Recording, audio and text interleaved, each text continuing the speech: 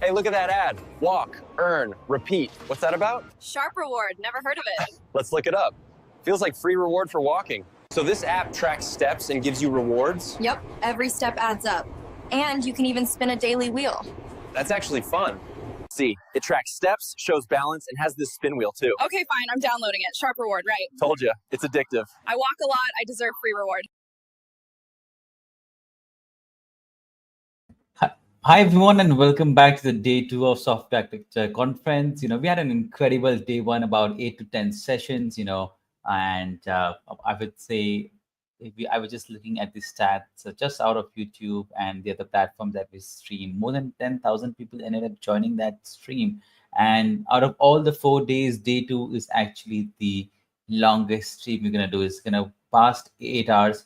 At my place, it is about 6 p.m. and it will go till 2 a.m. next day. So hi everyone, and welcome back to day 2 of Software Architecture Conference. We have a packed agenda for day 2, and I'm really excited to host and invite the very first speaker of day 1 with a very interesting session title, and it is no less than a tongue twister. The session title that is the power of architecture and the architecture of power. I mean, such an interesting session title. How can you not have in a conference? The gentleman that we have today is Yevgen, if I say his name right. I'm hosting him for the second time, I believe. He's a system architect. He's an organizer of IT meetups. He's a speaker. He's a socio-technical engineer and whatnot, all the great things. So without any further ado, hi Yevgen, and welcome to the Software Architecture Conference. Hi, Simon, and thank you for this lovely introduction. Glad to be here. And it is very cool that you have such a late time already, and it is very brave of you to stay till the midnight, I think. So I wish you all the luck and endurance today. Yeah. So I mean, we all love this community stuff. Thanks for you for being a part of it. I think we're not going to take much of time. Yevgen will have some Q&A towards the end. So I'm going to share your screen to the stream. Everybody else can see it, and next 35 minutes is all yours. Okay, thank you. Can you see my screen? Because I have just one laptop.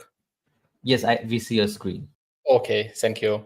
So hello, everyone. My name is Yevgen, and as Simon already said, we will talk today about the most interesting topic, I think, in the history of the humankind, which is power. And before we start, I just want to ask you one question, and I believe I already know the answer. Who wants to have more power at your work, at home, and in your social life?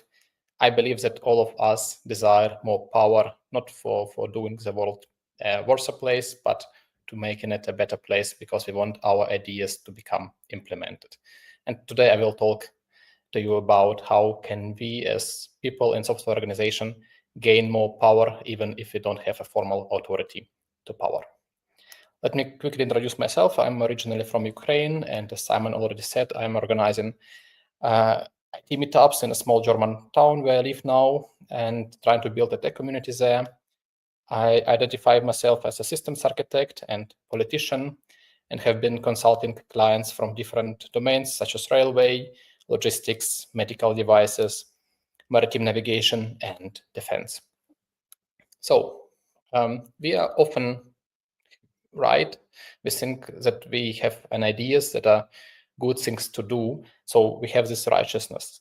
But righteousness without power is just our opinion. What we really all need, I suppose, is to have power, to have influence, to make our ideas implemented. Unfortunately, power has a very negative association in our society, as that power is something bad, is something what dictators have to oppress other people. But in reality, power has no intrinsic morality to it. Power is something like energy in physics. We just need energy to do stuff, and we also need power to do stuff in the social life. Unfortunately, power is something like gravity. You can try to ignore it, but it won't ignore you. And also a lot of technical engineers would say, oh, I just want to stick to my code. I don't want to be involved in the office politics. Let me stay in this comfort zone of technical domains. But I believe this is a bad attitude, because by doing so, we are refusing to engage in the battlefield that can transform our organization. So we stick to our comfort zone and we actually lose the chance to transform the world around us. And if we are not becoming a political subjects, then we ultimately become political objects. And I believe that if we would know how power works and how to use it, then we would also be able to transform organizations around us and transform the geopolitical landscape in those organizations. So in order to understand how to apply power or how to gain it, I believe we have to understand what power is. And power is something like software architecture. Everyone somehow understands what it is, but no one can define it, or at least not define it in a way that everyone will agree with it. There are thousands of definitions of software architecture, and there are thousands of definitions of what power is. I will present today a couple of different lenses, how we can look at power to understand how it works, so that we will be able to use it. And the first lens about power I want to show you are different sources of power. So what gives us power, political power? First of all, it is a formal power from positional authority or hierarchy. This is the most obvious one. There is also coercive or reward power from our ability to punish, deny access, or reward people. There is an expert power from our mastery or certified knowledge. There is moral power from shared beliefs, ethics, or integrity. There is a referent power when we have trust, charisma, or identity that others agree with. There is a networked power from the connections and relations we build. There is narrative power from our ability to create stories and project symbols. And last but not least, and I think this is the most important source of power, is the ontological power from the ability to define reality. So this is the power which allows us to name things. Think about a mountain in Nepal and China called Everest. So this mountain in Asia was called by British based on the name of some British officer. So this ability to call things on the other part of the planet explains how much power British had a century ago. So this is the most strong power, and it is power which is often underestimated. We can group these different sources of power a little bit. For example, these first two are role-based power, which you have when you have certain roles. The next four are classical power types. When you read books about something like leading without authority, basically all those books say, if you want to have influence in your organization, you have to know your stuff, be an expert, so to say. You have to be reliable, so having moral power. You have be trustful and have charisma, referent power, and you have to build connections and relations and help other people. So this is a network power. But unfortunately, all those advices say what kind of person you should be. They don't actually say what you should do to gain more power and use it. And that's why today I will focus on these two last types of sources of power, which is the power over narrative and the power and the ontological power, because these two types are transformative. First of all, they can show you what to do, even if you don't have formal authority to do so. And these are types of power that are not associated with your person, but this is why they can transform the organization where you work.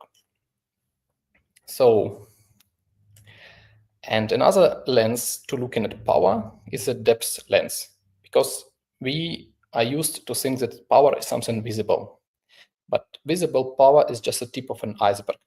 So when we see that someone in power position makes decisions, this is a typical visible power. But below this visible power, there is a hidden power, the power over agenda and narratives. this is a power where we decide which decisions or questions matter to be decided upon in the visible layer. And even below this hidden power, there is invisible power, the power over shaping our beliefs and comprehension about the world. And of course, these beliefs and comprehensions, they enable the agendas and narratives enable events and decisions. So we usually focus at work at making decisions, but we often ignore the decisions that we make are already filtered through agendas and beliefs that were built before us. I will make a couple of examples to explain this pyramid. First of all, let's look at a Gucci bag. So at the highest level of the visible power, a Gucci bag projects power because it projects some respect. One person carries a Gucci bag, another person admires it, and so the person with a Gucci bag has, so to say, power over another person.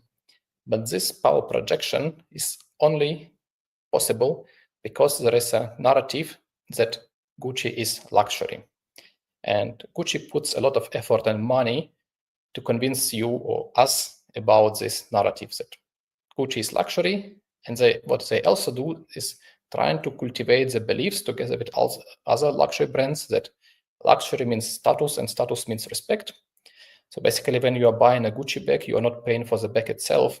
You're paying for the effort Gucci and other luxury brand put into seeding the beliefs and cultivating the narratives that this bag brings you more respect, this bag gives you power. You are, so to say, buying a token of power that is also already preloaded with some power. So now back to our software reality. We can see that majority of power is not visible. It is somehow sedimented in the processes we already have, in the rituals, like Scrum rituals, institutions, social contracts, moral norms, and beliefs. So the power is not only when we make decisions, it is also everything that hides behind it, below it. And in our reality of software engineering or software architects, what we actually do is not only making decisions on the visible level of power, but also constructing reality from the very bottom to the top.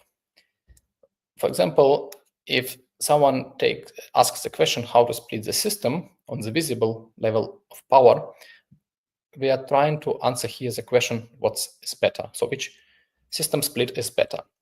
But this question is already enabled and got through the filter of agendas, which specify or set what actually matters.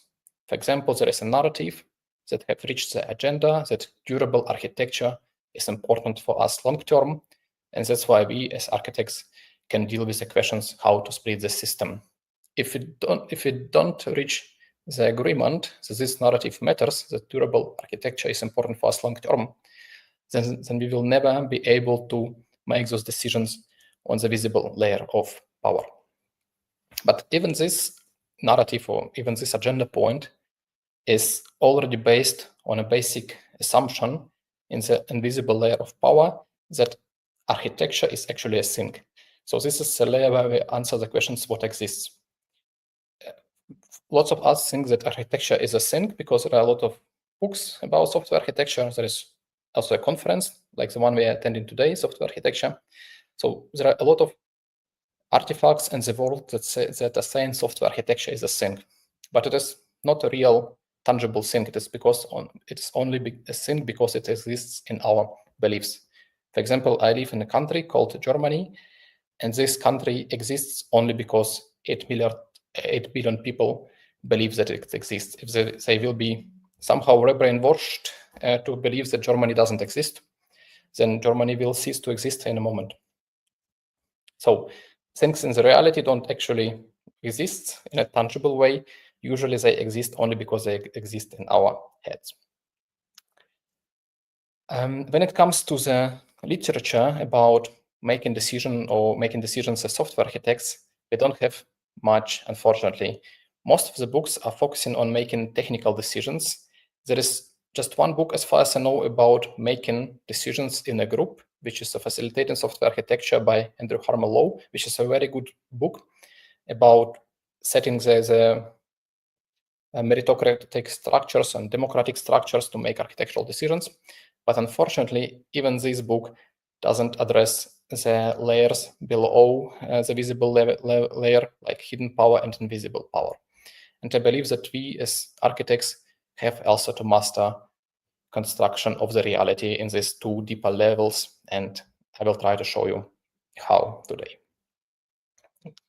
One more thing I want to introduce you are our friends called artifacts.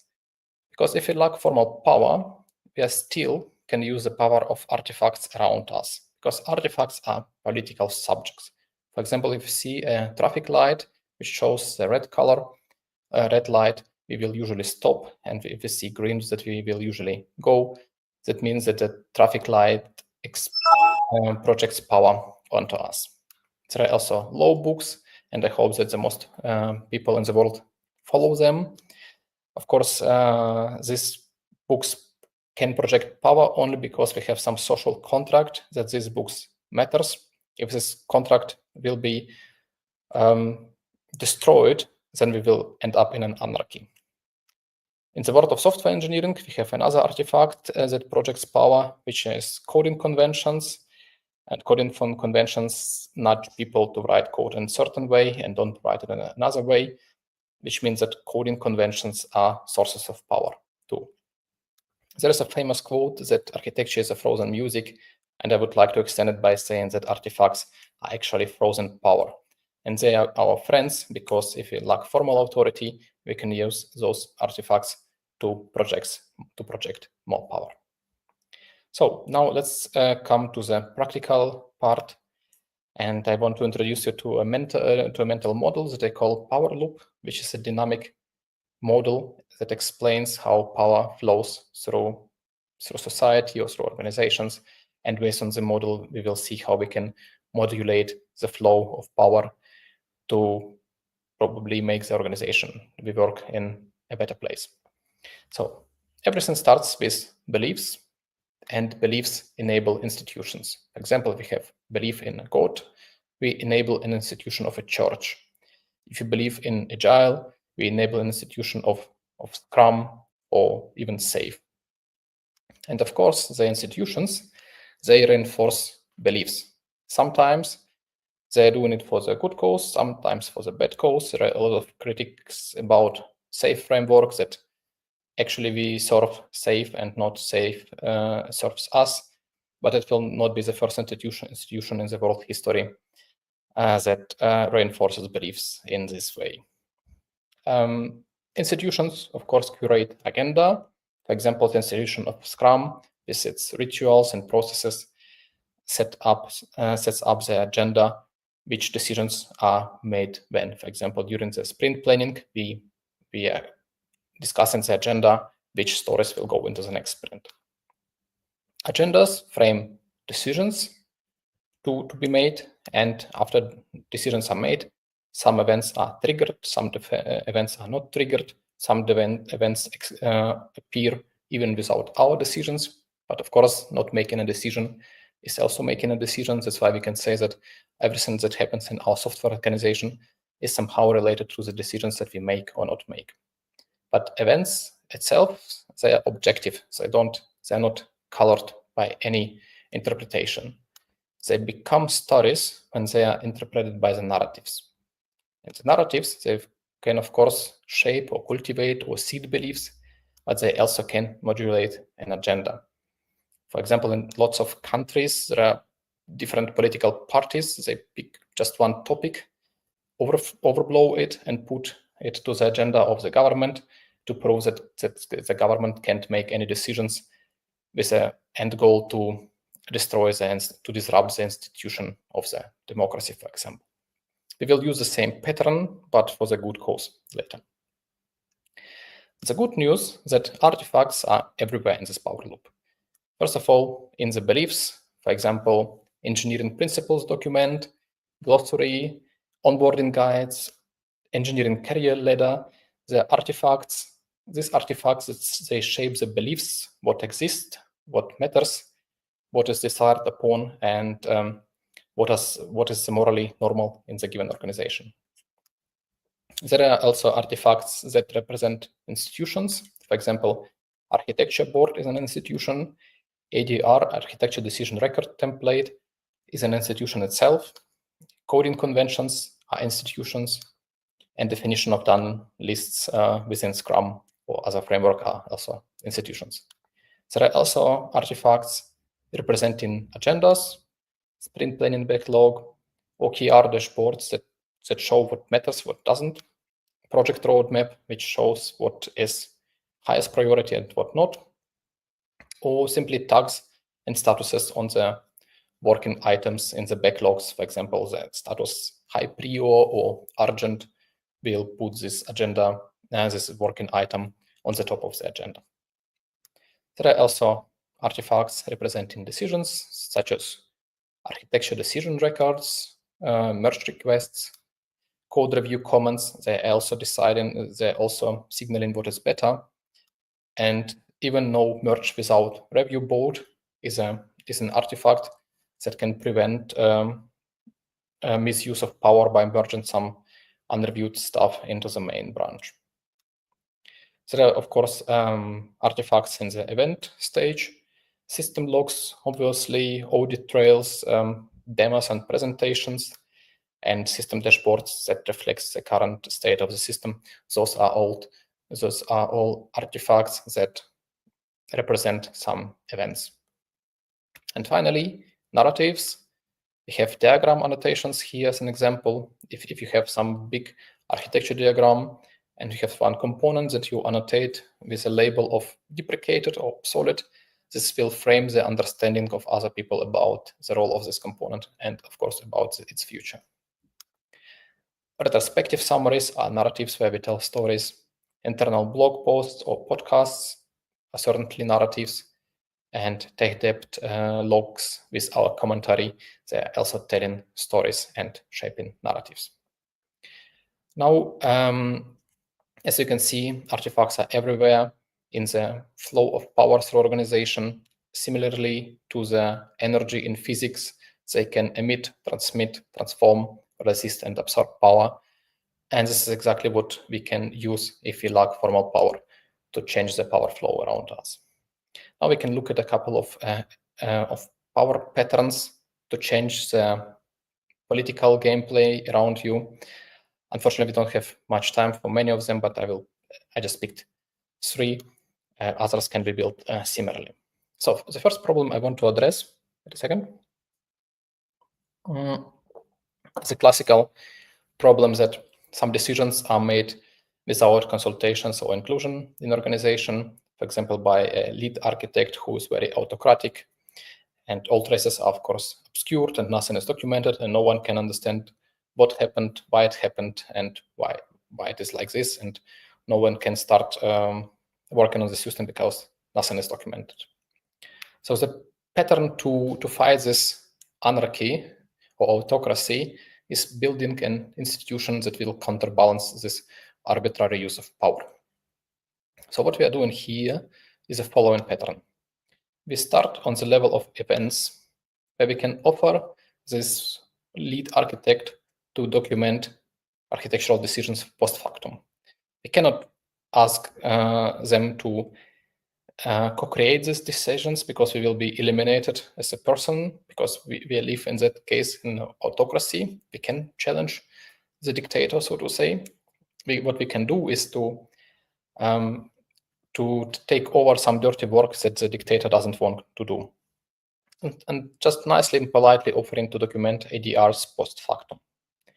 And of course, this ADRs, they will create the narrative that ADRs exist and they will be read over time. And this will seed and cultivate the belief that there are ADRs, and this belief will be normalized in the organization.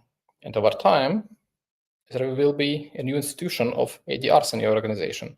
And of course, it will start that at first ADRs will be read, then they will be reviewed, and the comments will be submitted to the lead architect. And in the third stage, because ADRs are already institution, people will be able to challenge the person in the formal role to co-create the ADRs, and at the end, this institution will counterbalance the arbitrary use of power. Another problem is that technical decisions sometimes ignore socio-technical aspects. For example, technical architects make decisions about how to split the system into subcomponents by completely ignoring how the teams are built, or making a choice of relational or non-relational database, completely ignoring who is on which team and how the knowledge is shared. This is a classical example when people who make decisions simply ignore important aspects that they don't understand or don't find important for this decision. What we can do here is extending agenda. This is what I already mentioned, that some political parties are extending the agenda of working governments to disrupt them. And this is what we can do here as well, but with good intentions behind it. So what we start doing is creating narratives that some technical decisions were good, but unfortunately they ignored some social aspects, and now we are suffering from these decisions. We can do it during the sprint retrospectives, for example. Over time, this will reach the agenda.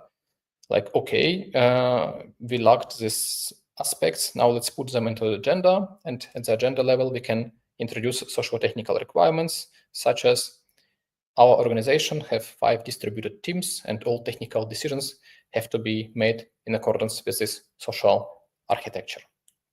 And of course, now technical architects have to address those socio-technical requirements, and when they make their technical decisions, they will be verified against new requirements. So with this pattern, we just extended the agenda of decision-making. And the last pattern I want to show you is a classical situation where good ideas in organization are constantly ignored in favor of more urgent tasks. So we postpone technical depths and refactorings and so on. The pattern here is trying to shape new beliefs via shadow backlog. So what we are doing here is introducing a backlog of good ideas. So we are operating on the stage of events. Every new idea is an event we are trying to inject into our organization. And after we build this backlog of good ideas, we are going to the narratives stage and try to link those ideas to the bugs, technical depths, and delays in the organization to this backlog. So we are starting to tell stories about those good ideas. We are trying to tell that all the problems we have are because we just ignored those good ideas. And over time, we cultivate the belief that these ideas were actually essential, and this belief gets normalized. In other words, we start to control the media to shape the public opinion about what matters and why we live in a world of certain problem and what we have to do to solve them. So that's basically it. Let me quickly conclude the session. First of all, power matters. We can be right, but righteousness without power is just an opinion. Power, of course, is not always given. If you don't have formal authority, we don't have power, but we can gain power deliberately through the artifacts around us. And with the help of this mental model, the power loop, we can, even if we don't have formal authority, we can drive change in socio-technical systems. So if you like the ideas and want to learn more, let's stay in touch. I would like to stay connected and exchange ideas. I'm on LinkedIn and so on. I will also try to write those ideas in a book, maybe not this year, next one. We'll see. So that's it from my side. I hope that we have some time for questions. My time has come. Thank you very much. And Simon, do we have some time? That was a very fantastic session, Yevgen. And congratulations on the book, right? You're writing with O'Reilly, right? So they're good publishers. So it was a fake. yeah, we have. So we have a few questions, right? Let's take from the comments. The first question is actually from Sophia. She's asking, what is the relationship between an artifact agency and the tools we use to create and manage them?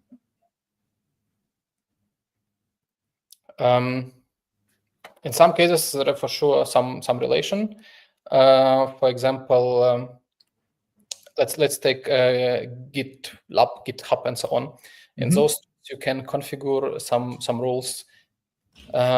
What's allowed to be merged and what's not. So this tools or configurations, they embody power. They can constrain power. They can enable other things.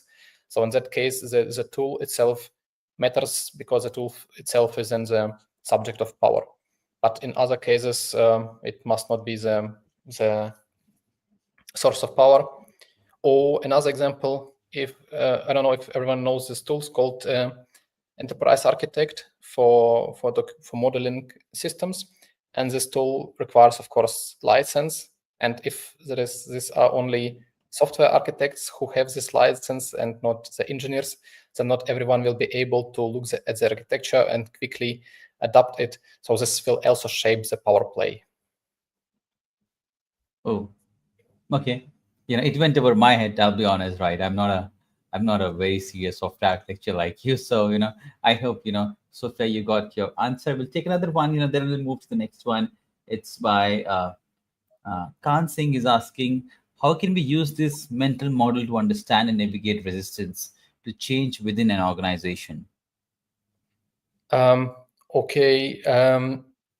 Well, resistance is something that lives, I think, in the beliefs.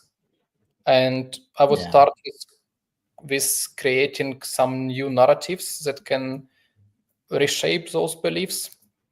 And of course, if the beliefs are embodied into the institutions, this is the hardest way. If something is embodied as an institution, it is harder to destroy it. But I would then try somehow over the agenda manipulation to disrupt this institution that pulls the organization back. So disrupt in a positive sense. That makes sense. We'll take one final one. Thanks for asking the question, Singh.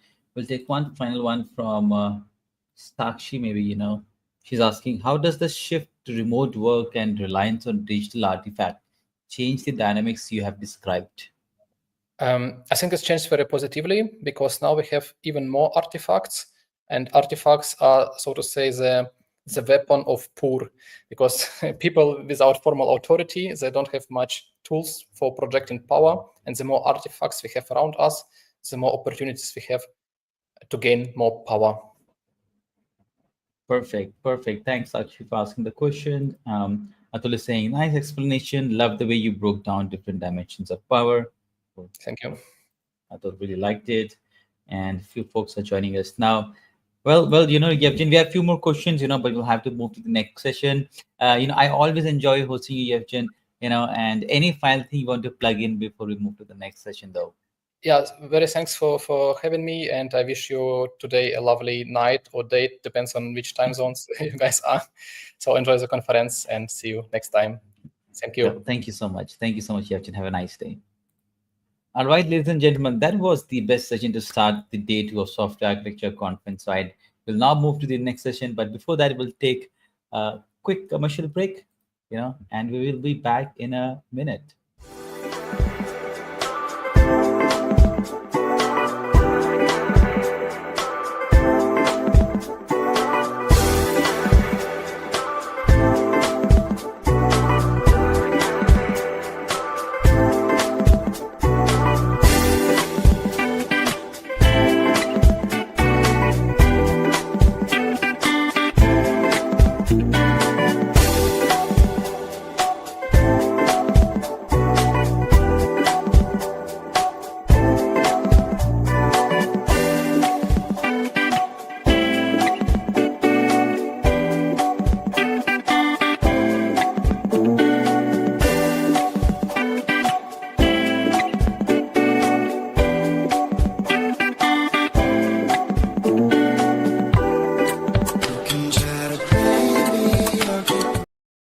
Welcome to Sharp Economy, the social fi platform empowering creators, communities, brands, and businesses. With tools like Contribute to Earn and Spend to Grow, we reward participation and put your skills on chain. A decentralized ecosystem built on Web3 principles, where transparency and ownership truly matter.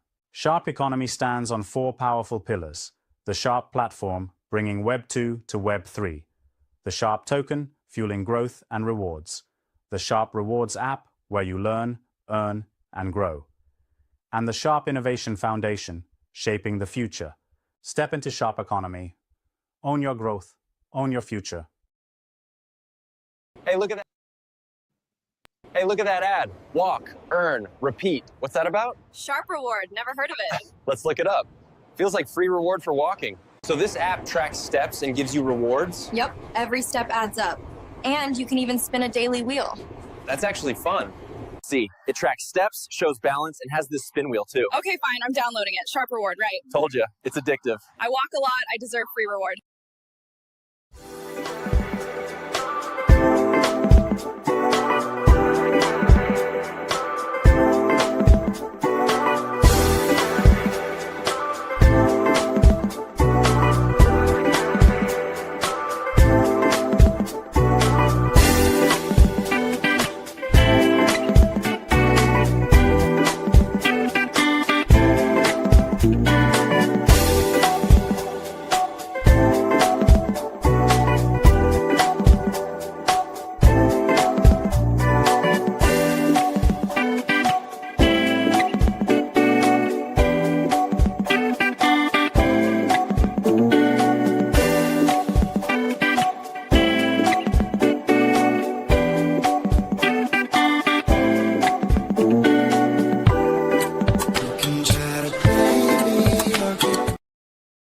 All right, everyone, welcome back to day 2 of Software Architecture Conference. And we now move to the second session of day 2.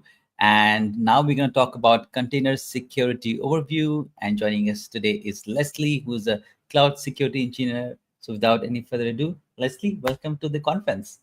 Hello, thank you for having me. Yes, so would you like me to start? Yeah. Yeah, that's what.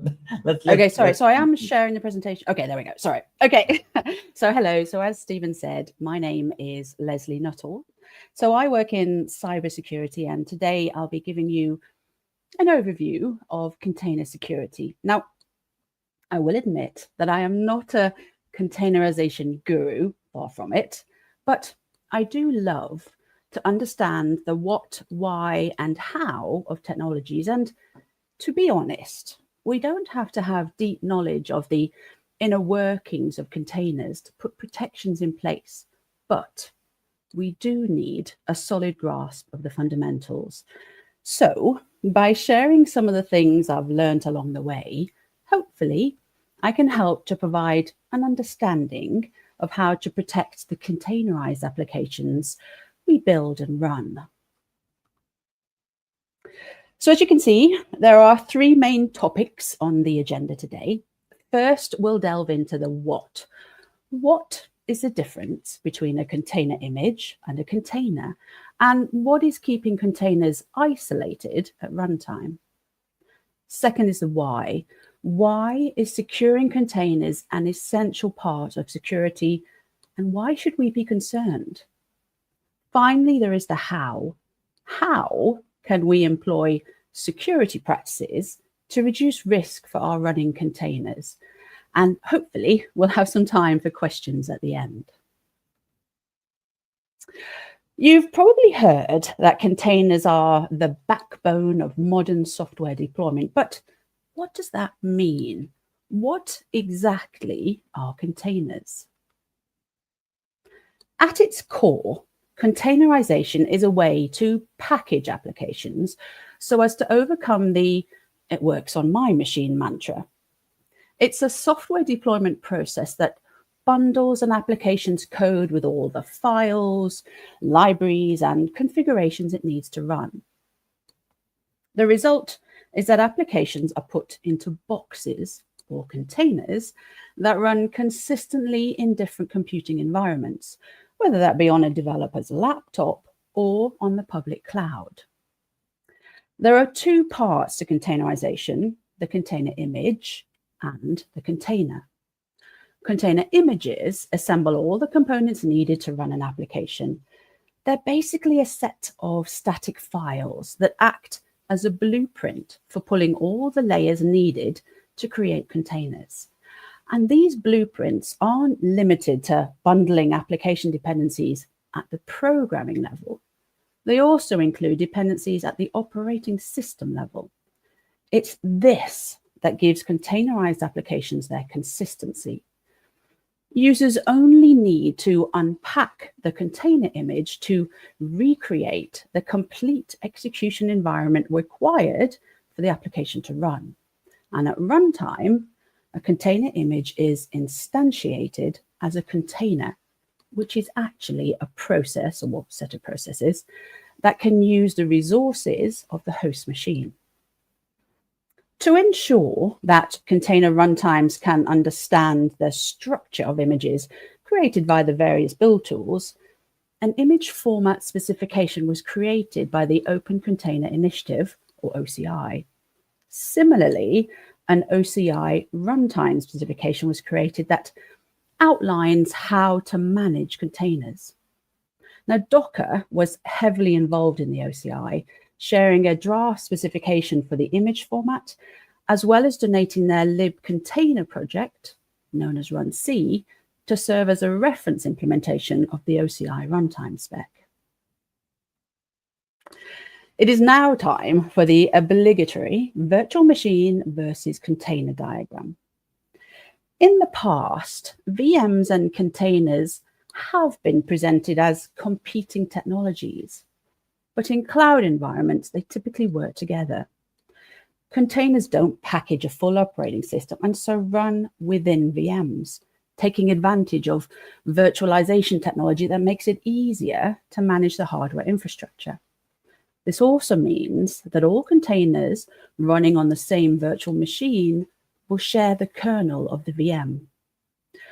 While not having to package a full OS makes container images lightweight and containers quick to start up and scale, there are times when VMs are the better option, such as if you need complete isolation or require different OSs running on the same host. Now, looking at this diagram, I wanted to point out the difference between a container engine and a container runtime, as the terms can sometimes be used interchangeably. A container engine is a high-level software that accepts user requests. It pulls the layers of an image, expands and merges them on disk, creating a mount point, and creates a manifest with directives that it hands over to the container runtime. The container runtime consumes the mount point and metadata provided by the engine and is in charge of managing the container lifecycle, configuring its environment, running it, stopping it, and so on. So, as an end user running a container on your laptop, you would typically interact with a container engine, such as Podman, which will in turn interact with a container runtime, such as runc. If you're instead running sets of containers, you'll probably use a container orchestrator, such as Kubernetes. This is software that automates the deployment of containers across computing resources, handling things like scheduling, networking, and scaling. So the previous diagram was quite abstract and possibly a little bit misleading. This is a more accurate depiction of how containers run and was borrowed from a Red Hat lab talk given a few years ago. While a little bit old, the fundamentals haven't changed. Containers do not actually run on the container runtime. While the runtime is responsible for launching the container is actually a process and would execute in a user space. Now, to explain, when a container is started, the application is loaded into memory from the unbundled container image. In Linux, the portion of memory that the container or process runs in is called the user space. And this contrasts with the kernel space, which is the portion of memory in which the kernel executes and provides its services. To get access to system resources, user space processes make special requests to the kernel through system calls, often via libraries such as glibc. Even running standard shell commands such as ls, ps, and top all evoke system calls. Now, as you would expect, it is important that containerized processes within the user space are kept separate from each other, and so a number of kernel features are leveraged. First, each process is isolated using kernel namespaces, which segregate resources and define the boundaries of what a process is aware of. So basically, they provide the context that the container process run in. Additional security isolation is provided by other kernel features such as dropped capabilities, read-only mounts, and setcomp. Capabilities were added to the kernel to divide up the power of root into distinct units of privilege. An example would be the ability to perform network-related operations. Typically, the container runtime assigns a set of default capabilities to containers and provides the ability to add or drop others. setcomp, or secure computing mode, is used to limit the system calls a container can make to the kernel and gives more fine-grained control than capabilities.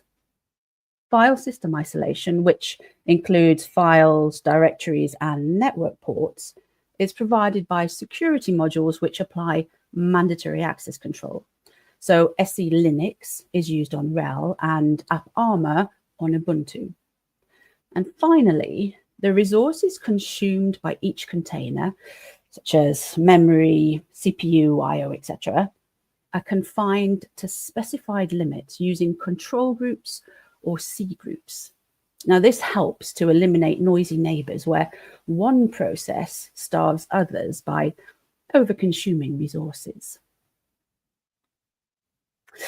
Okay, so we hopefully now have a bit of a better understanding of what containers actually are, so we can move on to looking at why container security is important.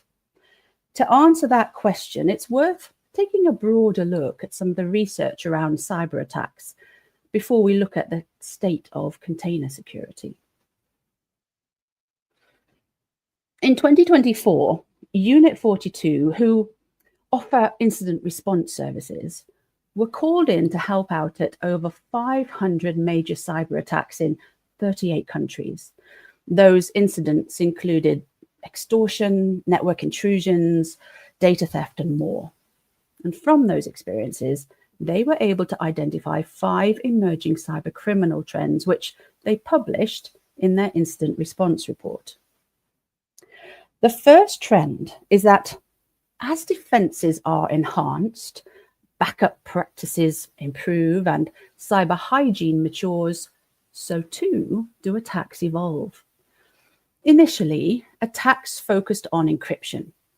Get in, encrypt the files, and get out. Then came exfiltration. Rather than just focusing on encryption, attackers also extracted data to not only blackmail and harass victims, but also to auction it off to the highest bidder. Now, attackers are increasingly focused on a third tactic, causing widespread, visible disruption. 86% of the incidents that Unit 42 responded to involved some sort of loss that disrupted the business either operationally, reputationally, or otherwise. The second trend is that cloud-related incidents are some of the most impactful seen, with threat actors often embedding themselves within environments hunting for exploitation paths. In one campaign, attackers scanned more than 230 million unique targets for sensitive data. The complexity of supply chains and infrastructure, plus the difficulty in finding signal in the noise, can make it challenging to fully protect from attacks. The third trend is that attacks are getting faster, giving defenders less time to respond. The median time from compromise to exfiltration was about 2 days, but in a quarter of cases, the time was less than 5 hours. Even more alarming, for 1 in 5 cases, the time to exfiltration was less than 1 hour. The fourth trend is the rise of insider threats, which can be considered some of the most elusive risks, as the ability to sidestep external defenses can make detection of rogue activity challenging. Threat groups have been known to place fake IT workers in technical positions, with large tech companies being obvious targets. The final trend identified is the emergence of AI-assisted attacks. Not only is generative AI great at crafting highly convincing phishing communications and deep fakes, but it is also lowering technical barriers for the less experienced attacker by assisting in automating attacks that exploit new vulnerabilities, as well as generating and obfuscating adaptive malware. And additionally, linking back to trend 3, Unit 42 showed that they could implement an exfiltration attack 100 times faster with AI as compared to without, taking the exfiltration median of 2 days down to 25 minutes. For the Red Hat State of Kubernetes Security Report, 600 DevOps, engineering, and security professionals were interviewed to determine developing trends in containers, Kubernetes, and cloud-native security. I've highlighted a few of their findings here. The first key finding is that 89% of organizations had at least one container security incident in the last 12 months, with nearly half of respondents experiencing runtime incidents. As you would expect, security incidents resulted in revenue and customer loss, as well as fines and even employee termination. Another interesting statistic is that 67% of respondents had delayed or slowed down deployment of container-based applications due to security concerns, with respondents most worried about the risks of vulnerabilities and misconfigurations.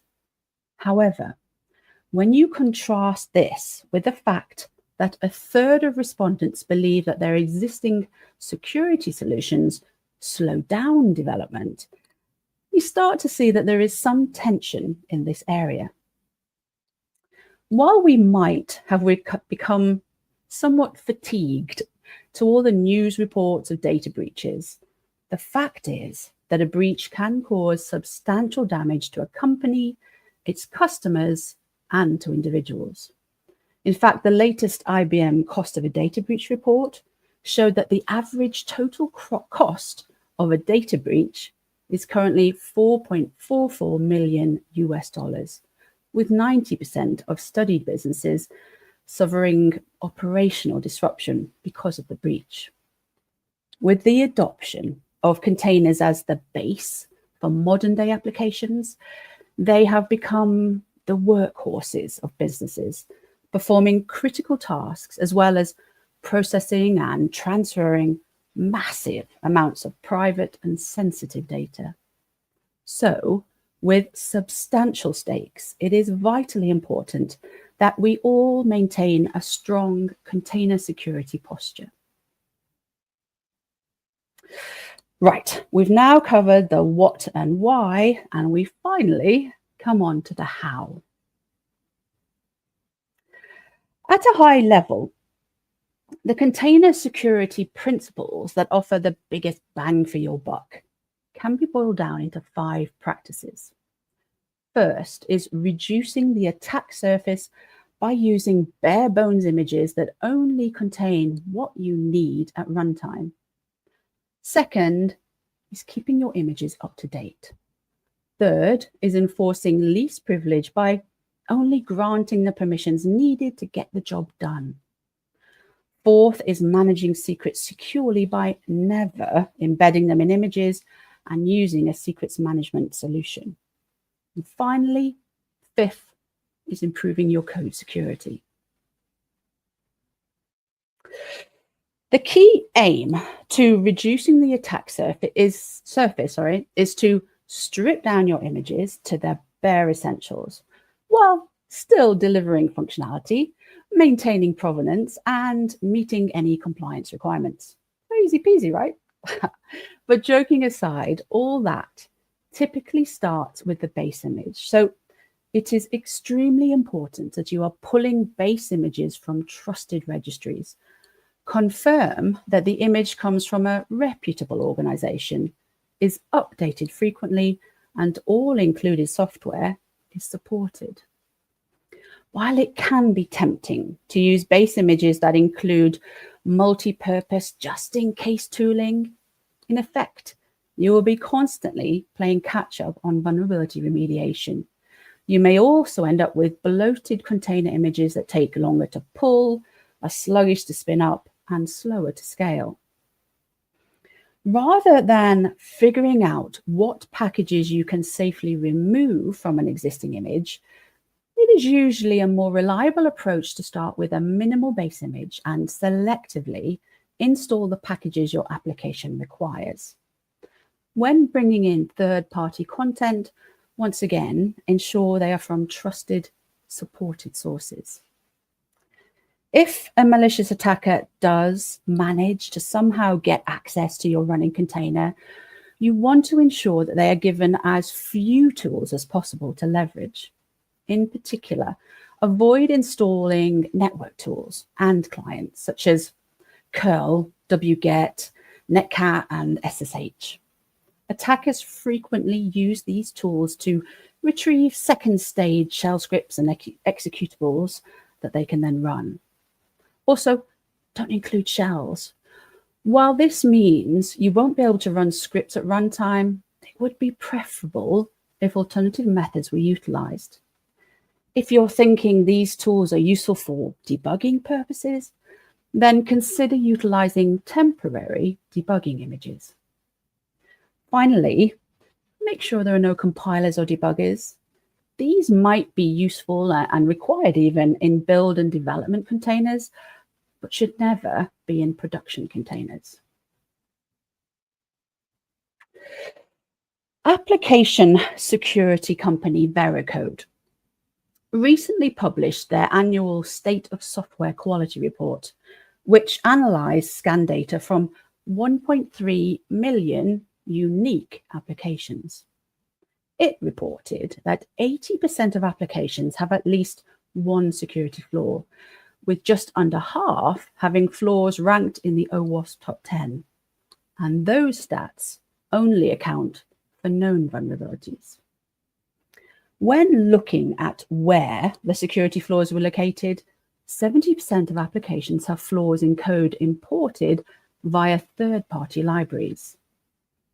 While unknown zero-day vulnerabilities are a more common initial attack vector in successful breaches, attacking through known, unpatched vulnerabilities is still an extremely common tactic.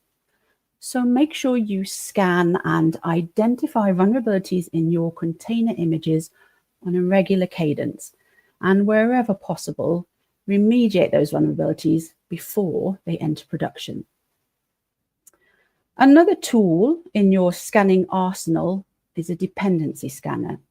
Now, as the name suggests, it identifies vulnerabilities in direct and transitive application dependencies. There's also tooling available that either integrates with or is part of dependency scanners that helps to remediate findings in dependencies by automatically generating merge requests in your code repos that update vulnerabilities in libraries, and you can then publish the PRs as you wish. Okay, so in addition to identifying and remediating those known security flaws, which could be considered a reactive stance, make sure you stay ahead of security vulnerabilities by proactively updating and testing components often. Making updates into a controlled routine task not only means you automatically pull in security fixes, even ones for undocumented flaws, but also means that the gap between your code and the latest version stays small, hopefully leading to lower risk updates. And finally, ensure you are using maintained versions of tools and libraries. Abandoned or out of support packages don't receive security fixes, even if critical exploits are discovered. In addition, abandoned packages can be tempting targets for attackers who may take them over for nefarious purposes. Privilege escalation is a critical threat for containers and can lead to unauthorized access to host resources and lateral movement across the environment. When a vulnerability is exploited, it generally gives the attacker access and privileges equal to those of the compromised process. If you run your container as root, flaws in your application could potentially let an attacker gain super user rights. To reduce the exposure to risk, apply the principle of least privilege. By determining and granting the minimal level of permission needed for a container to perform its job, you ensure that you are making attackers' lives more challenging, as even if they escape the container, they hopefully are still limited in what they can do. If you're using Kubernetes, review your security context configurations, as it is this that defines what security configurations will be applied at deployment. Now, there are various aspects you should review, such as the user ID and group ID that the process runs as, whether you allow privilege escalation that would allow more privileged child processes to be spawned, or whether you allow access to host kernel namespaces, such as network, peered, IPC, and ports. You can also specify settings that map to the Linux capabilities we discussed earlier. As the default capabilities defined by the container runtime can be fairly generous, my recommendation is that you have configuration that drops all capabilities before you begin adding the ones you need one by one. But be very careful granting netraw, netadmin, and sysadmin capabilities. Netraw grants the ability to craft raw packets, which could be leveraged for spoofing or malformed packet attacks. Netadmin grants the ability to perform network-related operations, which could be used to modify interfaces, firewalls, and routing tables. And sysadmin, well, it's an overloaded capability that could be abused to perform a range of privileged operations. Finally, finding and exploiting containers able to write to the host file system can be a boon to attackers, especially if sensitive paths are accessible. So carefully consider your mount points and whether you enable host path. Also, when a workload is stateless, consider setting read-only root file system to true so that the root file system is mounted in read-only mode. The IBM X-Force Cloud Threat Landscape Report highlighted that the use of valid credentials was the #2 initial infection vector. Unit 42 reported that 41% of initial access was achieved through valid accounts. Therefore, make sure that attackers aren't obtaining those credentials from your applications by never baking secrets into your images, even if the containers are for internal use only. Anyone who can pull the image can extract the secret. The recommendation is to supply secrets at runtime, which gives you the added capability of being able to use the same image in different environments where different credentials are required. It also simplifies the task of updating expired or revoked secrets without having to rebuild the image. For highly sensitive secrets, you should rely on secrets management tools. As well as never embedding secrets in images, also make sure you do not store secrets in logs, code repositories, documents, example code, flat files, etc. Plus, never store them in clear text.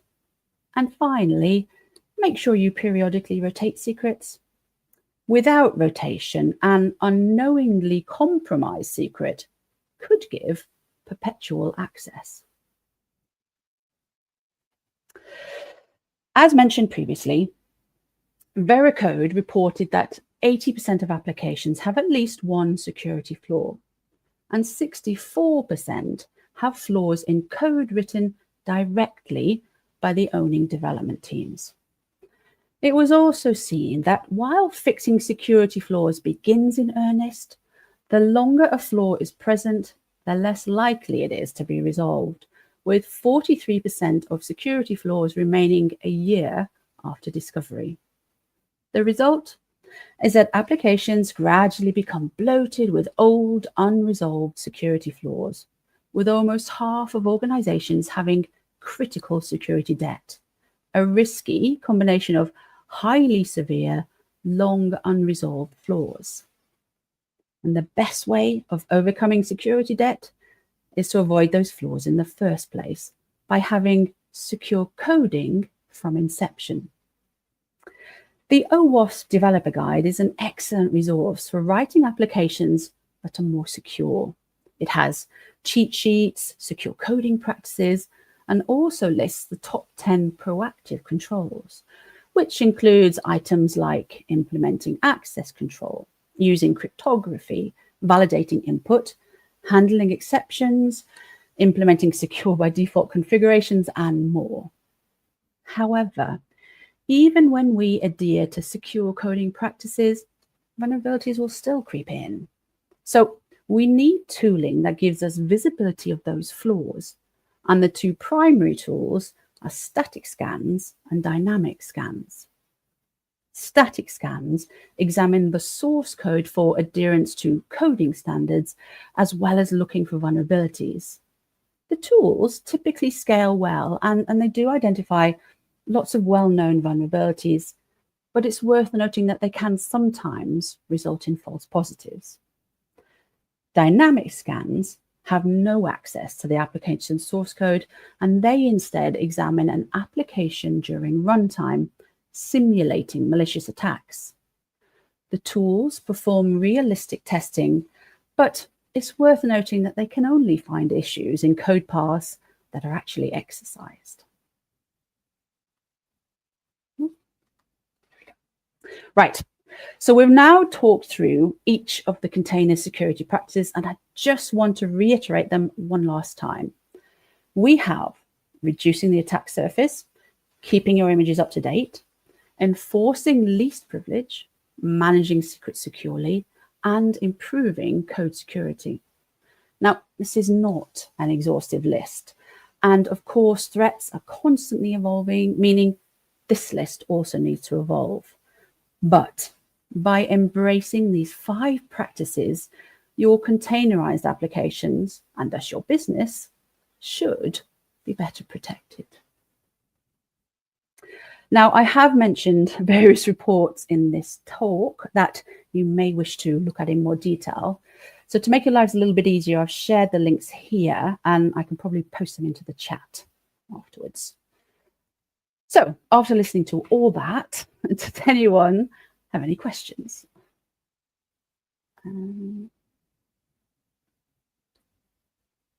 That was absolutely fantastic, Lesley. We do have a few questions that we can take it. I'm going to first put a question from Rohit this time. Rohit is asking, how does a team effectively manage secrets within containers without hard coding them, especially across different environments? So there are different tools available. It depends how you run your containers. Sometimes people run them as jobs, and there are various tools out there that will run them as jobs, Jenkins, Travis, all those. And they have the capabilities of almost having environment variables. And then the tools that run your jobs will then pull your secrets from a repository somewhere and install them at runtime. So that's one way.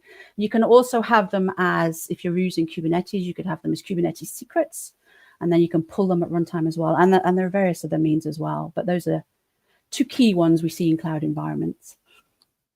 Yeah, I think those are the two popular ways to do it. Yeah, I think, all right. So we have another question by Sophia. She's asking, how does container security differ from using a managed service like AWS Fargate versus self-managed Kubernetes cluster? Well, you'll basically find security is probably very similar, but in a managed environment, people like me would do all that for you. We would do all the scanning. We would set up all the secondary controls that we'd put in place to protect against intrusion. And then we might also look at if we're pulling in a third-party image, make sure it's secure. How does it run? What's the security context it runs as at deployment? So it's very similar. I guess in larger environments, they might have more processes in place and tooling around. Whereas if you're self-managed cluster, you might want to use free tooling. So for instance, like OWASP or that kind of thing. But yeah, it's very similar, really, I've got to say. It's just the scale is different, isn't it, really? Yeah, you're right. Absolutely. Thank you, Sophia, for asking this question. We'll take one more question. I know there are a few more in the chats. We'll take one more and then move to the next session. It's by Sakshi. She's asking, what are some key open source tools you would like to recommend for vulnerability scanning and runtime security, especially for teams on a budget? To be honest, I would recommend you go to the OWASP site. They have a few pages on there where they look at the different tooling available. I mean, I know what's available in cloud, but they might not be quite on the same budget. So yes, start on OWASP, have a look on there. And there's some really great articles on there about all the different scanning and tooling available. That's a really good place to start. Amazing, Lesley. Thank you so much. I mean, thank you so much for sharing your pearls of wisdom. Right? Thank you so much for accepting the invitation to this conference. Any final thing you want to plug before we move to the next session? No, just like I said, if you can embrace those principles as much as you can, it should help improve our security posture. That would be great. All right, Lesley, thank you so much. Have a nice evening and hope to see you soon in some other conferences. Thank you. Bye-bye. Yeah, bye-bye. All right, ladies and gentlemen, that was a very crisp session on security by Lesley. I think I encourage everybody to go back and rewatch it, right? Take some notes, because I'm going to do that. It was a very good session. And with that said, we'll now move to the next session. But before we do that, let's take a quick commercial break of a minute and we will be back. Hey, look at that ad. Walk, earn, repeat. What's that about? Sharp reward. Never heard of it. Let's look it up. Feels like free reward for walking. So this app tracks steps and gives you rewards? Yep, every step adds up. And you can even spin a daily wheel. That's actually fun. See, it tracks steps, shows balance, and has this spin wheel too. Okay, fine. I'm downloading it. Sharp reward, right? Told you, it's addictive. I walk a lot. I deserve free reward. Welcome to Sharp Economy, the social fi platform empowering creators, communities, brands, and businesses.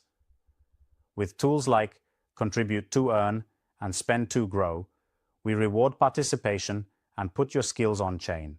A decentralized ecosystem built on Web3 principles, where transparency and ownership truly matter. Sharp Economy stands on 4 powerful pillars: the Sharp platform, bringing Web 2 to Web 3, the Sharp token, fueling growth and rewards, the Sharp Rewards app, where you learn, earn, and grow, and the Sharp Innovation Foundation, shaping the future. Step into Sharp Economy. Own your growth. Own your future.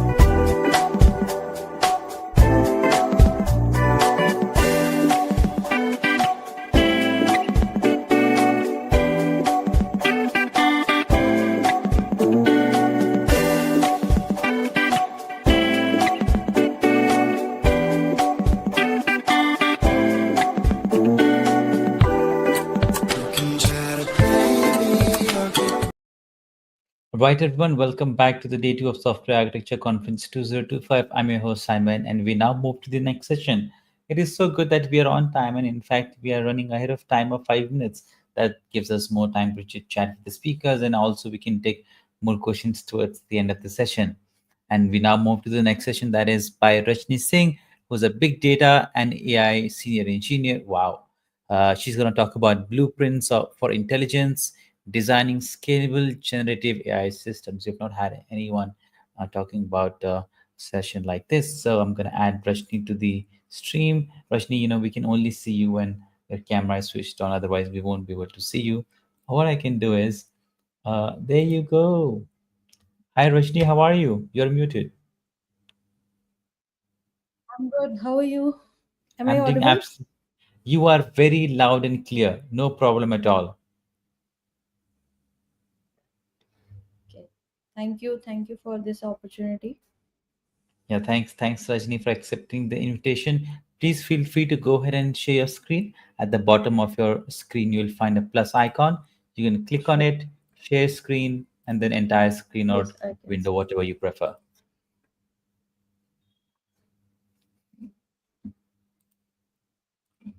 And for everyone's watching, you can use the chat option wherever on Facebook, YouTube, Twitter, Twitch, and LinkedIn.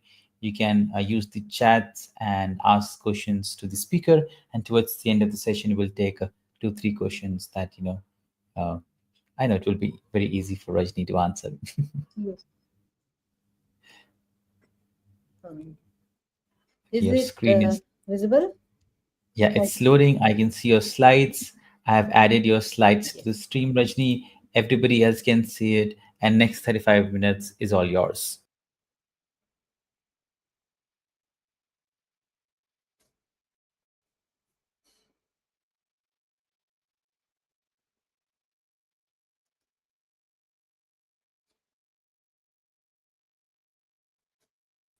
Rajni, you can go ahead.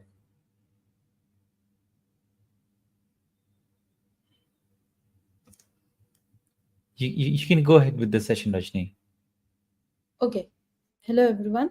So today we are going to talk about blueprints of intelligence.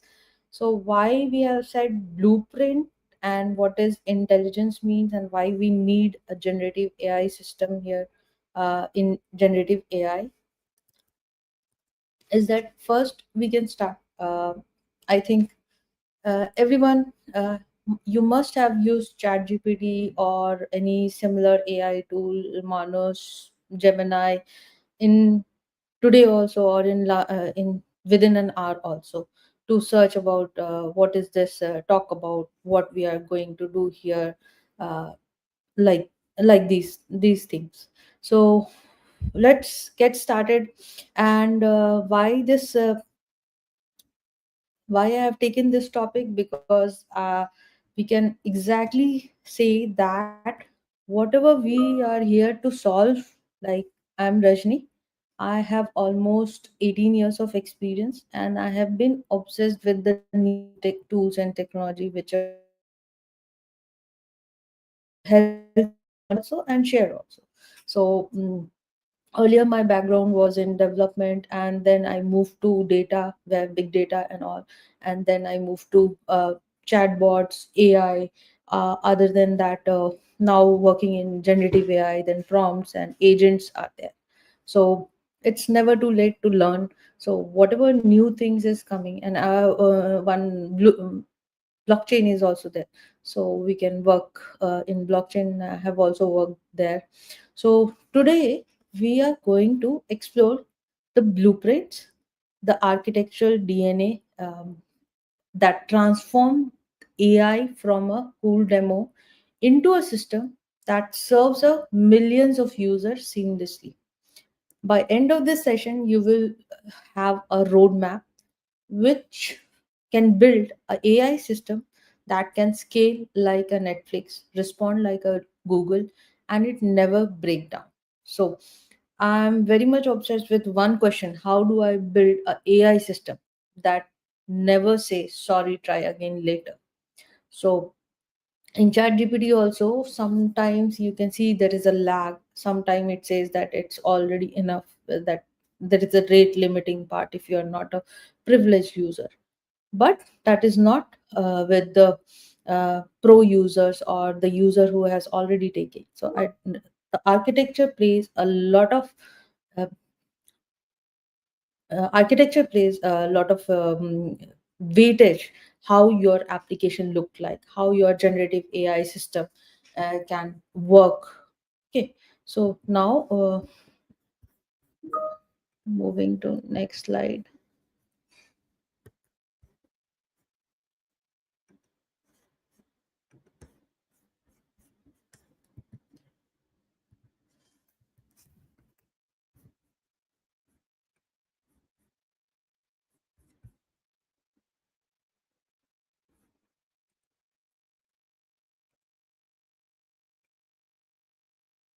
So here, what I will cover is that introduction on how what is generative AI system, the key challenges, and what why scalability matters, and overview on architecture, pattern, benefits and strategies, implementation, consideration, and case studies. Okay, so now we're going to start from the evolution of generative AI. How it has started? It has started in 2014. I was giving one of the conferences there.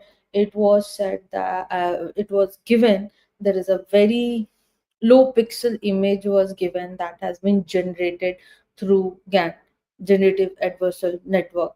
So now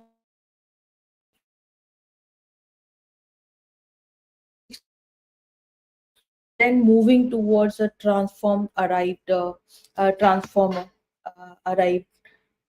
Think of them as an iPhone for AI. So it's kind iPhone for AI in 2017, a transformer architecture, and in then 2020 we have a GPT-3 where it can write poetry also that made everyone's cry.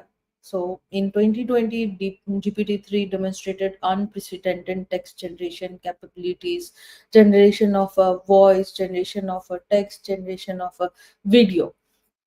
Now, in 2022, there is a stable diffusion like DALL E to transform image generation is there. So now anyone can do or create art in seconds. Like you can say the Kling.ai. What it does, you can change your photos into video. You can create any story with animated thing. You can just check any. Now Netflix has launched. You can see any pictures and you can make yourself hero or a character there and create a full-fledged movie. Then in 24-25, a multi-model era has come. So we have AI that can see, hear, speak, and think all in one model. So now it's very difficult also and very much needed also that enterprise scale deployment should be done. So this is not uses has increased, number of users has also increased. So it has widespread enterprise adoption.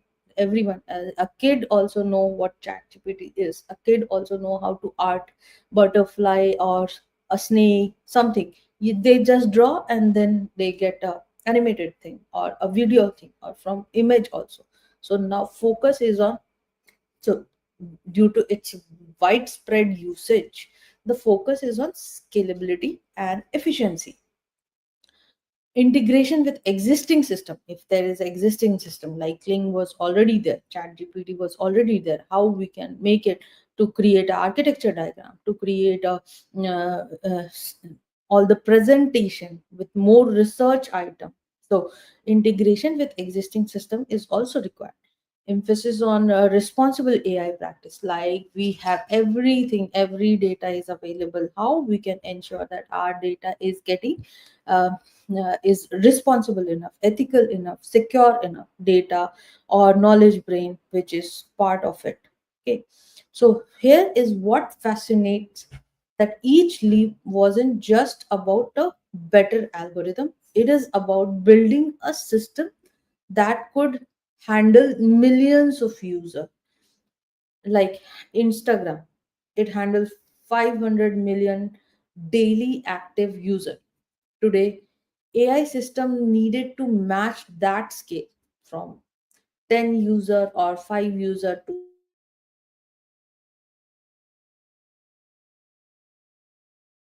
10 user. So whenever we users or 10,000 user or millions of user, it can multiply to hundred thousands of million active user. So you can example of OpenAI went from serving 100 million users in just 2 months with ChatGPT. This is not a good AI. This is a brilliant architecture that it is showing, um, following up with all the user, catering all the user, millions of users. So these are the four foundational pillars which we have identified. And if I can ask, if we can think, like, what makes a AI system truly scalable? Think of building a skyscraper, or you need a four-dimensional pillar if you want to build something. So here is the four pillars of scalability for a GenAI system. One is required a powerful compute, a massive data is there, advanced algorithms are there, and cloud infrastructure is there. So now we can have a quick question, we can think about it. What do you think that most expensive part of AI at a scale? Something we can answer is compute or GPU, which we have taken. So first point is the powerful compute. NVIDIA H100 GPU. So the this is a beast that have 80 billion transistors here. To put that in perspective, that like having a 10,000 computer processor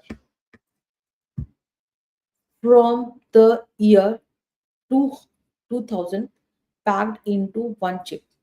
Okay, and the bandwidth is 4 TB. That is like downloading the entire Netflix catalog in 2 seconds. So we have already seen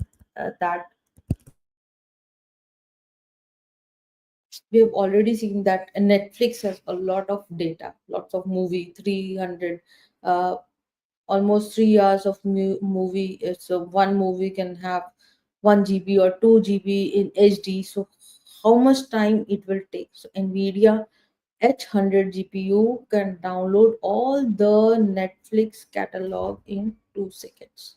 How can it possible? It is possible with leveraging the cutting edge hardware like H100 GPUs by NVIDIA. So, one real example, like Meta, a new AI research cluster that has 24,576 H100 GPUs. That is 2 billion investment just for a GPU. So I'm questioning again back to which is the most expensive part of running AI at a scale. So if yours compute is that robust, if your compute is that scalable, that can cater these billions of users, and that requires millions and billions of investment. So next, I'll have massive data. We have seen a generative AI model eat data like a teenagers who, it's like a lot of large language model, lots of data is there. You be it's a demographic data, country wise data, age wise data, everyone. Health data, insurance data. There are lots of function, movie data, lots of massive data is there. We are talking about something like IoT data, which has 1 TB of data for one of the project which I have seen. 1 TB of data is coming in within an hour, and we need to process it real time because it was for a travel system, train system or flight, which has each and every coordinate sent some of the data. We are getting how massive data it is there. So almost 100 plus terabytes of data, which we are crawling those data, basically taking the snapshot of the internet over 250 terabytes. So it's a huge data. And then again, a question comes, like we are an active user of the chat GPT. What you think that how much GPT-4 uh, is trained on, how much data GPT-4 has been trained on? Anyone can guess it. Almost hundreds of billions of pages. If you printed it all, the stack which would reach the moon. So it's almost vast data set which is exceeding 100 terabytes, such as common crawl corpus or comprehensive training. So GPT-4 is already trained of millions of data terabyte. So now we have advanced algorithms. So two most important pillars is that compute, massive data. Then now we move towards algorithm. So transformer architecture is the key to scalability. We have seen any of the courses when you are going to start for LLM, generative AI, machine learning, you'll see there is a transformer architecture. Why this is important? What it enables, how this parallel processing is done, how this complex data is processed, how these data helps in accelerating the model training and its runtime. It's not that you are putting the data, ingesting the data, and then processing it and visualizing it and consuming it. It's just that real time data which is coming to our model then and there, train itself on the real time data, and then it you can consume it. So this is one thing, that is advanced algorithm which is required. The transformer architecture is a secret sauce. They are like super efficient assembly line where every worker can talk to every other worker instantly. You don't have to wait. It's a real time streaming. You have every ingestion, pre-processing, processing, transformation, model processing, model training, and then consumption. Everything is in line. Everything is already in pipeline, and it requires seconds only to process it, like a reading a book word by word at once in a seconds. Next is the infrastructure. So we have seen compute or data. So how our infrastructure look like so that it uh, it is enabled, how it can be enabled on cloud infrastructure. It is impossible to have on premises. So we have a cloud platform like Azure, AWS, GCP. They are providing elastic scaling capabilities necessarily to manage fluctuating AI workloads.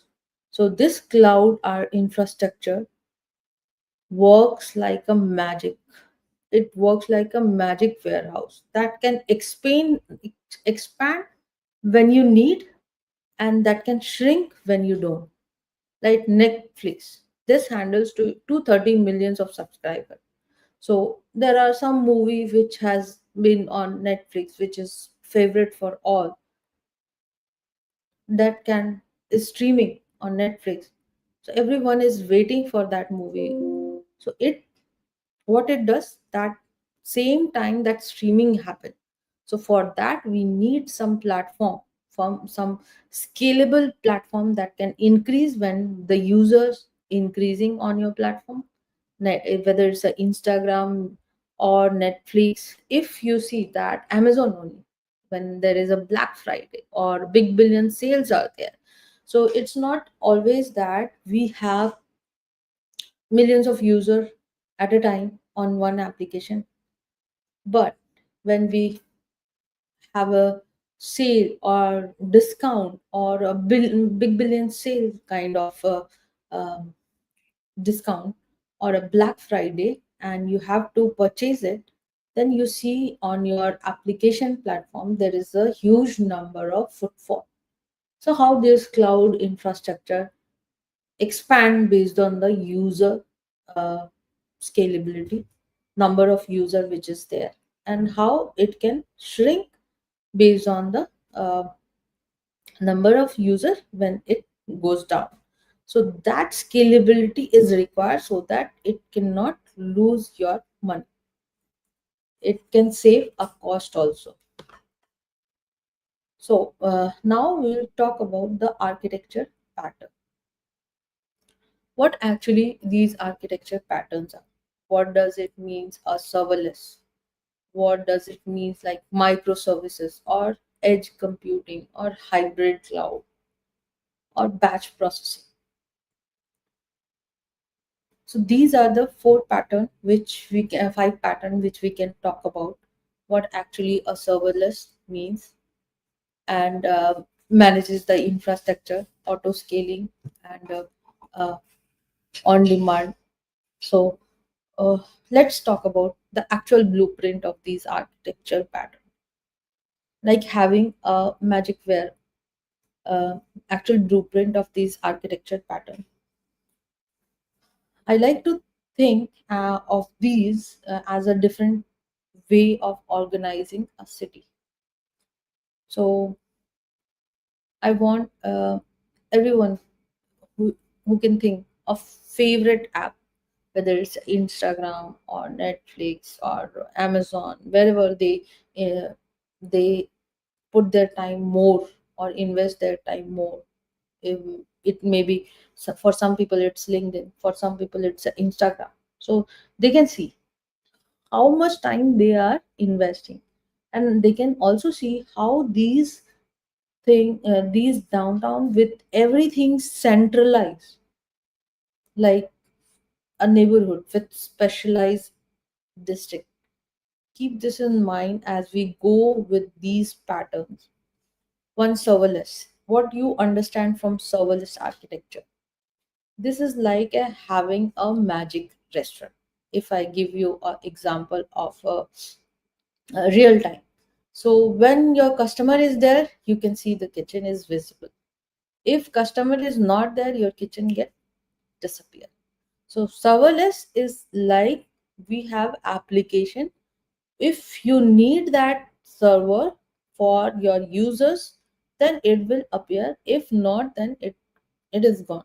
So that helps a cloud provider to manage the infrastructure, to manage the number of users, to manage the auto scaling based on the demand, so that you s- save some cost. Like for 10 user, if I have only 100 user, then that time my server would consume less compute, my server would consume less cost, or cost based on pay as you go. So how much you are using, that only you can pay. So if a chat gpt api is there, that when millions of people started using it, the server automatically multiplied. So earlier, when not all of us knowing what is ChatGPT or what is Manus, Gemini. Some few people were aware about it, what is ChatGPT, the initial version. Now everyone, you can see, instead of sometimes Google search also, there is a ChatGPT open, they search there only. So the server for these ChatGPT has automatically multiplied based on the usage. Like for India or for US, currently it's morning time. So people are using more there. So server requirement for that location would be higher. For India, it's now we are closing on the office timing, so it's a less people who are using these application. Okay, so here when usage drop, so how these servers are scaling down. So there is a no waste, perfect efficiency. That's what a cloud provider manages these infrastructure as a auto scaling that is required based on the demand. When some of the example like ChatGPT API is there, DAL-E Mini is there, Llama is there. Now we can talk about the microservices. What actually a microservices? It has came after monolithic architecture. There is a microservices architecture. What it actually brings in on table? The features which I have written, like in it's a independent or specialized service for different AI tasks, like Spotify recommendation system. What actually a microservices? Microservices is something where I'm working in Amazon.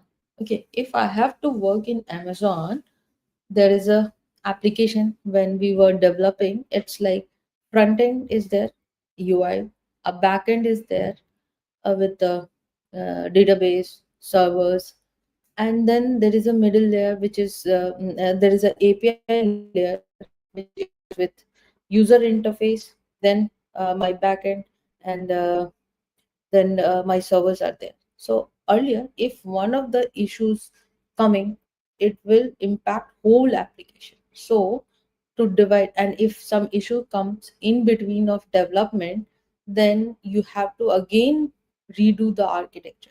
So if what happens in microservices, we are putting everything in different functional way, independent way of development, so that after you develop each, like Amazon has a search product, Amazon has an invoice generator, Amazon has a user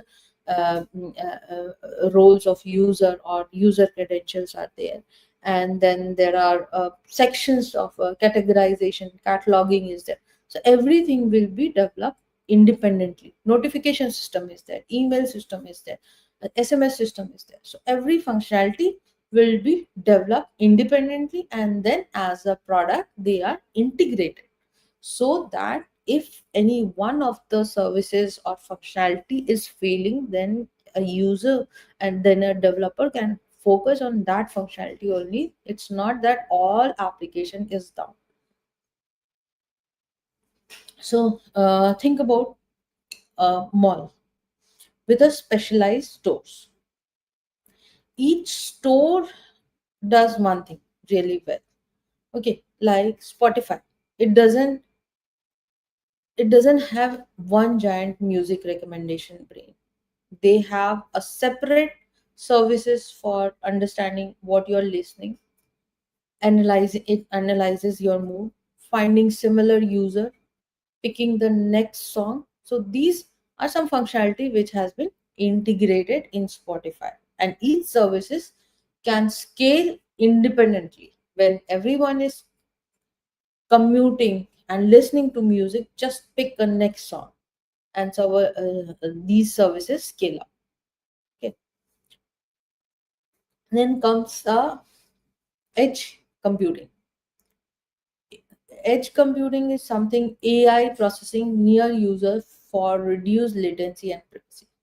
So in simple language, we can say this is like having a mini restaurant, which is in neighborhood. Like now we say cloud kitchen. Okay.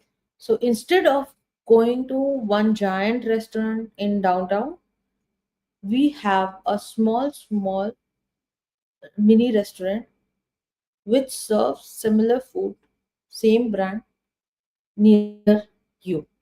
So this edge computing, what it does, that it gives you a same compute near your location.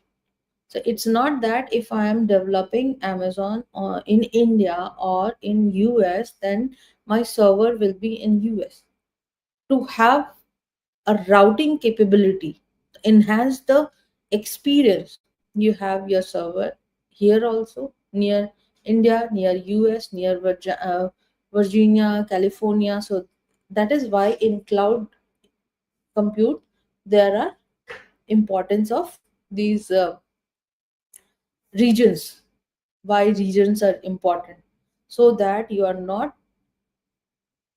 wasting your network infrastructure cost in just getting information or transaction done because your server is so far. So edge computing helps enable us to reduce this latency, network latency and privacy in your neighborhood. Okay, so if I can think on Instagram or LinkedIn, so Instagram is used worldwide. So it doesn't mean that it's only have a server which is where it has been developed. It can have anywhere. It can have different server based on the usage and near above. Okay, so we can, if that is not happening, then a person who is using the filter on Instagram, it needs to have it can get there is a lag while doing the filtering your photos or your videos. Or if Netflix has only one server or two server near where they have been developed, then the we people who are sitting here who is very far from the server from where Netflix is governing or sharing, then there would be a lot of lag, video lag should be there. Earlier we have seen there are video lags and there is lazy loading kind of thing when your network bandwidth is low, when your network is not working properly. So now these edge computing help AI processing those with reduced latency, and it also ensure that you have a privacy there. Okay. Next pattern which we need to focus on architecture is the hybrid cloud. So if I say that Netflix is only on Azure or AWS, it's not that. Or Amazon is using AWS. Uh, Although it's most of the services are AWS, but it also uses GCP for some services. Or Google itself uses AWS or Azure because there are third-party integration with the tools. Like Google Home is using AWS services for their internal interaction with the third-party devices. So nowadays, we need to be so present everywhere that you cannot restrict your application or your device or your hardware software thing product to align with one cloud or infrastructure. You need to cater different cloud environment, whether it's a AWS or your internal cloud or IBM cloud or GCP is there. So it's likely to having your important document in a home safe kind of, but there is a bank vault for long-term storage. So it's like combining on-premises and cloud resources for security and scaling. You have an on-premise system also. You have different cloud premises also, and different cloud infrastructure or platform also, so that you have a scalable and secure environment resources. Like take an example of a bank system.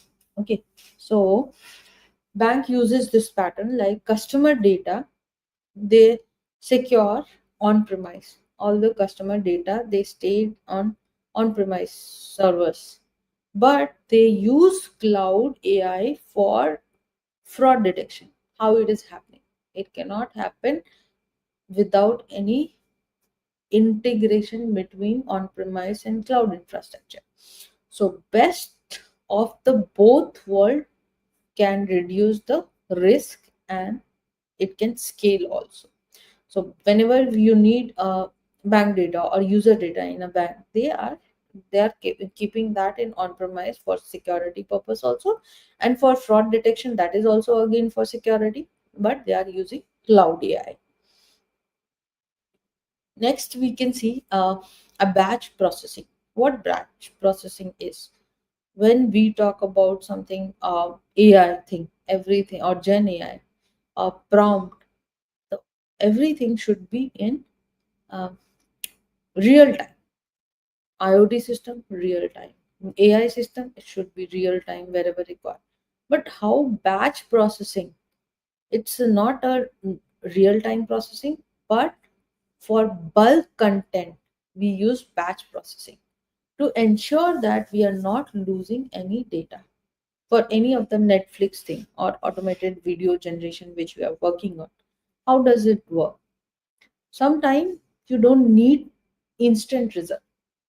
Like there are things where we do not need a real time. If it is uh, your LinkedIn post, you can see that real time, and there is a lag also, or Instagram post or something which you can publish, save later, for save it to publish later.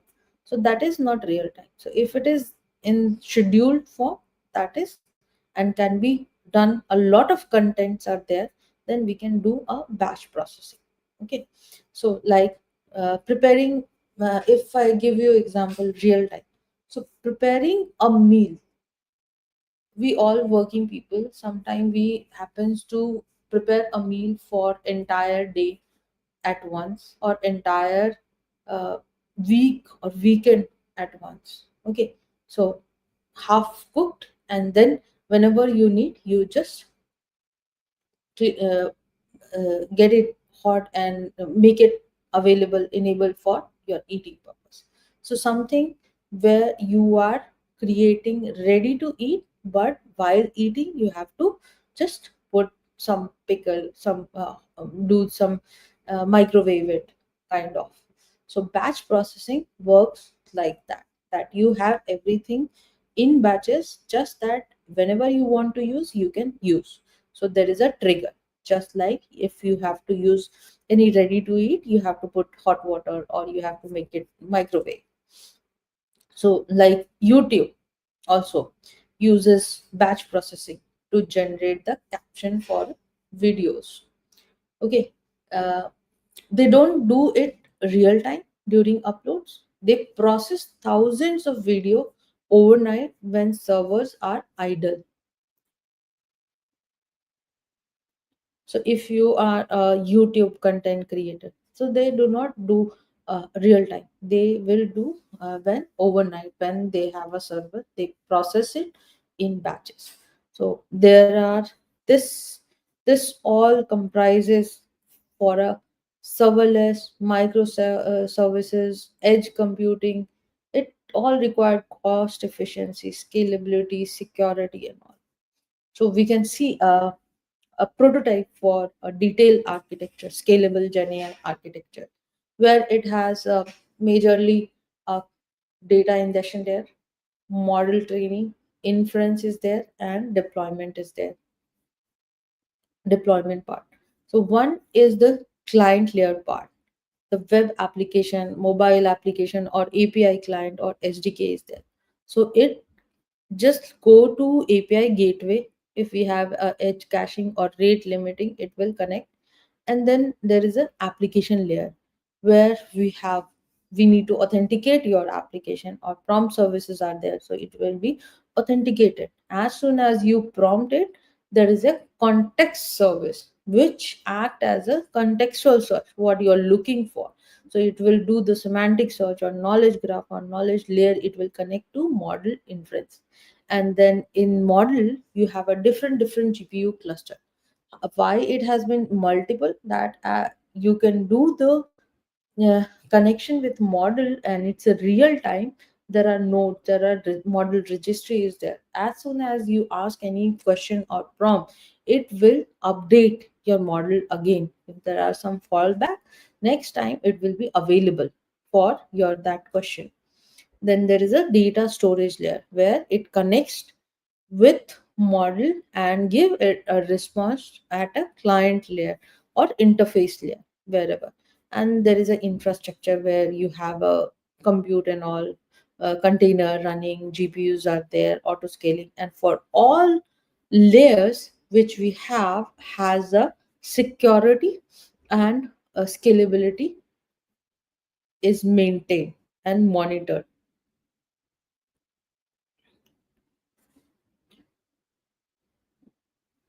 So it's like a blueprint for your smart application ingestion layer, city that imports and export hub.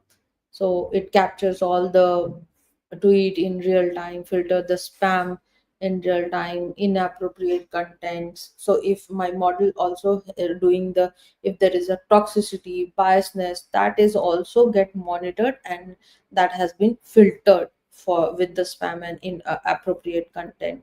Then model training layer is there where you are enhancing your model with new real time of data.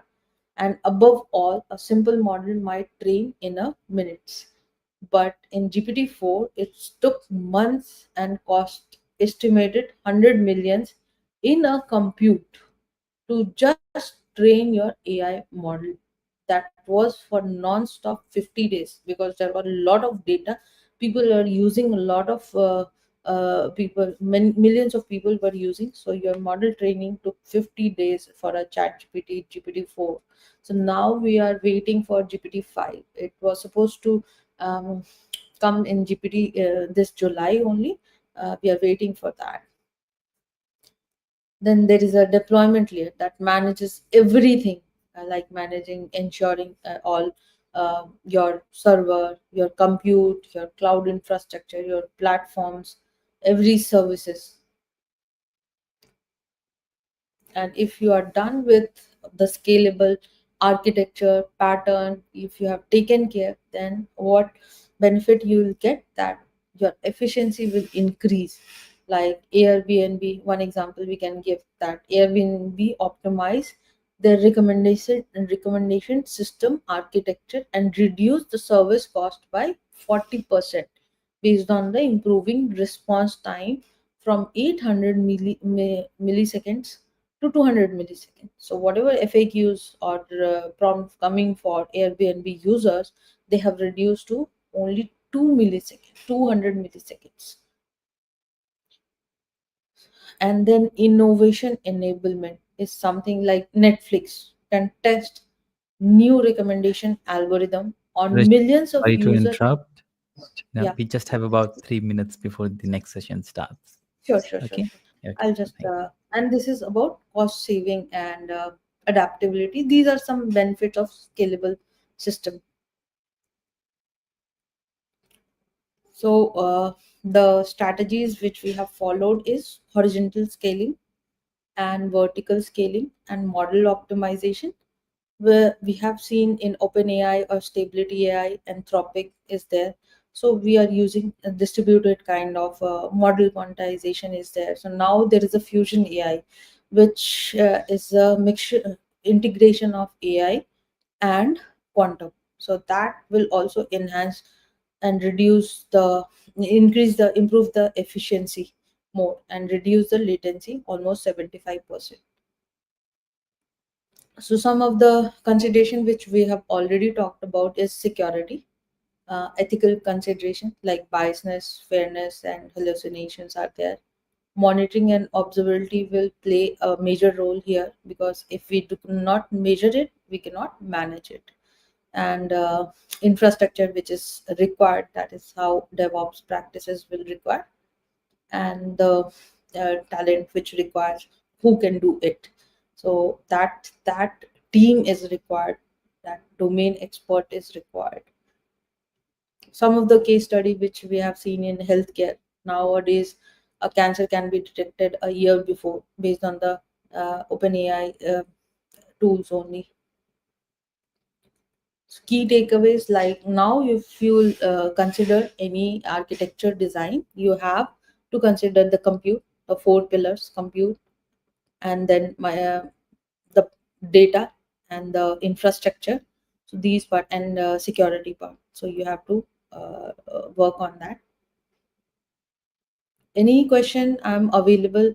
Over I have published almost 65 papers on these Gen AI only, and one of the book which I have presented, Mastering Generative AI, which talks only about design pattern frameworks and real world application architecture.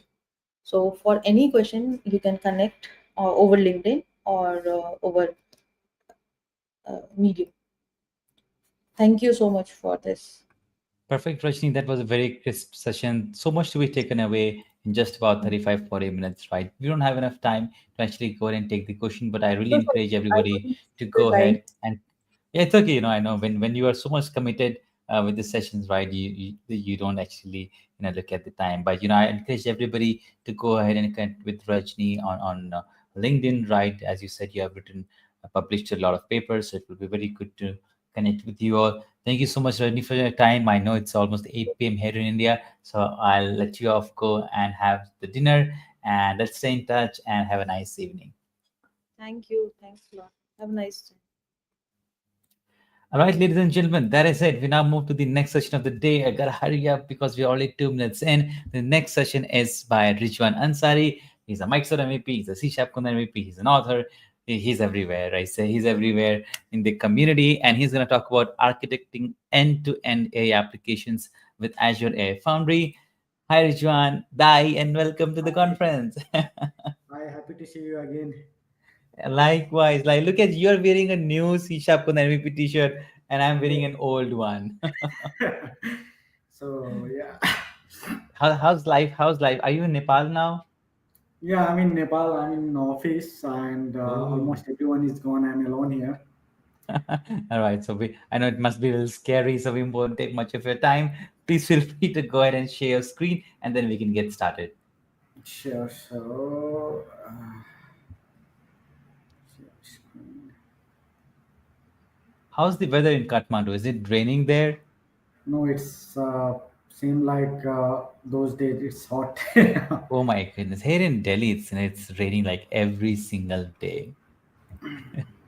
All right, I've added your slides to the stream. Everybody else can see it, and next 35 minutes is all yours.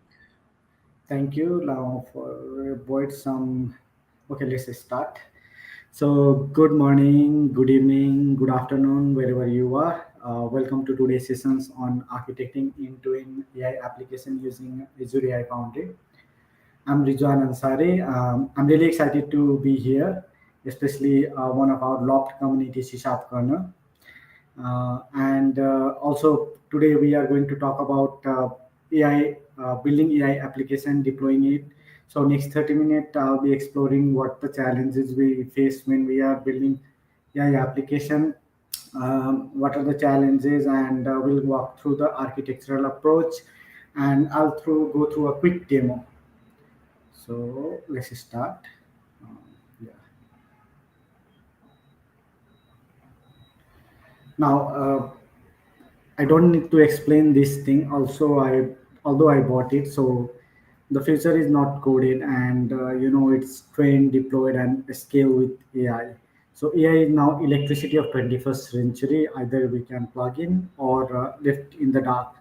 It is just like electricity has brought that revolution in the modern world, lighting up the homes to power industries. Today AI is doing same thing, transforming everything from how we build software to how we interact with the world. It is just like a mobile that transformed the web. AI is also reinventing everything, and this time we are not a user only, we are also a builder. It's applicable for every domain, either you are in tech, health, lawyer, whichever. Now, if we come to take, like if you are a developer, AI is your copilot. If you are architecture, AI can be your another layer of intelligence. If you are an innovator, AI can feel to a scale beyond what you imagine. So whatever you are building the next gen chatbot, intelligent recommendations, or real time analytics powered by machine learning. This is where we start. So let's plug in and we build the future together with AI. Now, these are the terms we see almost every day. If we open the LinkedIn or even Facebook these days, GenAI, LLM, Olama, Hugging Face, is an AI agent, now MCP. So all these are the terms we hear all over the internet, and we talk these days. The talks is mostly going only on these topics. Now, why end-to-end AI architecture matters actually? So let's start with acknowledging a very common problem. We do lots of AI project in POC, and we have a promising outcome of that one. However, we fail to bring that into operation or in production application. The reality is often due to like the series of significant challenges. Like we frequently encounter the fragmented tools and pipelines where different teams are using different tools for data models deployment, which result into the silos and inefficiencies. Then again, there is a critical need of unified governance and security. How do we ensure that the application we are making is compliant, secure, and responsible at a scale? So, a scalability is another hurdle. The application might work for few users. When it goes for production, for thousands and millions of users can go down. And let's not forget about the complexity of the model management. So finding the right model, fine tuning with your data, and deploying reliably, plus ongoing operational overhead of monitoring and debugging can be immense challenges. So AI is just not about the model, it's about managing entire life cycle from ideation to deployment across the models and prompts, agent. So without a robust framework, we can be quickly be into a big trouble if we are not following a proper framework or we don't have a proper platform. So tracking, versioning, governing, custom and foundation models can be very cumbersome without centralized registry. So these challenges collectively create a significant gap and hinder our ability to truly industrialize the AI. Now, I'll give a quick introduction about, as said earlier, I'm Microsoft MBA and MCT. I focus mostly on now AI-driven software development leader with the professions. I do solution architect, mostly focus on cloud, and position-wise, I'm a country head for VivaSoft Nepal. With that, I love to write articles, blogs, and so on. Now, let's give you the high level agenda for this today's session. We already talked about the challenges we have with AI solution design. We'll discuss about the introduction of AI Foundry, key components, architecture in high level. Then we'll go into deep down, and we see some real world scenarios. Then we will try to do a small demo with RAG and agent, and also we'll talk about the security governance and key takeaways. So, if we want to build the agentic solution fast and efficiently, Azure AI Foundry is the place. It is a unified platform where we can discover, access all the right building blocks, tools that we need for AI development, making it simply to create a powerful agents. It's a simply unified platform designed especially to build, deploy, manage enterprise grade application. Now, its core values is simple. It's in one place.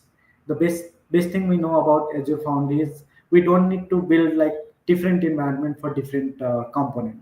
So it will build you or it will accelerate your development life cycle, help to move the concept to production very fast, and crucially like it's ready for enterprise, grounded up and with built-in capabilities, built-in governance, robust security, scalability. So it is what we need for the real world application. So it is a comprehensive framework developed by Microsoft, streamline how to build, manage generative AI application. Now, Foundry brings all together like building blocks of modern AI, like model, prompts, agent, governance, everything into one single platform. We can think this as a DevOps platform for AI. Now, when we are training our own model or using the fundamental foundation models like GPT, it has all the opportunity we have, and it is seamlessly integrated with tools like GitHub, Azure DevOps, Microsoft 365 apps, and so on.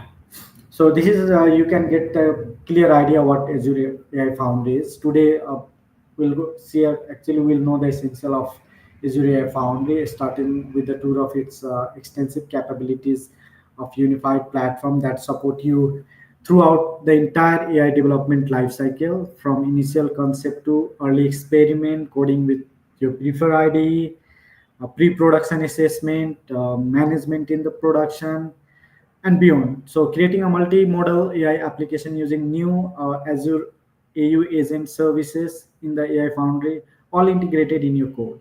So you can see in this diagram as well. We can use even it is showing Visual Studio. We can use any IDE of our choice, uh, seamlessly integrated, and it provides the SDKs. Model catalog is there, which has foundational models, open source, tax, and industry-based model, which we will see later in the demo also. It provides Azure OpenAI services and Azure AI Search, Azure AI Agent Service, Azure AI Content Safety, and seamlessly integrated with Azure Machine Learning with observability at the base. Now, the core components of Azure AI Foundry is it start with hubs and projects, then model catalog we have playgrounds, build and optimize component which has agent fine tunings. Then it comes to the development layer like we have deployment and monitoring options, project and governance with evaluation. Now, let's uh, dig into these components. So, the fundamental concept of Azure AI Foundry is hub and project model, which is key for enterprise governance or organization. So, Azure AI hubs act as a central command center. It's where you can manage your resources across the multiple across the organization. You can enforce your security policies, configure network, apply consistent governance rules. Think of it as a umbrella for our AI initiative. Ensure everything aligns with the corporate or organization standards. Beneath this half, we have Azure AI projects. Each project is an isolated workspace dedicated to a specific AI solutions or use cases. This is where we develop the teams, data scientists, ML engineers collaborate, and with the project you'll find everything needed for a particular solution, choosing from the model, dataset training, search indexes for RAG, experiment, deployment endpoints. So this isolation promotes self deployment while maintaining the oversight from the hub. This structure allows both for centralized control and decentralized innovation, a powerful combination for large enterprises. Now, model, one of the most compelling feature of Azure AI Foundry is extensive model catalog. This is not just a handful of models. We are talking about accessing more than or over 11,000 plus models from diverse range of providers. You'll find the cutting edge models directly from Microsoft like Pi3, and powerful models from OpenAI such as GPTs. Uh, but it doesn't stop there. The Foundry is also integrated with OpenAI source models like Olama, Mistral, and DeepSeek, giving you incredible flexibility. Even you can find a specialized industry-specific model tailored for unique use cases. This catalog offers both pre-trained model for immediate deployment and robust customization option, including fine-tune, integrate with RAG to make the model perform optimally for your specific data. So key benefit here is simplicity. You no longer need to swap models across the different platforms. Everything is accessible from the one platform, unified API for seamless integration into our application. Now, another thing is essential tooling and services for AI deployments. So beyond the model, AI Foundry provides rich set of essential tooling and services that covers the entire life cycle. It is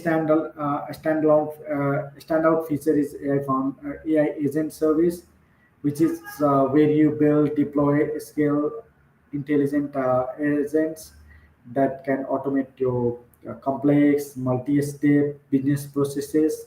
These agents are not monolithic; they are composable units.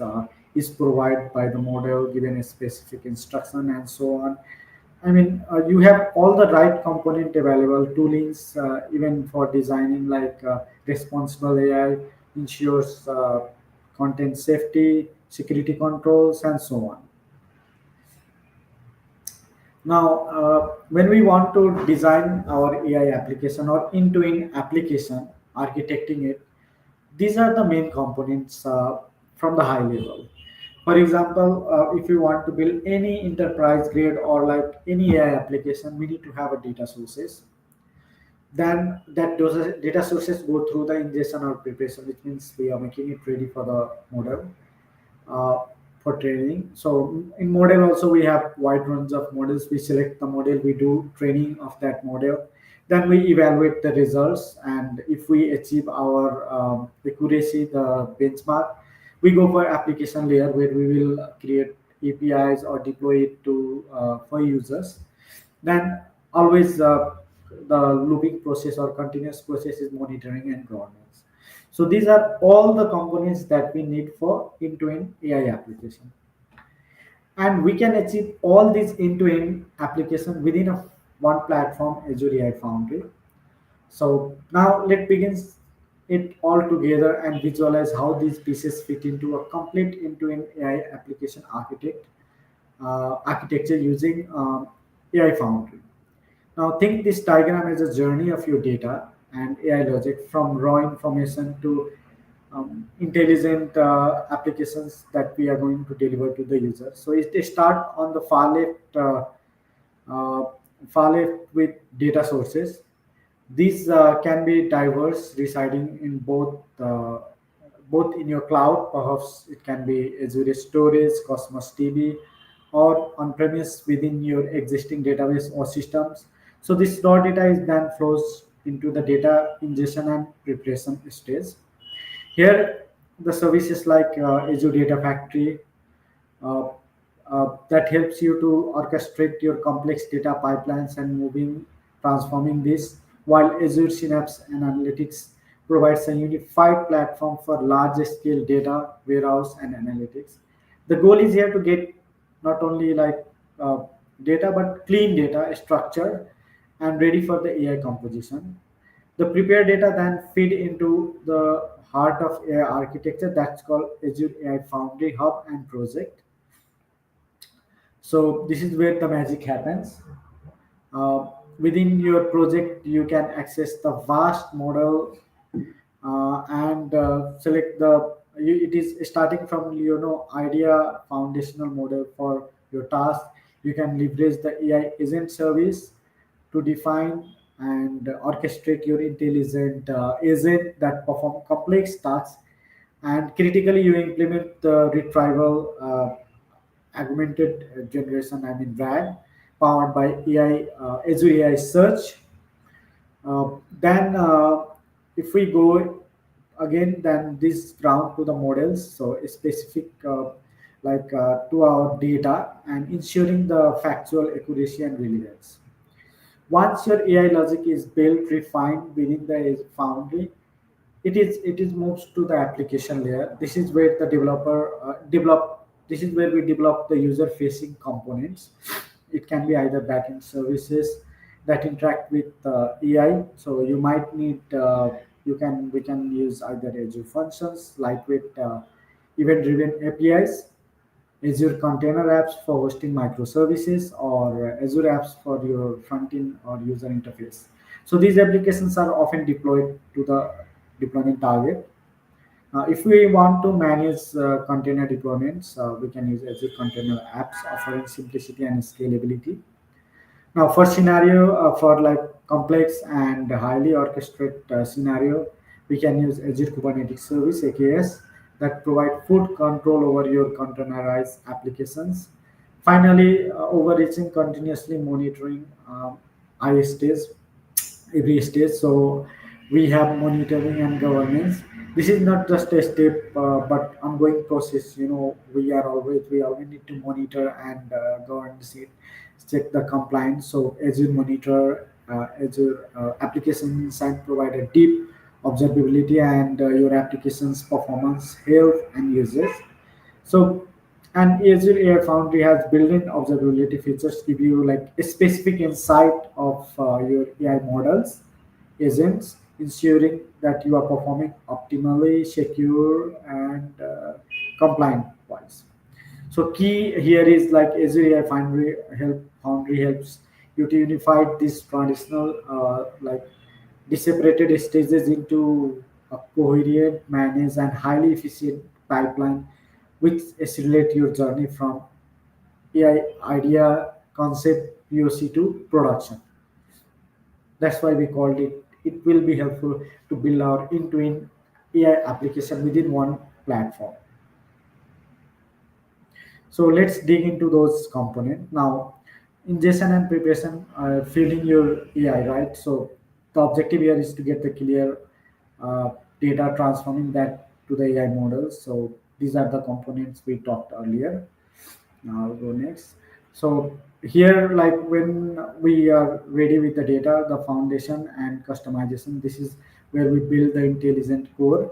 So here where we can have our own models, we can select from the pre-trained LLMs, visions, any models. Then we have Azure AI Agent Service, define the agent behavior, instruction tools, and this can connect with the Azure AI search indexes. We can do fine tune. So these are the things we can do on this step. Now, once our model is ready, we have already trained it. It goes to the application layer where aim is to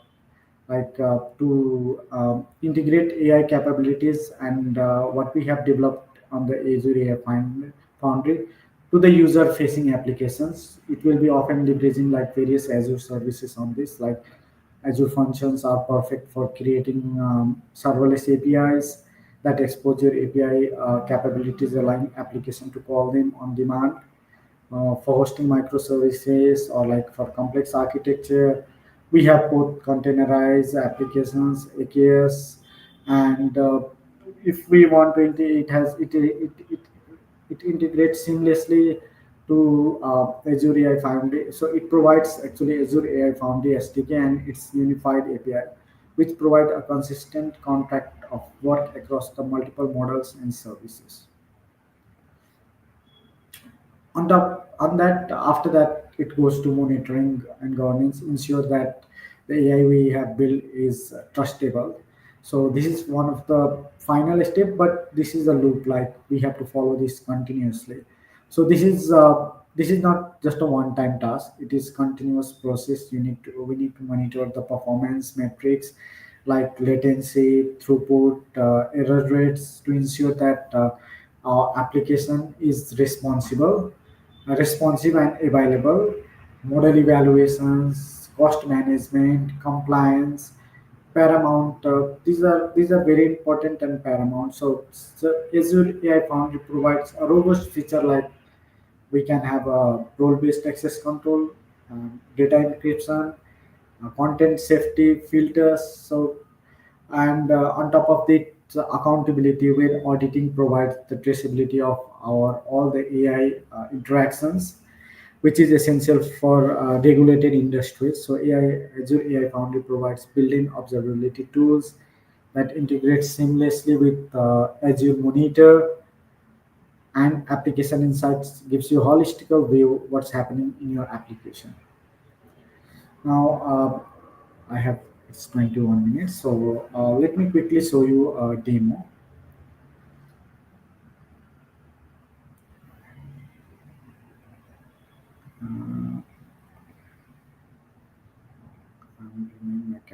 here. I hope you can see my screen. So let me go back to now portal.azure.com.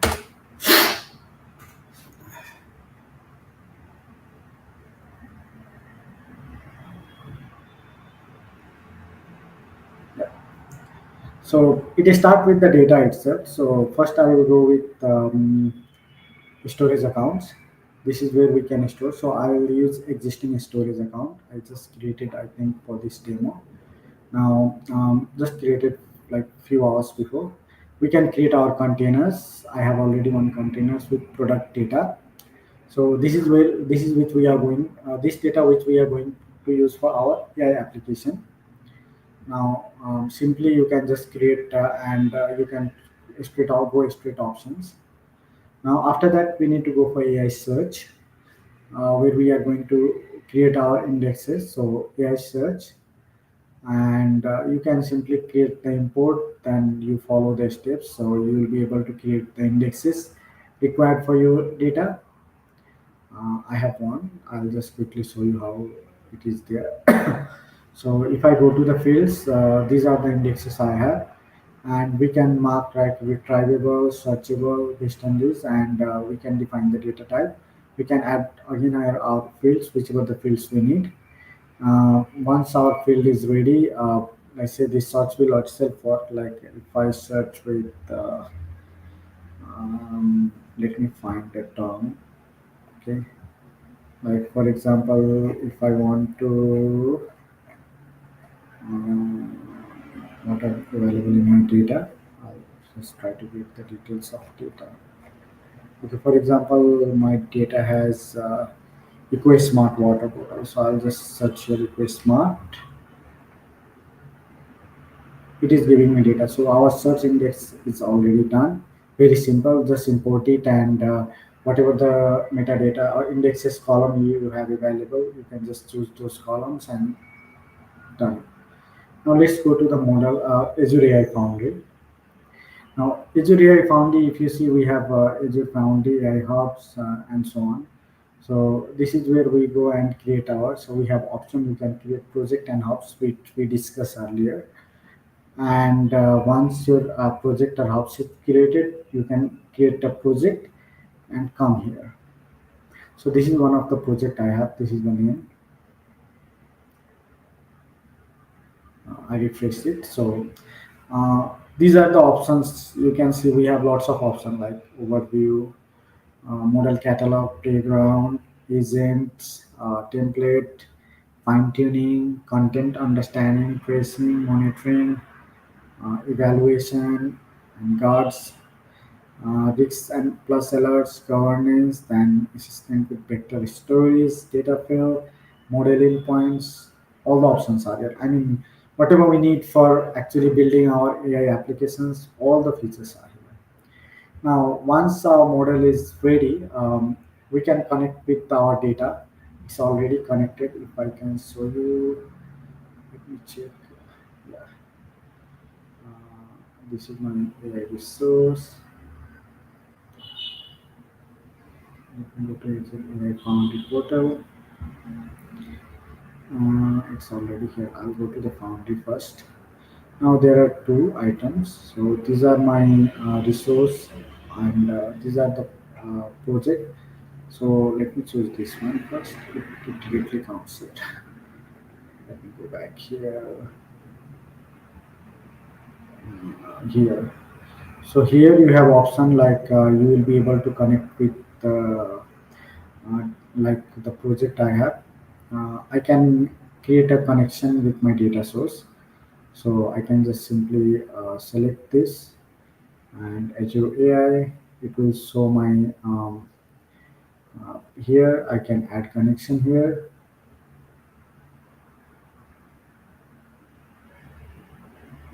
It is connected.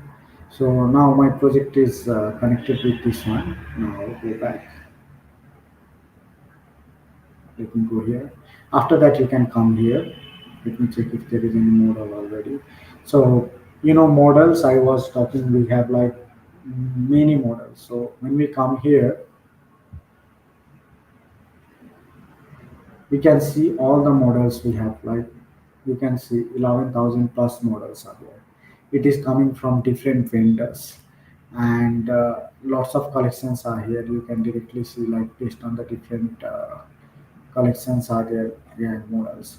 And also it has an industry specific models like consumer goods, finance, health, manufacturing, and mobility. So with this model catalog, we can do lots of things, but best thing I like about it is like model comparison. So model comparison, what you can do here is you can select, like, let's say you want to use one of the large language model, and you are not sure because there are several large language models. Now, which is perfect for you? You want to do the comparison, so you can select few multiples, like some of the large language models, and compare it. While comparing, you can compare for the cost, their use cases, tokens, how their performance, all the parameters you can do the comparison. That's one of the best thing you can have here. Now let me go back to here. I think I was using this project earlier. Okay. Now, once you select the model, we go to the playground. Playground, we have a multiple option like the chat playground, video playground, image, audio, speech. So let me quickly go for your chat. Earlier, I was using a chat GPT model, so it is there. Now, let's say I can ask some question because I already selected this model. Simply, you need to select the model and use it. Then after that, you will be able to use it. If my credit is not finished. Now, what's what's sorry, what's the capital of Nepal? I think it should. It is very easy. It is in Kathmandu. Now my model has. I already selected the model. I have a playground, so I can taste. I can do that. Now I want to make it RAG. I mean, I want to give this model response based on my own data. I can connect it from here. I can select the source. I was using Azure search, and I can select like subscription, then my Azure search, and the indexes I had, then custom column mapping, and let's go next. Then here we can select like description, category, warranty. This is the content data, and title I want to choose name. Apart from that, these are optional, so let's skip for now. Semantic and keywords, for now I will go with semantic keywords, but you can go for semantic as well. I'm just making it as simple as possible considering our time limit. Yeah, so I'll go next. Save and close. Now my model is already fed with the data. It's RAG already. Now let me ask some question about my data only. Now let me ask first again, what is the capital of Nepal? Let's see what it is saying.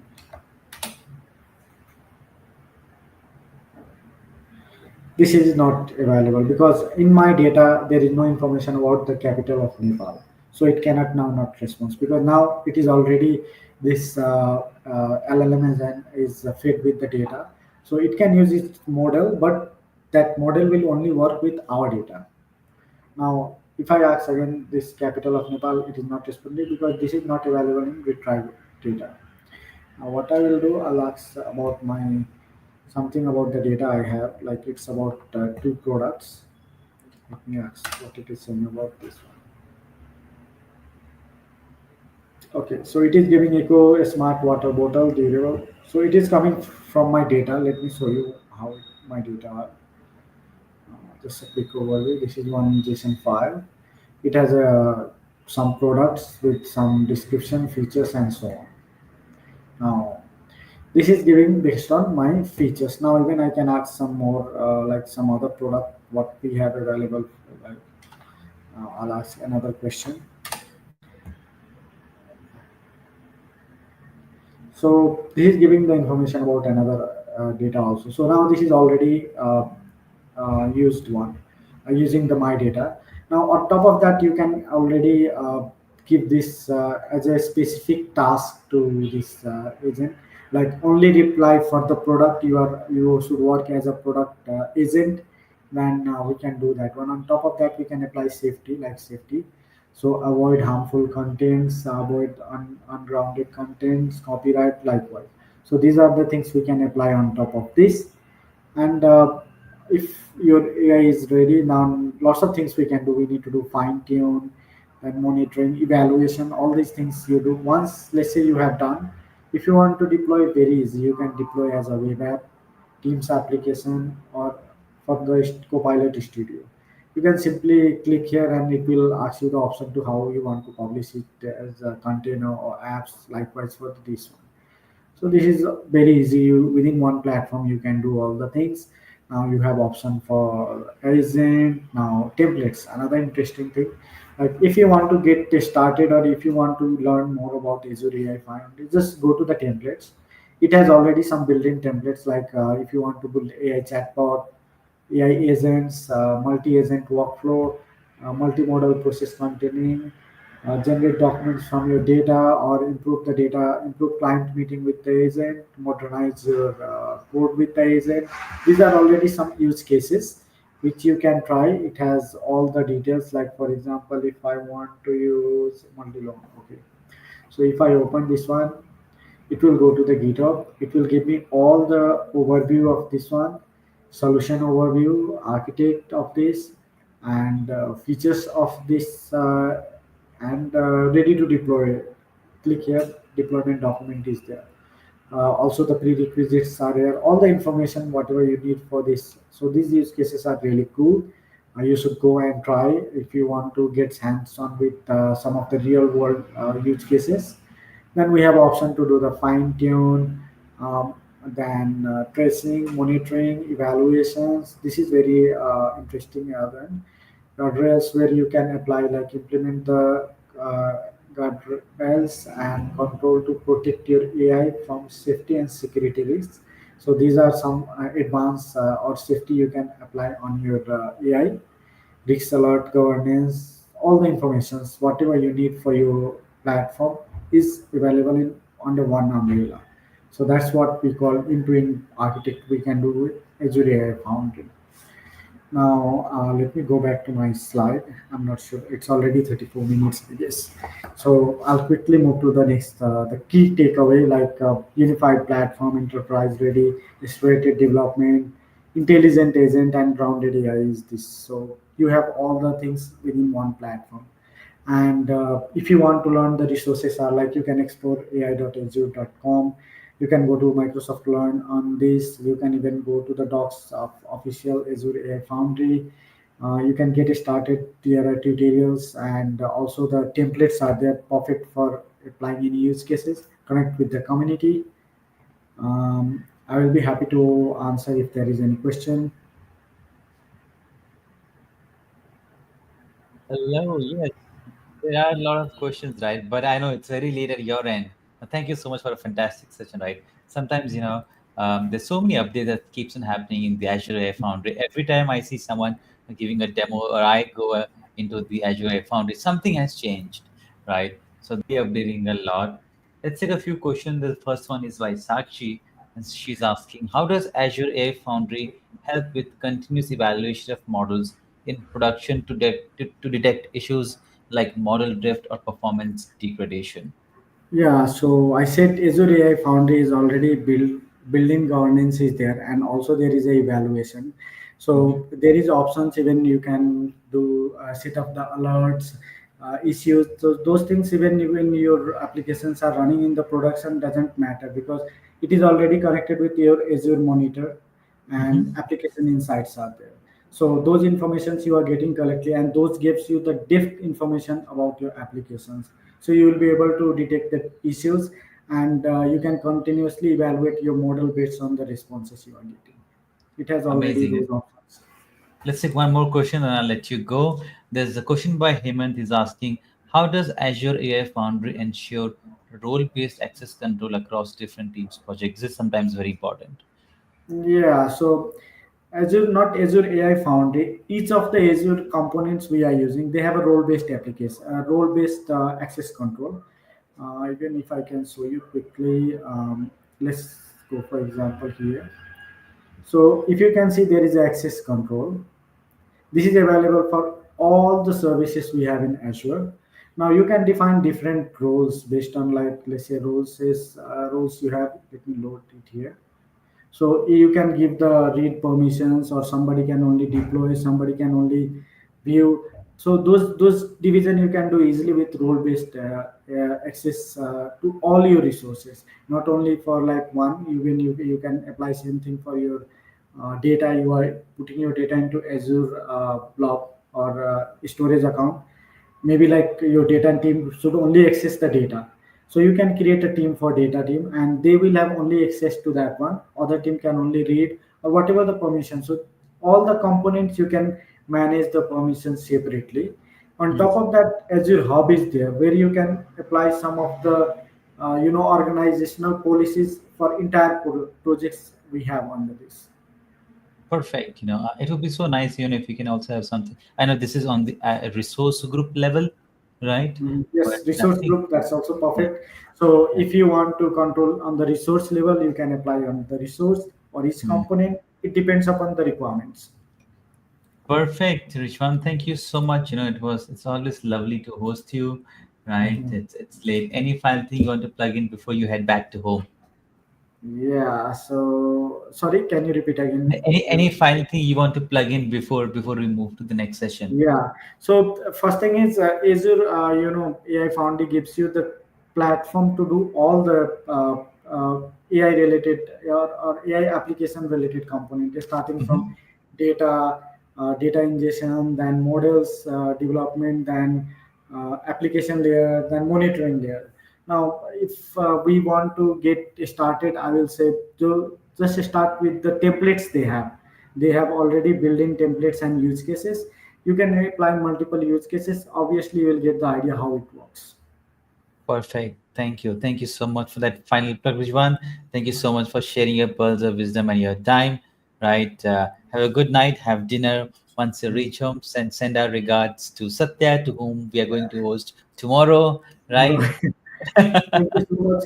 Thank you so much for not making in the same day. It's really Yeah. I remember last time I messed it up. So you were just running right one after the other. yes, I yes, remember yes. that. All right. See ya. Bye bye. See you. Bye bye.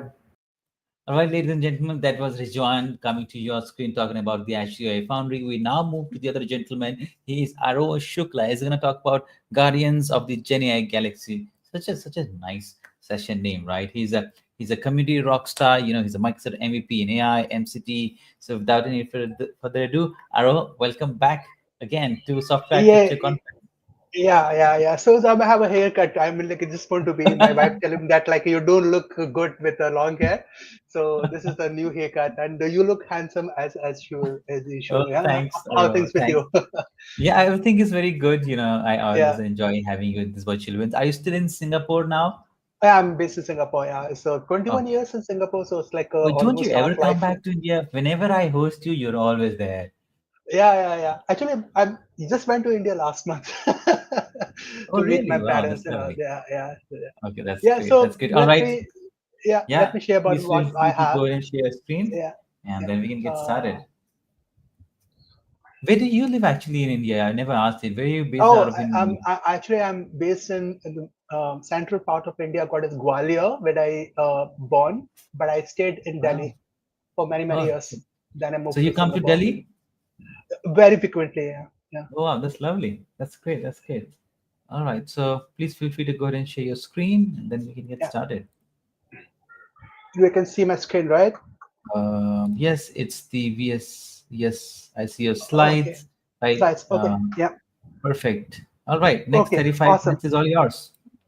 Okay. Oh, 35 minutes. I have to change my timing then. Oh, Or did I say 40 minutes 12 in the seconds. calendar? Yeah. I just put. Okay. Just give me 1 minute before I.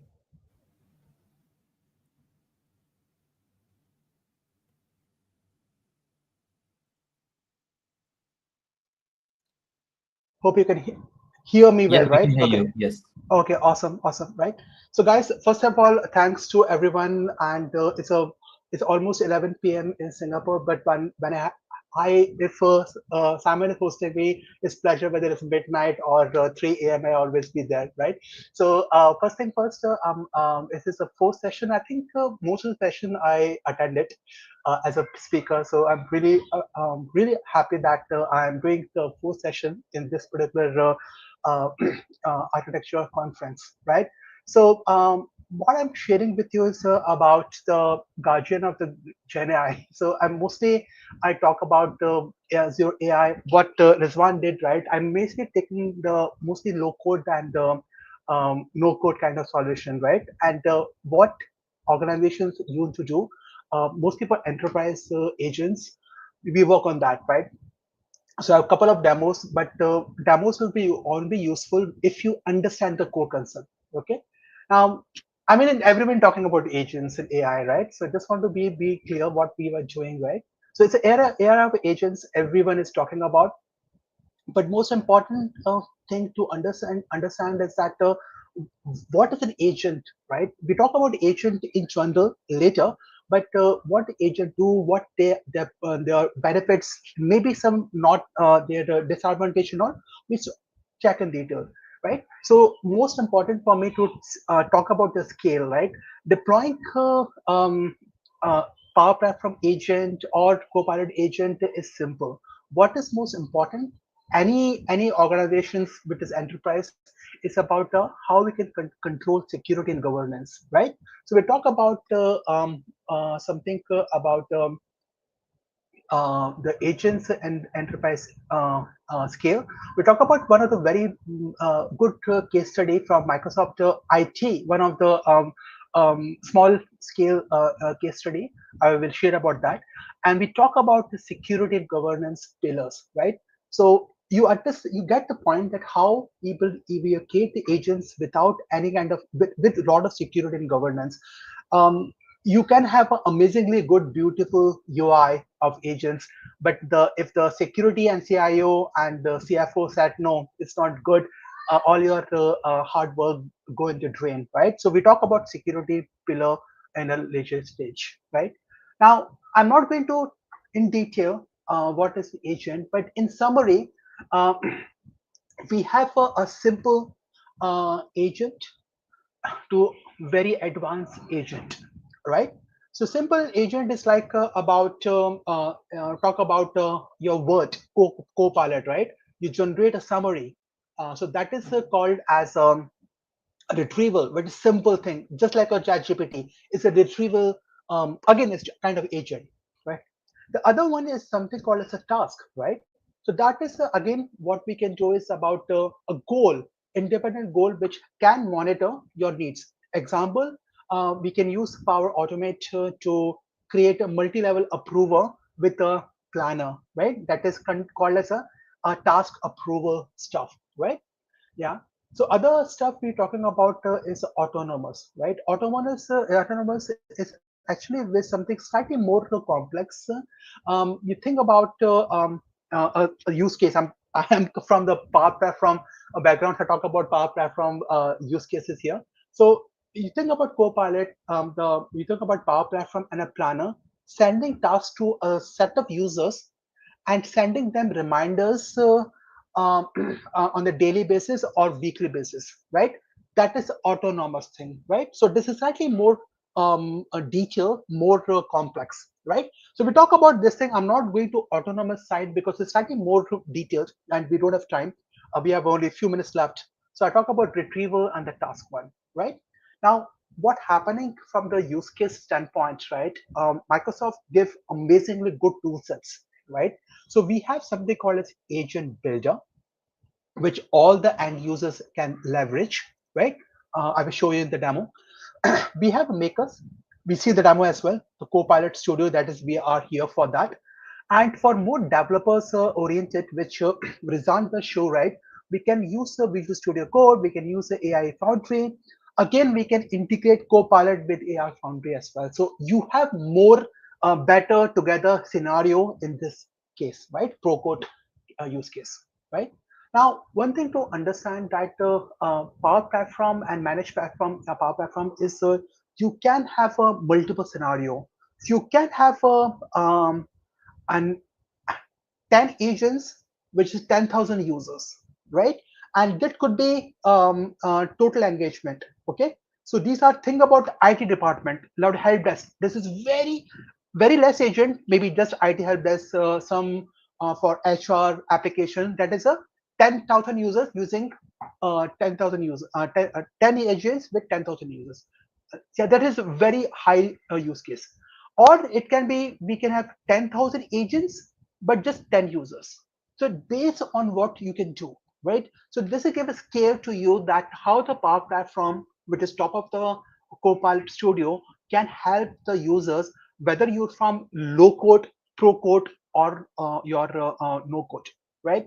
That is the beauty of a Power Platform in general, right? So now what we're trying to do achieve is here is that you as a agent maker or the person who's built the apps can make your applications, right? However, the most important aspect is this particular audience, right? We're thinking about the security officer. We're thinking about the CIO. They are more concerned about the data security risks, right? They're more concerned about is my agents are protected by external threats. Very important. The agents and maker don't have that visibility, right? Because they work on the user interface standpoints, right? However, the security point and the CIO, they talk about the security compliance. That is a very important aspect then. So we have to understand that we have end user. We also have enterprise. Your audiences could be your CIO or it could be your CFO. Depends on the use case, right? Now, one thing, this is a common slide which I have seen for maturity, right? Whether I'm talking about 5 years, 10 years back, I use the similar site, but maybe for using SharePoint. 3 years back, I was giving a demo to the some 1,000 users saying about how you can use Teams. Now I'm talking about AI, same thing. What's important to understand is that if you want to roll out or you want to use it, you have to state with maybe with the early uh, retrievable, right? Example of ChatGPT, right? And there will be no strategy because we're just trying out. What happened is that when then those particular agents can be used as a task agents, right? About the Power Automate and sending the users. So this is an initial control. However, if you go to this particular level, then you have a more control and you can have a center of enablement. You have your CIO, you have your champions, right? So that is something broader, right? So whenever you are rolling out Teams, Microsoft apps, or you want to do Copilot Studio, you start with this because if the organization have that capabilities, you have to start with this particular area. However, if the organization have already have some framework, right, framework like this, and you have some champions, then you can move forward towards a efficient grade, right, where the all users can use that your tools, right? So totally based on organization, their maturity from AI, whether they are just using the basic or they're using a more efficient enterprise grade applications. So it's totally based on that, right? Okay. So I'm not going to this thing is too much slide thing. I just want to share that important aspect is about your data, the how you build your personal agents, which no code, right? You want to understand the pattern of the risk because there are a lot of bad people who are attaching your attacking your agents, right? Your security has to be compromised, right? And you have to develop the agents smoothly across services. And then low code, right? You have a governance for that. So this is something which IT and the CIO mostly work on that, right? Now, this is a very busy slide, but just want to give you from Microsoft standpoint, right? Microsoft has around 2,200 employees plus minus. They keep on having adding more people, less people. But you see the scale of Microsoft, 2,200 people, right? So 2 lakh people, right? Very high, right? And they have managing so many vendors and all. So think about the scale, how they are managing, right? And they're using, obviously, they're using Teams, they're using managed devices, everything. So you think about the digital landscape for a very large organization like Microsoft. So how they're managing it? It's because they're engaging with a lot of partners. They're having a lot of work with the external partners, a lot of things. So it's important that when you think about such a large organization like Microsoft, they have their own security and governance. That is the point I'm talking about, right? Now, here before I go for demo, just want to understand that the agent builder is for low code, right? Something which is like a normal end user can do it, right? We can have the our own personal agents, and later we can have our enterprise agents, something which will work on that, right? So these are the use cases, right? What the AI can do is you can have sales, you can have support, you can have finance, content generation, and you see how much time is saved. Just think about sales example, right? If you use Copilot per week, right, 90 minutes is saved. This is a very generic, right? But think about HR, right? Think about I built an tool for HR, one of my ex company, and they're using just Word and SharePoint. When they built it, well, it was no Copilot. This was Power Virtual Agent at that time. We built an HR solution with them, and then it's not 26. They actually 35% they gain because the time is saved there. So user can deploy, ask questions about their policies, everything about the leaves, all the thing using 24/7 using HR platform, right? So this is something which is really impact using GenAI, right? Look at that, yeah. Now let's work on something governance, right? Now, too much talk about thing about talking. I'm going to demo soon, but giving you a context, right? Most important, whether using Azure AI Foundry or using Copilot Studio, most important in any use case is that security, right? So data should be secure. Your data protection should be a compliance should be there. Then we must have a control, right? Can everyone can make apps, or only selected user can make apps? Very important, right? Like, are we building just for 10 users, or we're making for 10,000 users? I mentioned the use case, right? So it depends on how you can control it. And then we have to understand about the refining, right? How much the business value you get from that app, right? That is very important, right? Now, before I will talk about some demos now. You get the idea from there rather than I just talk. I will giving have 3 demos. Many things are available into security and Copilot. I'll be giving a demo on the data infiltration using the protection. So there are lot of users. I give a demo to users at times. They mentioned that the RO, how the security can be done, right? So I will give a demo of the safety, right? There's so a lot of people can do some kind of suicidal tendency or harmful those things. So Microsoft AI platform and Copilot always have that thing. However, there are some really bad people. They can have prompt injections. So your AI Foundry as well as Copilot Studio protects that thing, right? So very important aspect, right?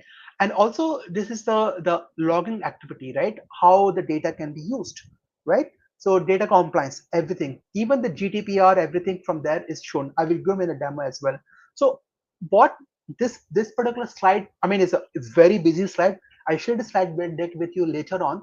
Just give you context that when you are working on AI platform, you have to always ensure that your data is with you, as well as there are inbuilt tools, whether it's AI Foundry or Copilot Studio, that is safeguard your data from attackers, data poisoning, a model theft. Those kind of things are already inbuilt, right? Only thing you want to do is fine tune, right? If you want to do fine tune, but it's already inbuilt, right? So this, let me give you a demo. I think I have 50% for the demo now, and we talk about that now. Okay, yeah. So let me share my slide, right? This is my um, Microsoft Copilot, and this is a Microsoft tenant, right? And I mentioned that we have three pillars: low code, no code, and the autonomous, right? This is a low code, right? Everyone can make apps, right? So you see that is inbuilt. I think Rizwan also mentioned that we have templates. So you can create templates. You can use templates, right? Example idea, or you are going for interview, you get an idea from there, and they will use it. Or you can build app, configure your app, make in your questions and the details as usual, right? So you can describe or configure. This is no code solution, right? This is all the end users can build. Yeah, that is a demo where I'm talking about, right? No, nothing to do work on that, right? Now, however, if you want to make slightly more complex scenario, then we will work on something called as a Copilot Studio, right? So now change my gears, moving to the low code solution. This is a low code, right? This is no code, complete no code, because I'm using a templates. I have a capability to configure questions or whatever it is. I can enable interpreters and all. But if I want to have more control, slightly more control, then the only thing I have to work on is something called as a agents, right? In Copilot Studio. Okay. Now I just want to give you a thing which is a lot of people ask me. I mean, last couple of months, right? Aru, just tell me that this Copilot Studio, is it free? And answer is yes or no. Why? Is because I'm being frank, right? Copilot Studio is actually free for a couple of days, which means 30 days, then you can renew, right? However, if you want to do actually building the application, this is my trial version, right? This is I don't have license, but I'm just using trial for 90 days or something like that, right? So using that thing, we can build the application, right? So what I have shared with you, and I've got a very good response. I create a Copilot Studio licensing using the mind map, right? And this is something very, very useful for the people who have not using. So this is something which I shared with you. I will share this slide deck as with you in my LinkedIn. So just want to give you that Copilot Studio is not free, but you can go for free tier for 30 days and you can extend for 90 days. Okay. However, if you want to use a database source for Copilot, it is useful, but you have to pay for 1 GB of space. Now, this is not too high data, but this is something which you could go for. Okay. For the licensing models perspective, I'm not a licensing specialist, but so many people ask questions, so that's why I built a lot of user guides like that, the visual guides, so that easy for the users, right? So we have something called as licensing model for maybe if you want to pay just for your use, right? So maybe monthly subscription, right? You want to just when the app is used, so it will be like that. If you want to use a monthly subscription, it's a $200 per month. This is quite a costly thing, but I will always use a pay as you go, because I will use this app only I'm required. I don't go monthly subscription where I use $200, then I use this app only for 2 days, 3 days. It's not very useful economically for me, right? The other tier is something called as a Microsoft Copilot, right? This is the thing, but it's part of that, but he has a limited rights for this. So this particular slide deck will help you to understand that what is our licensing model for Copilot Studio. This is just I just developed it just 3 days back, so it's pretty useful, right? And it's also have security governance. They are like DLP certifications, AI generation, everything I talk about. So very important that and we talk about security, we understand that, right? Now, before you go to security, I'll give you a simple agent, right? So I let me create a new agent just for a simple one, right? I want to create a very simple agent, right? Using Copilot Studio. I just click on create, and my use case is that I want to understand licensing, right? the Copilot licensing, and I want to deploy maybe SharePoint and Teams. We don't have enough time, but I just want to give you how it will work in Teams as an example, right? So here, if I go to settings, you will understand that I have a lot of options, right? I can use moderation, I can use user feedback and add my knowledge. Lot of things I can do, right? So what I'm trying to do is sharing with you that I can create agents with no code, right? And I do some configuration. So I should a demo for Copilot licensing. Okay. Now, one thing to understand is that the agent should be knowing what you're trying to do, right? So what I want to do is want to show you is that I will create something called as a description, right? This description will be used by agent. Very important that description should be more detailed, right? So your agents is able to understand, right? Right. So and one more thing that when you're using Copilot Studio, you can just use ChatGPT models, like, so you don't have other options like Meta and all. So that is a maybe drawback, but something is very useful because you are enterprise grade, right? Something which we work on, right? Now, the other aspect is also required for the agent is to give some instructions, right? So agent understand how it works, right? So I can just click on that and I can add knowledge, right? So I have a PPT. You see so much content I can go for. I can go to dynamic site, I can go to Azure, Dataverse, and all.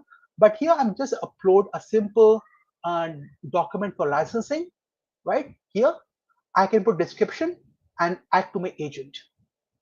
This is very simplistic. I mean, I can go more in detail. It takes some time, take around 2-3 minutes, 5 minutes at times, but you get the idea. And give me step by step how to create agents, and then tools and triggers and autonomous agents. I'm not in detail because it's like more complex.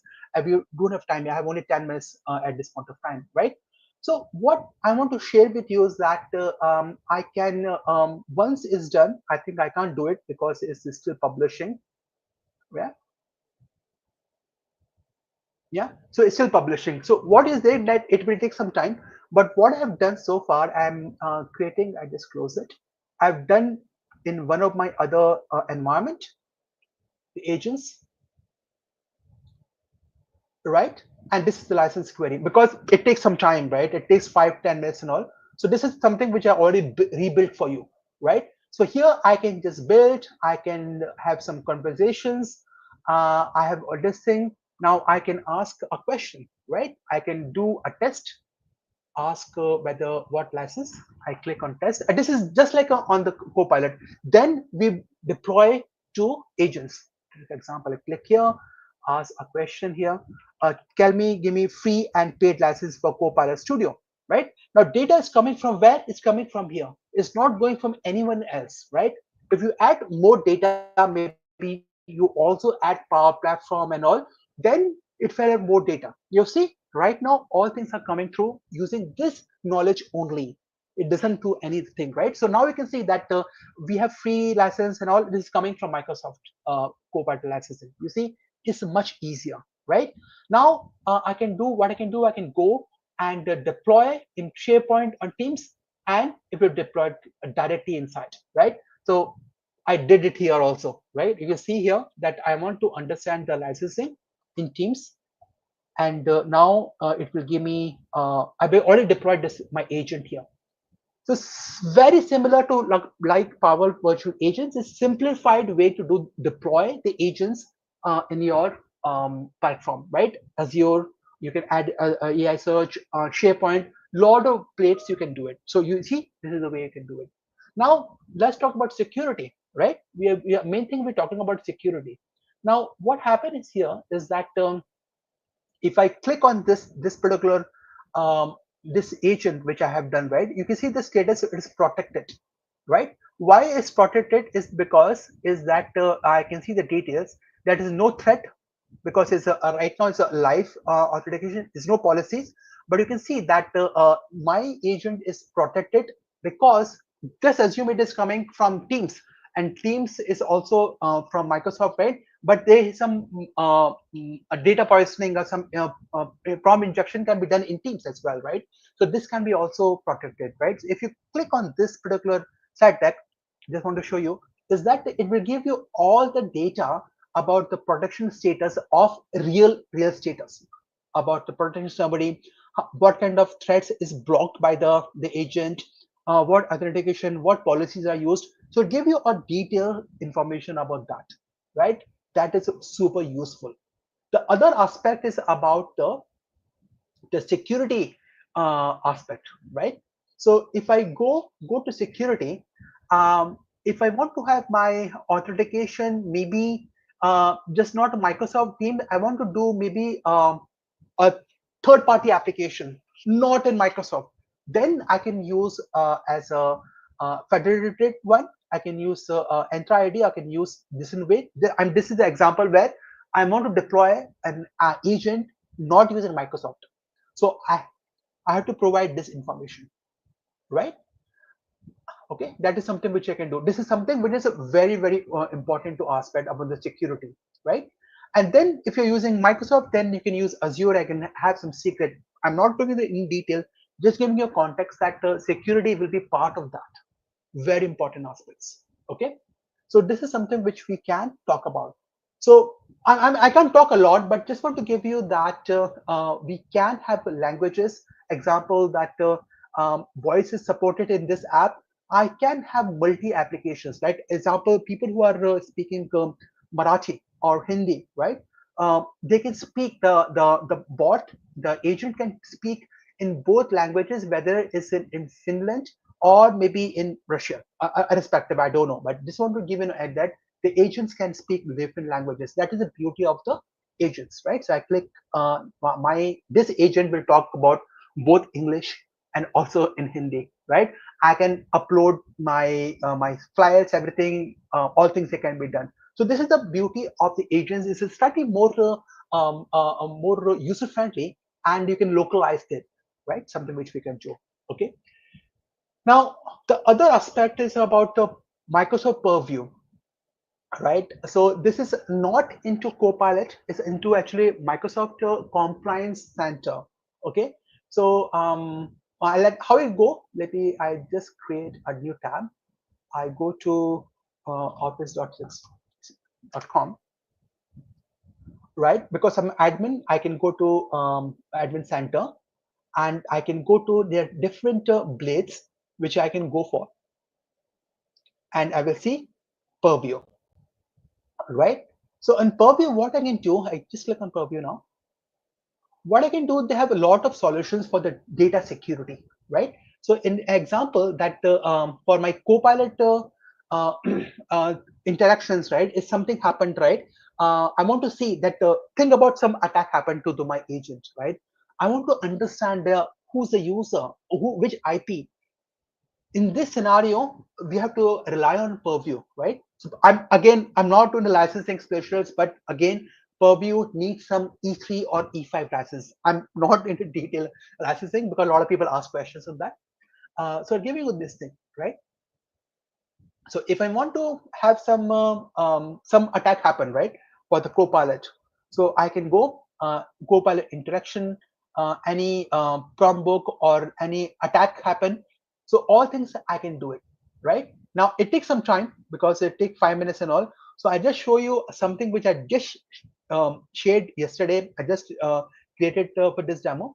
That this assume that some attack happened, right? So you can see that this particular user, this agent was using, and which IP, right now it is notion the IP. You can see the user, what interaction was done, what time, and what workloads is Copilot, right? So you can understand that what this particular thing about attack, right? So if the user is internal, we can easily figure out, but it's an external, then we don't have an IP or something on that, right? This is an example for that. So what you can do in using Purview, in Purview, you're able to find that information, right? Who's the attacker, who the things, and then you can just fine tune your policies. That is super important, right? The other things which I want to share with you is about the DLP, right? So we have some policies now in this in data security. We have some audit. I just showed you that we can have interactions. I can also enable other aspects. So I have enabled, this is my, I do a lot of demos. So I have a policies that if a site, somebody using Copilot Studio or using a site which is not safe, then it may be blocked. You see here in policies sharing me that all the people who are using in my organization, they can't use maybe Gemini, right? Or they can't use Amazon thing, only Microsoft tools, and they will, you can see that this thing. It's very important that we can block it. So this is something which we can configure in our Copilot Studio or in Azure AI Studio, right? So anything which is coming to risky usage, some people are using ChatGPT, not Copilot. So these information will go to the CIO or to the IT manager, and then he can maybe check with the user why using ChatGPT because it's not safe and all. Please using Copilot. Policies can be done, but this is something which can be easily configured with policies inside your Microsoft Purview, both at Copilot Studio level or at Azure AI Studio level, right? So I can talk more, but this is something which again, it's a brief of the security aspect when you're talking about guardian of your AI landscape, right? So that is something I have, Simon. Maybe any questions people have, they can ask me. Lovely, Arwa. I love the sessions that I've filled with demos, and your sessions are always, it always has demo. I know it's very late at your place, so let's pick a few questions, just one or two, right? First one is by Hemant. He's asking, what's the role of human side? No, this is not from this session, I believe. Okay, this is the one latest. How can architect developers effectively test their GenAI application for security vulnerabilities?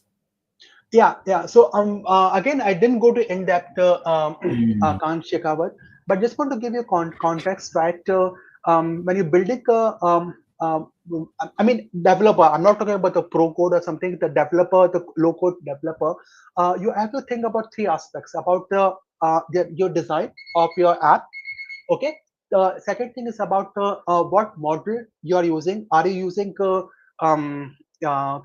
using ChatGPT or using other applications, right? Yeah, because then in your Azure AI Foundry, you can find which model is best for your use case. Example, you're in HR. And that context, you can have your policies inside your Copilot Studio or into your AI Foundry. Those policies will be configured at Purview at level, right? Which I shared with you. I can't give you more details, but give you that security is always part of that, right? Now, what I shared with you that there's some issues, right? I mentioned that somebody attacker use an IP address, right? And then we can fine tune and maybe configure that policies in a more restricted way so that your policies and your AI application, your agents are more safer in that way. So this is some tips which I mostly shared with people, but these are the mostly tips we use for building new AI applications using the AI platform, Copilot Studio or AI Foundry. And these are already inbuilt. Only thing which is configuration, the policies that I shared with you is give you a very high level that how it can be done. Wow, that was a very detailed answer. Thank you for answering that, Aaron. We'll take one more and then we'll let you go. It's by Rohit. He's asking, what's the best way to handle data governance and compliance for a RAG system that pulls from various internal data sources? Yeah, so that's a very good question, right? One thing is right. I mentioned there we have three different scenarios. One is the low code, and then pro code. It depends on our scenario. I'm going to SharePoint as an internal because most of the people know SharePoint, right?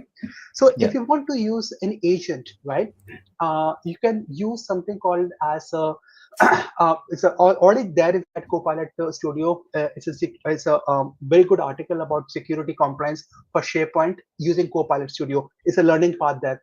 It will give you all the details and what to be fine tuned there, right? I maybe share the path later on, but in that context, it will show you that how your rack system. Now I'm going to rack. If you want to rack system, you go to AI Foundry because AI Foundry is slightly more stronger. You can use better ways.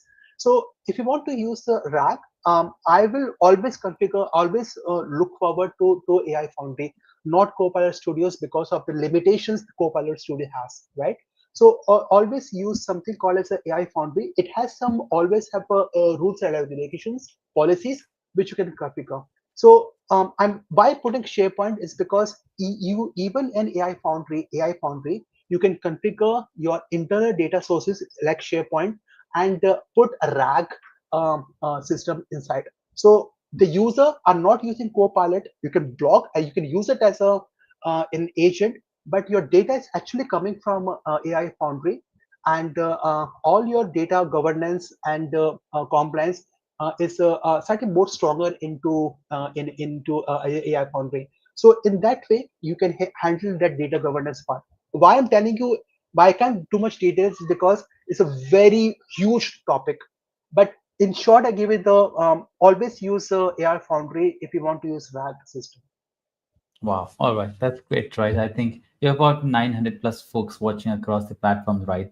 And I don't Yeah, think they will have enough. As long as you stay here, I think folks will keep on asking questions. Aro, thank you so much. I know it's almost midnight at your place, right? yeah, Please take rest. Now, we always take it as an honor to host you, right? You are doing great for the community. I see you in many other events and then Pune Tech Group and yeah, everything there. We all are friends here. yeah, Thank you so yeah. much, Aro. Any Thank final you thing so you much. want to plug in before we wrap it up? Yeah, just want to say keep learning. I keep learning. Whether it's SharePoint, Teams, everything, right? Be passionate what you do. Yeah, That is the yeah, only thing I tell. What you do. I started my session with the Power BI 5 6 years back. Yeah, yeah, remember? Yeah. Now yeah, we are talking about AI, right? So keep yeah. learning and be happy what you do. That's it. Yeah. Great, great, Errol. Thank you so much. Thank you so much. Thank you so Yeah, much for everything yeah. that you do. Have Take a care. good night, I would say. Yeah. Yeah. Yeah. Bye. Bye Bye. Bye. bye. Take care. Bye. All right, Rohit says awesome. Thank you. Well, thank you so much, everyone. Right, that was an absolutely amazing session. On Azure Fabric by Aro. We now move to the next session, and who do we have? The next session we have Amel. Right, he's going to talk about designing AI-friendly architecture interfaces that enable multi-model moderation. Such a lovely topic for this conference, and he's a senior software engineer at Maze. So without any further ado, let's bring Amel inside. Hi, Amel. I already love your background. Hey Simon, thank you very much. I It's so prepared it good. especially for this talk and this session today. Yeah, where are you joining us today, Amel? Is that how you say I your name? Yeah, Amel Amel? or Uh-huh. however you want to pronounce it. I just came back from the US last week, and then I Hmm. had to like set up everything. I live in both places, like in Europe and in the US. In Europe, in Hmm. Serbia, and then in US, New York. So And currently, what I'm time? in Serbia. What It's time is it almost in six. Serbia? 6 p.m. 5 4, yeah, almost 6 That's not p.m. bad. 5:44. Yeah, that's Yeah, the that's previous ideal speaker. timing. Yeah, the previous speaker, it was like 12 midnight. He was from Singapore. I said, I'm so sorry. There's so many speakers, Amal. Amal, we are really looking forward for your session. It is such a nice Mhm, topic. So please feel free to go ahead and share your screen and then we can get started. mhm. I'm just a bit tight on schedule. Like, I'm not sure if I will have the time to answer the questions. No I can problem. answer them in async. Like, I'll definitely come back to the chat Hmm. later in Yeah, the no night and problem. answer them. Yeah, yeah. Just wanted to say that please feel free to ask any questions that you want. So I'm gonna try sharing my screen. I hope that Mac does not ask me for Oh, permissions or something like well, that. yeah, with Mac, there's always a story. If you're using, this browser-based meeting tools, Safari, Let's if you try use. out. Oh, well, I Can you think, see my screen now? yeah, I can see it. Hooray. We are Uh, going back in time. yes. All right, Emil. So Next 35 minutes is all yours. thank you very much. So thank you very much for attending today's session. And I want to start it by taking us back in November 2023.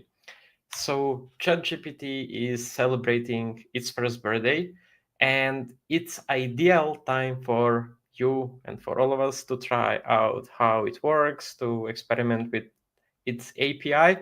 And we come up with the idea to build a service or to build a feature or entire application that will moderate comments on social media. So we are very tired of having people analyze the comments, whether they are harmful or not, and all this stuff. So we want now with GPT or AI in general to handle this. And for the purpose of this today's session, let's name this application or feature comment moderator.ai. Let's use this AI domain, which is very popular lately. And what will this comment moderator do? So basically, user will write the comment, and then the API will receive this comment, and then API will call the AI to moderate this comment. Basically, we will need to pass some prompt like saying, hey, you are an AI moderator, you are supposed to analyze this comment and let us know whether it is safe to publish it or not. Please provide some categories if it is like harmful, like whether it is cyberbullying or hate speech or whatever that is, and also provide the confidence level so we know how to continue working with that, because we want to analyze that confidence level from the AI. And if it is not super confident that this comment should not be posted, that should be posted, then we will publish it. Otherwise, if the AI believes that this comment is harmful in some like way to some percentage, then we will decide whether we want to delete it automatically or manually moderate it. So this is what today's topic will be. So we will see how can we design like AI-friendly architectures and how we can use the like interfaces specifically for this. So a little bit about me. I'm a senior software engineer. I have the bachelor and master's degree in computer engineering. Throughout my entire career, I was working mainly as a full stack, using all different technologies and stacks. Also, lately, I'm doing some AI research, and if you are interested more in this, you can find me on Google Scholar or ResearchGate just by typing my name. I've been researching some specifically content moderation and how it works with AI. In my free time, I'm hanging out with my friends a lot. I love drones and doing the videography and editing and all that stuff with drones. And my guilty pleasure is League of Legends, and at least once a month I'm dedicating time to enjoy myself and some League. Okay, so how we build project nowadays. Nowadays, from idea to production, we want to go as fast as possible. And this was not always the case, right? 10 years ago, if you think about food delivery services or taxi services or something like that, you had maybe one or two companies solving that problem, and they had the luxury to move slowly, to like analyze stuff, do everything in a slow pace. While nowadays, especially in a startup environment, especially with all the help of AI that we have, every single company is having a huge competition, and they need to build projects as fast as possible to deliver features, stay up to date with trends, and the velocity and speed of the feature deliveries is crucial. And is there anything wrong with going so fast and moving so fast? Well, the simple answer is no. But after some time, it can lead to huge messiness. And I'm talking about like from the software engineering perspective. Like it can create the code, it can create spaghetti code, chaos where we like need to deal with. It's hard to maintain, hard to scale, and all this stuff. So basically, we can see that software architecture nowadays goes into two extremes. So this is a matrix reference, and I'm gonna spoil what each one of these pills is. We're not gonna take one randomly. So we can see that some projects are starting as a side project that you are building overnight, and then they end up being a startup. And usually they don't have any like structured architecture or planning. They were just you playing around, and it ended up being a startup. Or some projects, or at least part of the projects, are using the complex architectures that have these abstraction layers, fancy namings, and all this stuff, but they are also not all perfect. So we will see now how our like comment moderator fits in both of these architectures. So if we are going with no architecture, if we are about to build this app with no architecture, then we can at least have simple like controller, service, and model or DB layer.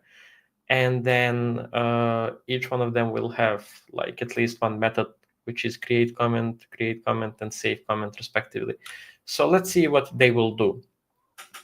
I eliminated here the DB layer just so it's much more clearer like this. So the first step is to like receive that comment, to validate it, serialize it, and then pass it to the service. Then in step 3, we see that GPT is moderating data, as we saw in that flowchart at the beginning. Then it's checking the moderation result. Then it's storing this result in the DB, returning the result, and ultimately controller will respond with the response. So in the code base, it's also very straightforward, right? Like we have controller that is, so first of all, I'm using the TypeScript as example here. It's not even fully TypeScript. It's more like just some pseudocode that's easy to follow. So we have in the controller, we have the create comment.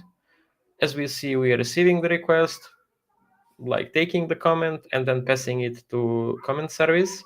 Comment service is basically injecting the OpenAI class and repository or DB, whatever. So now this create comment, what it does, it is taking the prompt that we already discussed, and it's calling the OpenAI or GPT in this case to like moderate this comment. So we have HTTP call here that's going outside. We are receiving the response, and then we are checking should we publish it automatically, like it the confidence level is above 30. Like then we should if it is below 30, actually we should publish it. Okay, so so far this looks very straightforward, right? If we are just to do this, we don't see anything wrong. This is how many of the like side projects or experiments start. And then we are fast forwarding 2 years. We are back at present moment now, and we wake up and then we see people arguing about different models within single LLM, different LLMs, which one is better. Like there are many research papers claiming which one is the best for very specific use case. And it's evolving so fast. Like just in 2 years, we have seen huge change. Like now GPT 3.5 is not even in the top models when it comes to the content moderation and analyzing the like, let's say comments or like user written content in this case. So at this point, we realized to need to add a support for Gemini, Cloudy, or different models of GPT in our system, and how we want to do it. So now we just don't want to pass the comment itself to the service here in step 2. We also want to like then later on make the call towards Cloudy or Gemini, not only use the GPT like class. Perfect. So how we want to do it? On the controller side, we only need to pass LLM, like we receive alongside the comment, we receive the LLM, which is a string that says GPT or Gemini or Cloudy or whatever, something similar. And then here on the right side is where the things are getting messier. So now we need to like invoke different LLM models at the top. Then we need to isolate some of the logic at the top of the create comment function. If we had also here, I like deleted the prompt, but imagine that we had a prompt here as well. Then we have a bunch of if-else statements determining whether you should go to GPT, Cloudy, Gemini, etc., and then ultimately returning and saving the comment. Right now, I know that many of you are thinking, hey, we are all software engineers, we can refactor, we do the refactors all time, we write clean code, we can do this in much better fashion. And we can do it, like we can maybe abstract some of the things in separate methods, like moderate comment, create a moderate comment function that then like, instead of that does this if else statement logic and calls the methods for each one of these models.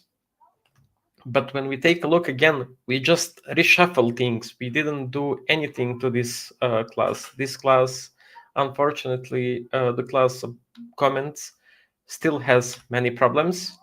So first of all, it's already huge. We only have one function, which is create comment, and it already has, I don't know, like in reality, it could have around 150 or something like that lines of code, which is already too much. It is not following the single responsibility principle, which is the bare minimum that we should do. It already is mixed with like OpenAI, with Gemini, with Cloudy, and all this code that does not belong strictly to this, but this class is supposed to do. It's hard to read, like it's already too large and things are happening everywhere in this class. It's hard to maintain, like bringing something new without breaking something is hard, and it's hard actually to bring something new in the first place. And testing this is hard, specifically because we have these HTTP calls in these methods and they're private, and it's all like very, very challenging to deal with. But we are happy with the velocity, right? We managed to do this fairly easy, but we are just not happy with the quality and how things are looking from architecture perspective, right? So like, imagine if our application needs to support now not just comments, but it needs to support images, videos, voice messages, blog posts, all this stuff. So now suddenly we have these LLMs being invoked everywhere in all classes. It becomes like real mess with no structure. So as we grow, chaos grows. Now we wish we could go back in time and have an option to choose the pill again. And if we go now with the blue one, we can see that what it represents is clean, hexagonal, onion, and all these kind of different architectures.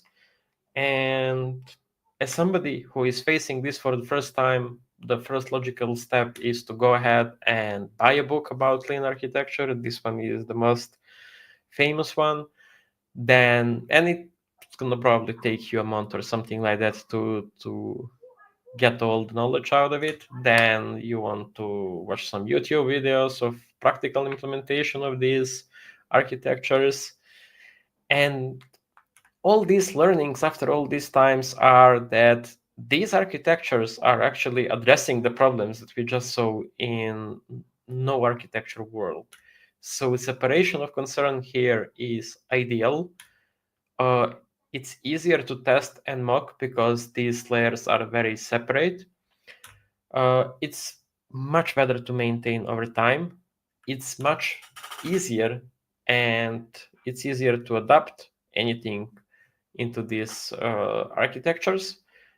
And it is decoupling frameworks and infrastructure. So you don't have the HTTP calls from the inside of the services, etc. And we learned all this. We understand the practical benefits, and now we are starting to build this architecture for comment moderator. And we started to build just to realize that in order to create such a small application, we have this kind of the folder structure. We have more than 20 files created just to build this simple feature. And at this point, like we're starting to realize huge downsides of this approach. Like some of them are steep learning curve. We know that we needed to go to read a book, to watch several tutorials, to build it on our own, just to get a feeling how things are working. This can be over engineering for small projects. Like imagine if we had microservices and then each microservice had clean or hexagonal architecture applied to it, like it would be a disaster.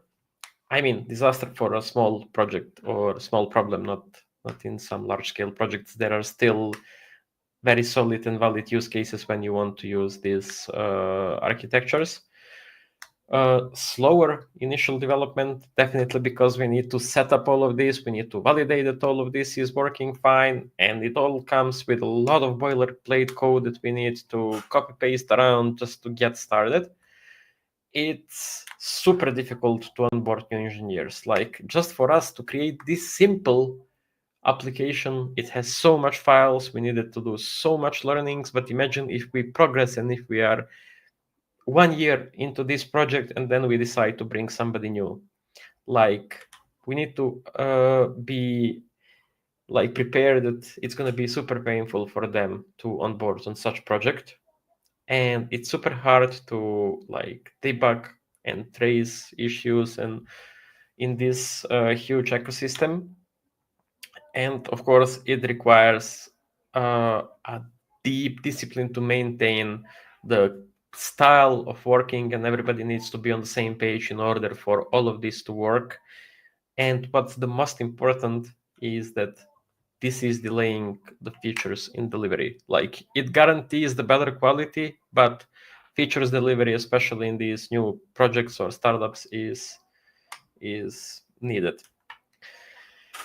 So how do we approach? Like we saw that red pill and blue pill both have some advantages and disadvantages, but our project does not fit well neither in those two. So what if we could merge the best from each of these two and create some new pill, which is yellow pill, that we can use, and this pill will represent the interfaces and data mappers. And let's see how only these two things can help us like move faster and better and have more structured projects. It's like I needed to provide some practical example. Like imagine if you want to go and have a coffee with the friends, and we can go by motorcycle. We can go by motorcycle wearing helmet, or we can go by motorcycle wearing this protective suit that can protect you from fire, water, or any kind of the disaster. Like if you're just gonna go for like 5 minutes drive to the city and drink coffee with the friends, obvious choice is B, because you're not expecting anything unexpected. And A is representing here no architecture or basically chaotic state. C is complex. We see all the benefits, but it would be better if you wore this kind of the suit and equipment if you were about to go on a race or something like that.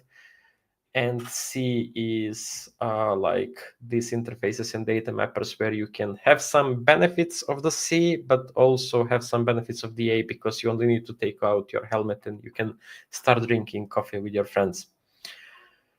Okay, so what are interfaces and these data mappers? So interfaces are basically just defining a contract of how what methods should look like in a class, but they don't dictate how they should be implemented, right?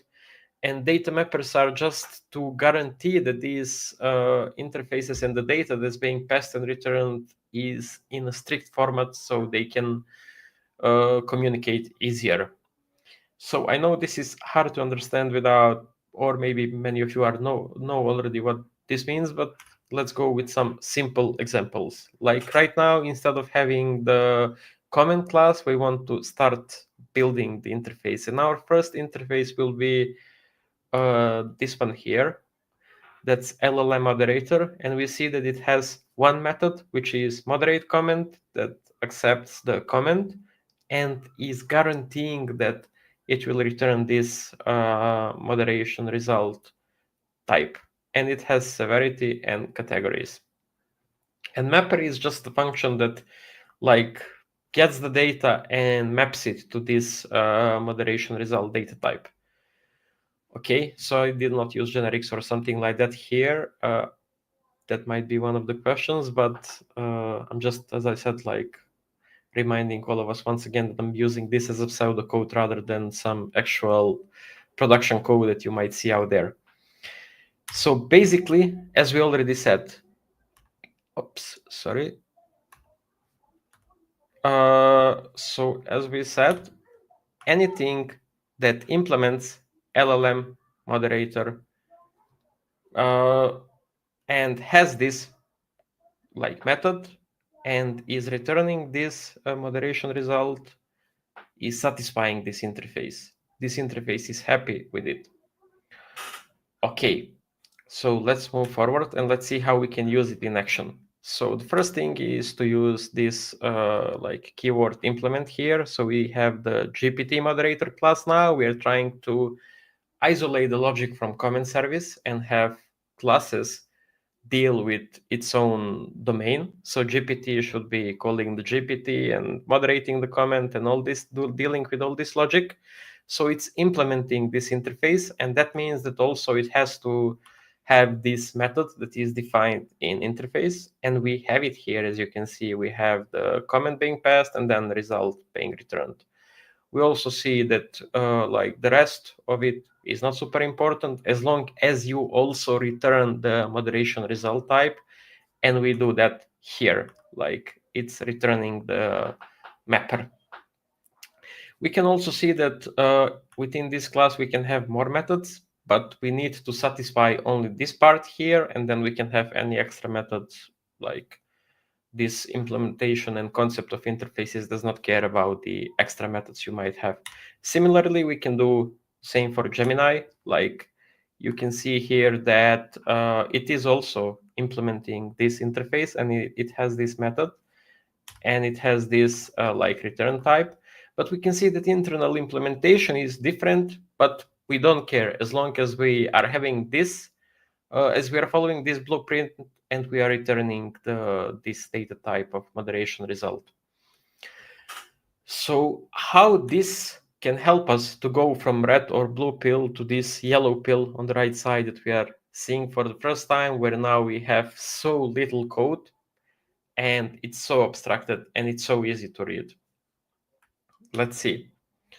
So basically, what we have here is the first thing is that we have this new class, which is a factory class, and it's used to build the LLM moderator, basically. Like it's now just having one method, create moderator. We are passing the LLM type. It can be either Gemini, GPT, or Cloudy. And we are returning the instance of one of these two classes.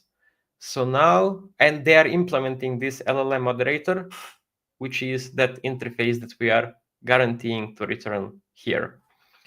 Then in the constructor, we do not pass any like GPT moderator or Gemini moderator or anything like that. We basically just pass this factory. And later, when we receive the comment, we use this moderator factory to create moderator, and we pass the LLM. Let's imagine if we pass the Gemini, then or Cloudy or whatever, then this selected moderator here is Gemini, and then it will call this like functionality here on the right side. But from the comment service, we don't see it. It's abstracted away from us, so we are pretty safe and we can work here without having to worry what we will change here, how it will affect stuff, and how it will work and deal with the stuff. So we are pretty confident in this approach. So what benefits do we keep from complex architectures here? So separation of concern. Now comment service is just dealing with comment itself, it's not it does not have anymore the HTTP calls. It does not handle the HTTP responses like checking for errors and all this stuff. It's all abstracted away. We only care about like the actual result and the data that is guaranteed to be sent back or error is thrown. It also involves the dependency inversion. It also have like something connected to dependency inversion is these swappable implementations where we can basically easily change, are we using Gemini or GPT or anything else that implements this LLM moderator. It can be DeepSeek or something new that just comes up or our own internal implementation. As long as we follow that pattern, anything can be used in this create comment, anything new that comes up in the future. Then it's easier to test now that we don't have anymore that private methods here that are not associated with this approach, or we can create the test class that implements the LLM moderator interface with dummy methods. Code is much more clear to read and understand and scale. As I said, like you can add as many new LLMs or any kind of anything that basically implements this LLM moderator. We also have some benefits from no architecture, and that's the speed of initial development. We don't need to like go and create so much boilerplate code like we did with hexagonal or clean architectures. This is easy to learn. It only follows one concept, which is interfaces. And yeah, as I said, little to no boilerplate code, and it's easy to onboard new developers. So let's quickly recap what we discussed. We are coming to an end. So basically, we had 3 different architectures, like advanced, then we had this interface and data mappers, and then we had no architecture. So let's see where all of them fit. So we see that we have this graph, and if we want to have high quality but like slower delivery, if we care about quality a lot, so this is actually this should help you pick the architecture that you need or that can fit your project the best. If you are building some sensitive project, then you can opt for more advanced architectures because you're super quality sensitive. If you want to deliver something fast, super fast, you are like dealing with some time sensitive stuff, then you can opt for no architecture. You will have the fast delivery, but you need to be aware of the trade-offs that you are committing to and that we saw.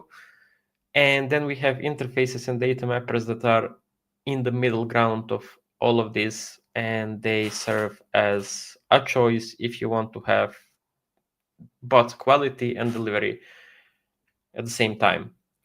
And on the final note, this goes beyond AI. This is not just you should not just think about this architecture through the AI perspective, but you can use it for anything, basically. For example, if you're building the app and you have different payment methods integrated, maybe Stripe, PayPal, all of this, and you want to swap between each other, you can use it. Or if you are having MongoDB and you're planning to swap to Postgres later on, you can start by having the interface, and then it's going to be easier for you just to swap this Mongo for Postgres without touching the core services or your core business logic.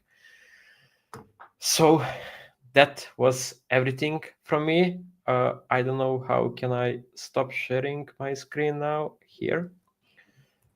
So that was everything. That was Thank you very much. fantastic, Amel. I really loved your slides. So many nice pictures and everything, and you shared so much in just about 30 minutes. I know we have about 5 minutes or 6 minutes before we move to the next session. So maybe let's take a couple of questions because we have got quite a few. Satik says amazing. Satik says really informative session. Scott says very interesting one. Maybe let's take. I think this is from this session. It is by Hemant. And Hemant is asking, what is the biggest challenge you faced when aligning multiple AI models from different providers on shared moderation principle? Some of the biggest challenges are not specifically about what we presented today when it comes to these multiple levels of AI moderation, but they rather come with how they structure their, let's say, code base. It can be, for example, rate limitation, or some of them can go down or something like that. So it's like these interfaces are already bulletproof, but models and providers on their side can be not bulletproof, and they can sometimes cause an error. So you need some fallback mechanisms, etc., to be always there and to have always some response to the clients, and also like some limitations. I can think of some limitations in future where you cannot have always the same output to like send back to the interface that we can think of. Like we can promise that we will return categories and return the severity, but sometimes for some reason LLMs might not be capable of doing this. Perfect. Thanks for answering that. We'll take one more question, right? That's by Sophia, and then we'll move to the next session. And Sophia is asking, how do you manage the versioning of these AI moderation, as you were talking about, to ensure that older models or services don't break? Basically, this was just example of how to use these three LLMs in general, but you can be more specific when you're building these interfaces to not just allow the LLMs, but also to allow the, let's say, version of it or model specifically, and then you can pass, or you can let your customers of your API to pass the LLM version of it they want to use, so you don't have to be super strict about abstracting that decision from them, but letting them actually decide. So you just extend a bit your interfaces and what data you can pass, not just comment, not just LLM, but also LLM and the version of LLM you want to use, or model in this, to be more precise. That definitely makes sense. I think we have a few more questions, but I think so the time won't permit us. Amel, thank you so much, right, for joining this conference. Any final thing you want to plug in before we move to the next session? Thank you very much for hosting this conference. I had a chance to listen to several talks today. It's really good conference, and I will definitely participate in the future again. Yeah, exactly. By both like giving speeches and also listening to other amazing people that are presenting. Thank you so much, Amel. I'll let you go and have a nice evening. Thank you so much for your time and sharing your pearls of wisdom. And yeah, see you soon in some other conference. Thank you. Bye-bye. All right, ladies and gentlemen, we are almost halfway down to the day 2 of the Software Architecture Conference. Our next session, we have about 2 minutes. So let's take a minute of commercial break and we will be back. Hey, look at that ad. Walk, earn, repeat. What's that about? Sharp reward. Never heard of it. Let's look it up. Feels like free reward for walking. So this app tracks steps and gives you rewards? Yep, every step adds up. And you can even spin a daily wheel. That's actually fun. See, it tracks steps, shows balance, and has this spin wheel too. Okay, fine. I'm downloading it. Sharp reward, right? Told you, it's addictive. I walk a lot. I deserve free reward.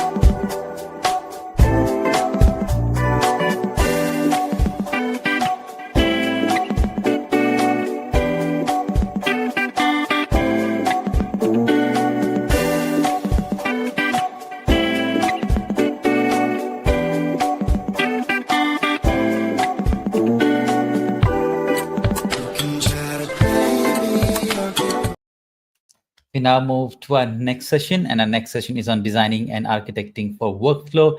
And for this session, we have Billy, who is a UX design generalist, design thinking facilitator, team leader, and architect developer at Next Version Systems. Hi, Billy, and welcome to the conference. Thank you. Nice to be here. So thanks for accepting. I'm here at Microsoft this week, attending a conference, but I'm happy to talk to these folks for a little while. You're at Microsoft? Yes. Okay, which conference is it? Is it an Ignite conference? It's the Building 33, the big conference center. Oh, wow. That we have here. I'm in the green room actually of the main auditorium. Oh, really?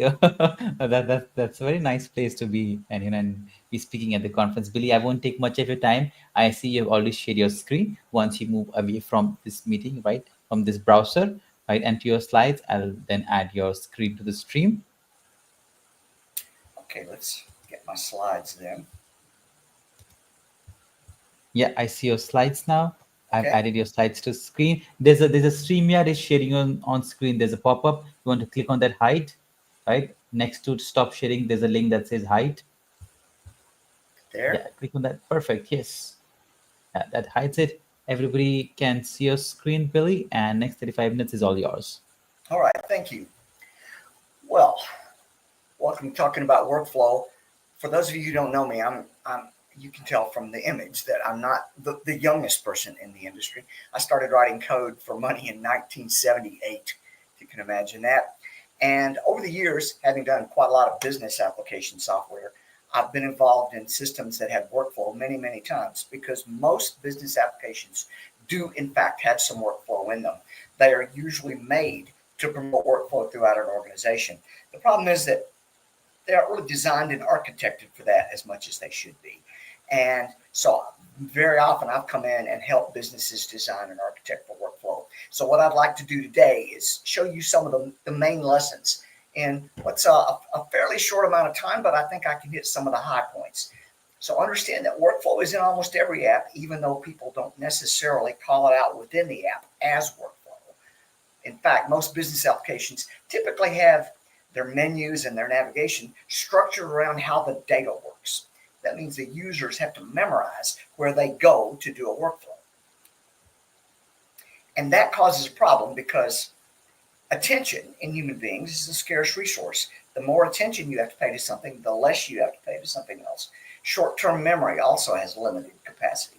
So if you strain the user, if you overtax their attention and their short-term memory, then that leads to stress and errors and frustration. Let me talk about an example from an actual client. This application manages cattle in a feedlot to get them ready to go be slaughtered. And several kinds of information have to be entered every day in the proper order. You can't use mobile devices in a feedlot to enter that information on real time. And I invite you to think a little bit about that environment to understand why that is true. So information comes in on paper that the cowboys write things down as they do them and feed them to the operator, the user, to get into the system. Things like movement of the cattle. They move them from pen to pen as needs dictate. There are charges related to feeding the cattle.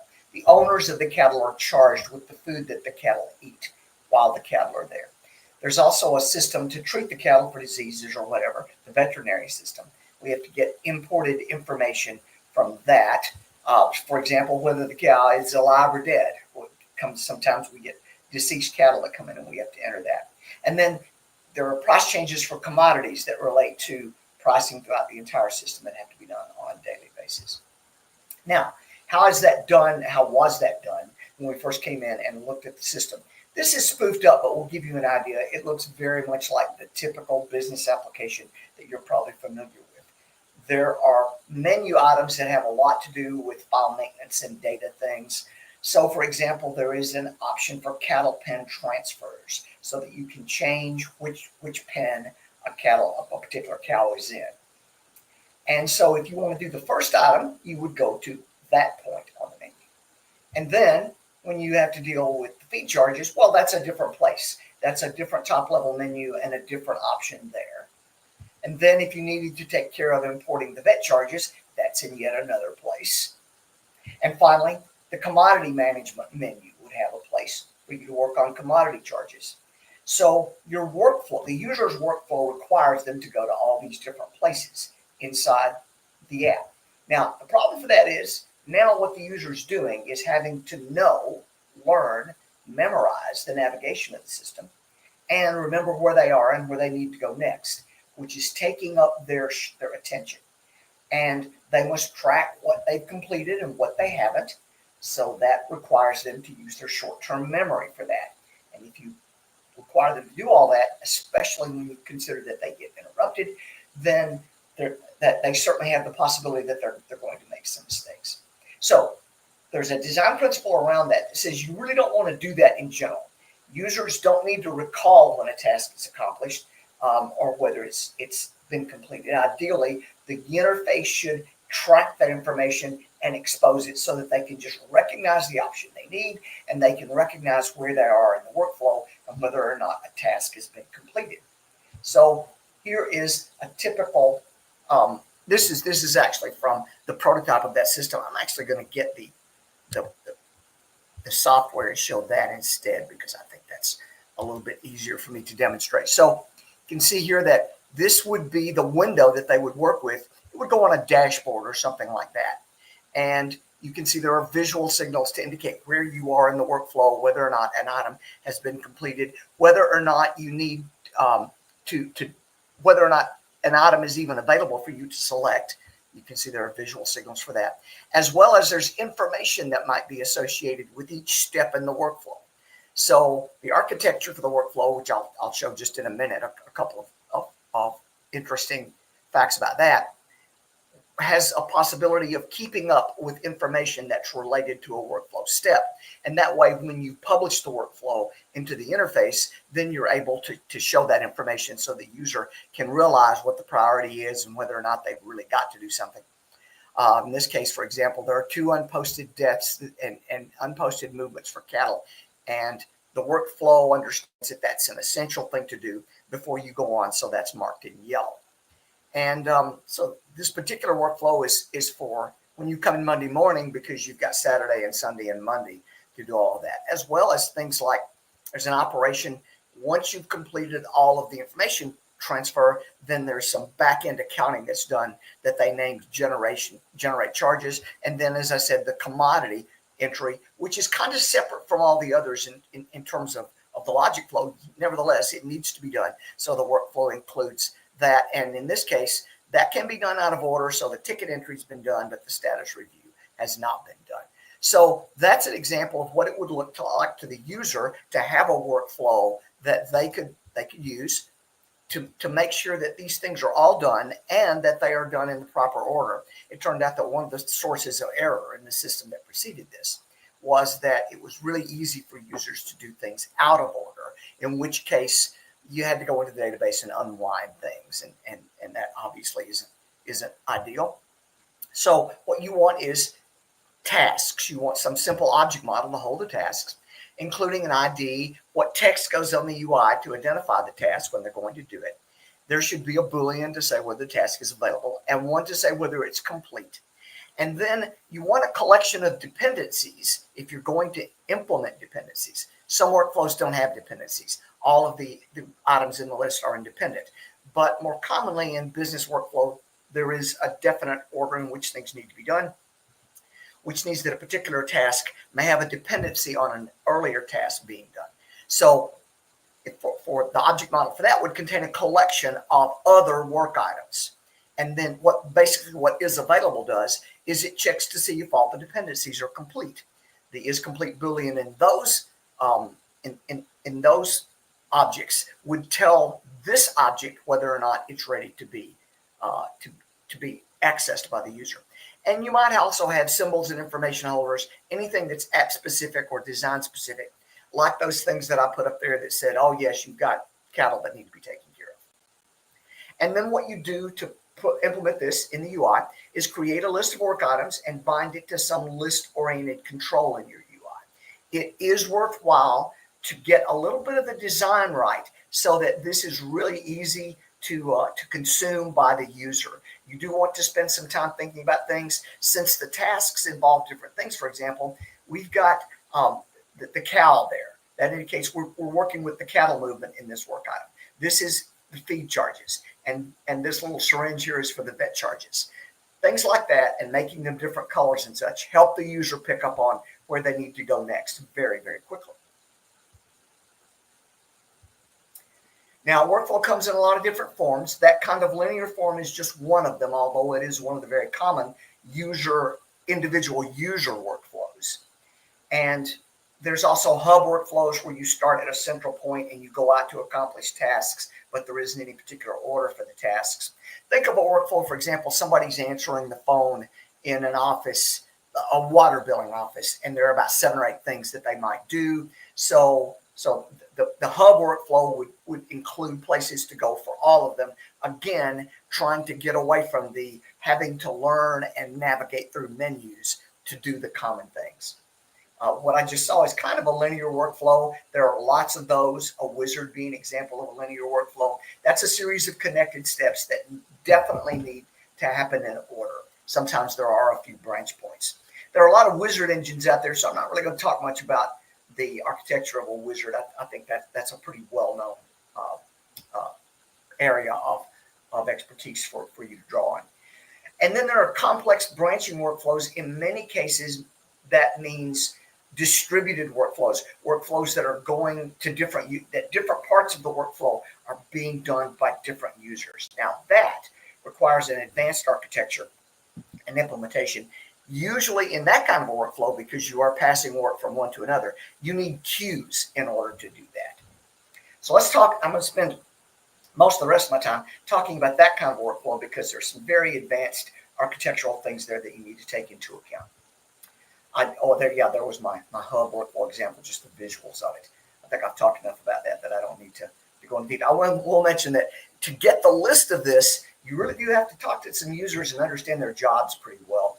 For example, who would know that one of the most common phone calls to come into a water company is a lawyer getting the amount of money that goes on a final property close?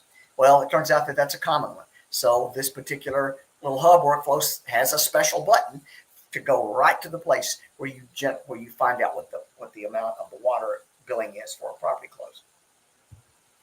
I mentioned linear workflows. The main thing there is visibility. Now, you saw we did kind of a top-down workflow with just a bunch of buttons to do the tasks. The workflow architecture underneath is kind of the same for any more or less linear or minor branching workflow.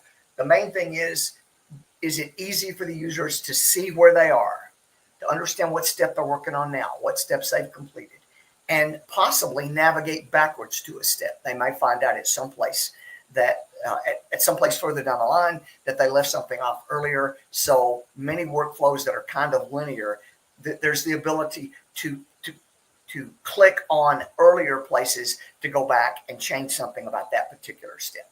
But you want to put some thought into what the design and both the layout and the visual design for those kinds of workflows, so that the user very quickly picks up on where they are and what's been done. You can also set up those kind of workflows if the individual steps in the workflow are very simple. Then you can set it up in a collapsible accordion as an interesting UI, where each step in the workflow, when you click on it, you see that the first one is done, so now we're ready to work on the second. Then there's some UI right in here that lets you generate that export. Maybe that's just a field or two and a button. So you could just do the information for that step of the workflow and then go on to the next one. And this one is set so that you can't go on to this one until this one is done, because you got to do the export before the import, things like that. So that's yet another possibility. Lots of ways of handling workflow from a design perspective, but the architecture for linear workflows behind the scenes looks pretty much the same. But as I said, distributed workflows where the real challenge comes in. Now, companies often do this today in an informal fashion. The workflow is basically held in users' heads and managed with paper or email or some combination there. Let me tell you about a particular case where I actually did a system, a very complex system like this. This was quite a number of years back, but it was a game changer for that company.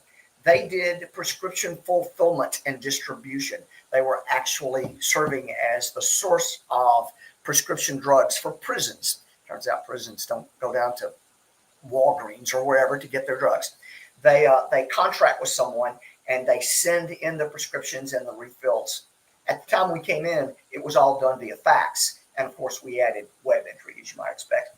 But in this prescription fulfillment and distribution, they had work items on paper, like the faxes that came in. And those pieces of paper were routed by walking to someone's desk. So, for example, the person that took the fax would enter the prescription and mark something about the ID that they entered it under in the file maintenance software. Hand that off to a pharmacist who would then approve the prescription. So basically things were routed around by taking that piece of paper to someone else's desk and putting it on a stack of things that user was supposed to do.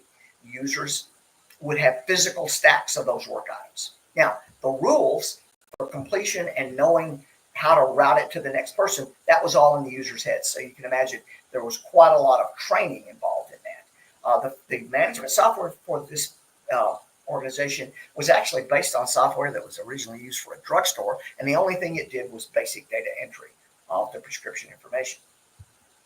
Well, here kind of is what the workflow looked like from a logical standpoint. This is simplified. We ended up with about 40 workstations and queues to do things, but you can see that the basic flow was kind of take orders from the web app. And as I said, faxes also came in when we started, and they kept that for quite a while. And then those orders might be refills or they might be new prescriptions. They go to standard approvals, or they go to be approved as a controlled substance, which might require a special pharmacist approval, or perhaps only some of the pharmacists were allowed to do that. Then there were mixing stations for drugs that had to be mixed up, packaging. If you would need to put some pills in a bottle, go get drugs off the shelf in a blister pack, etc. And then it went out either Federal Express or ground transport. And then there were problems that would come up, such as out of stock, and there was an area, a work area to take care of that. And then there were separate areas for returns if something turned up being wrong, or customer service calls to change something. So that was the general workflow, a simplified version that went through this organization. There were about 200 people involved in this workflow when we first began, to give you an idea of the scale. Now, if you're going to automate something like this, you got to have pretty advanced architecture, because there's a lot going on in people's heads. There's a lot of institutional knowledge of how to do it that's built up over time in the functioning of this business. First, you need to abstract what the core elements are. Now, this is, oddly enough, one of the places I find that workflow architecture often gets it wrong. And let me explain what I mean. We're programmers. We develop software. We write code. We tend to think of things in terms of code. So when a developer walks up to the idea of a workflow, they tend to think of it in code-centric terms. An object for a simple object for maybe work items, but what's important is that we've got a bunch of code to tell the work item where to go and where to go next, etc. No, you want to abstract down. If you're going to create a good architecture, a general architecture, which makes it very easy to change the workflow over time, then you have to get the core elements abstracted down. And those include work items. That's the computer or software analog of the piece of paper that people were routing around. And then there are there will be queues.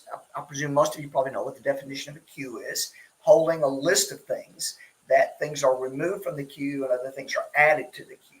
And the queue is held in place until it's time for someone to work on one of the work items in the queue. So the queues hold work items and replace those paper stacks in the manual process I talked about. And then there have to be rules that tell how the work items move from queue to queue.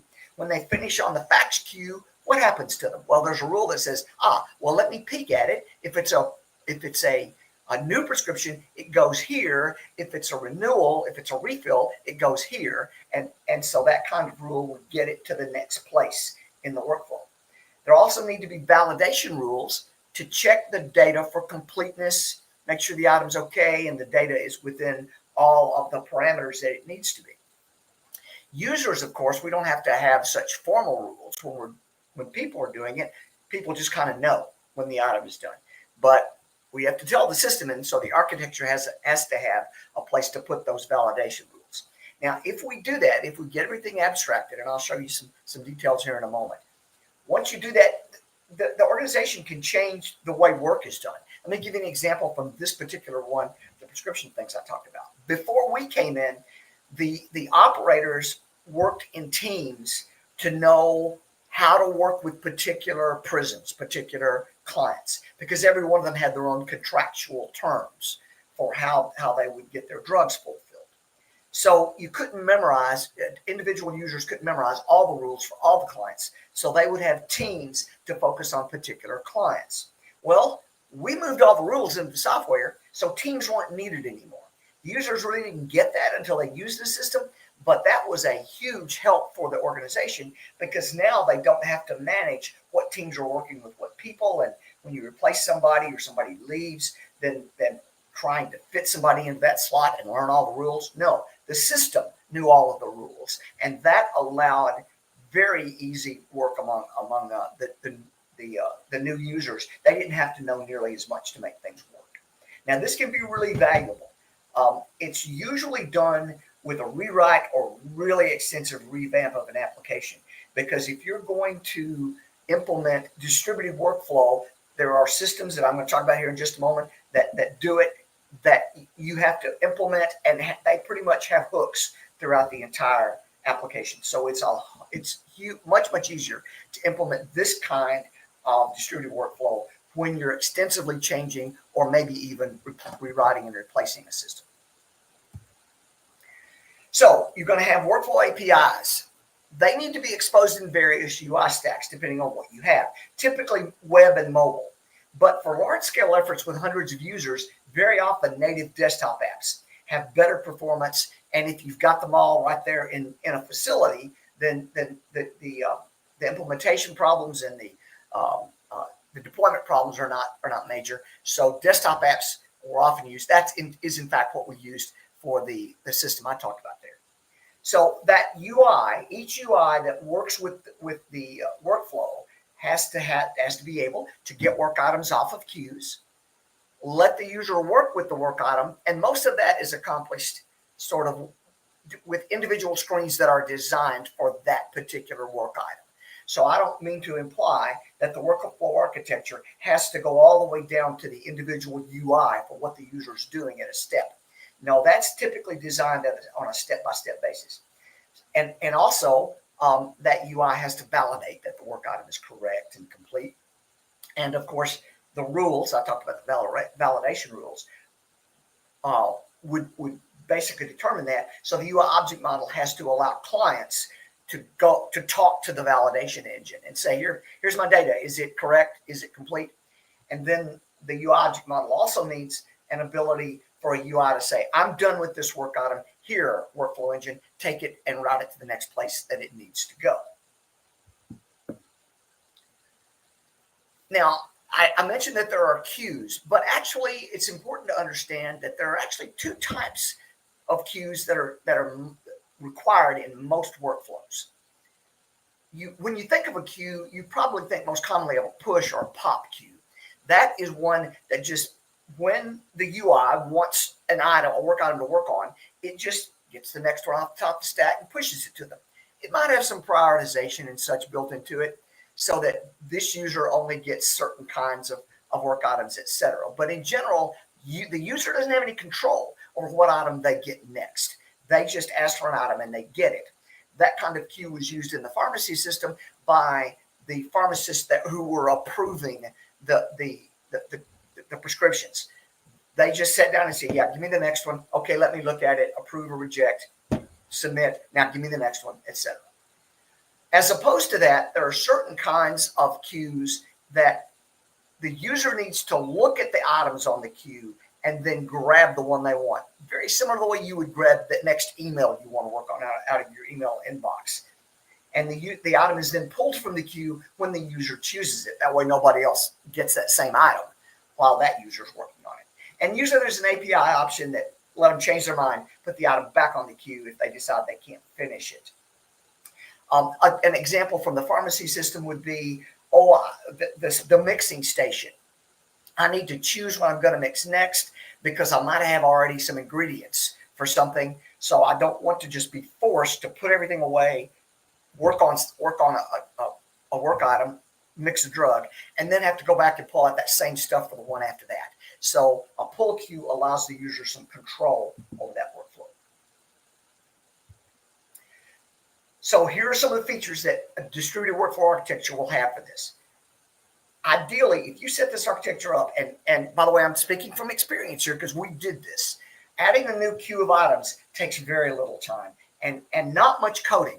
A little bit of routing coding typically is all that's really needed for a new queue of items. We used to implement a new queue of things in a couple of hours, typically an afternoon at the most. So now the business has the capability to completely change how the workflow is done and dynamically adapt as loads change and different things happen within their industry.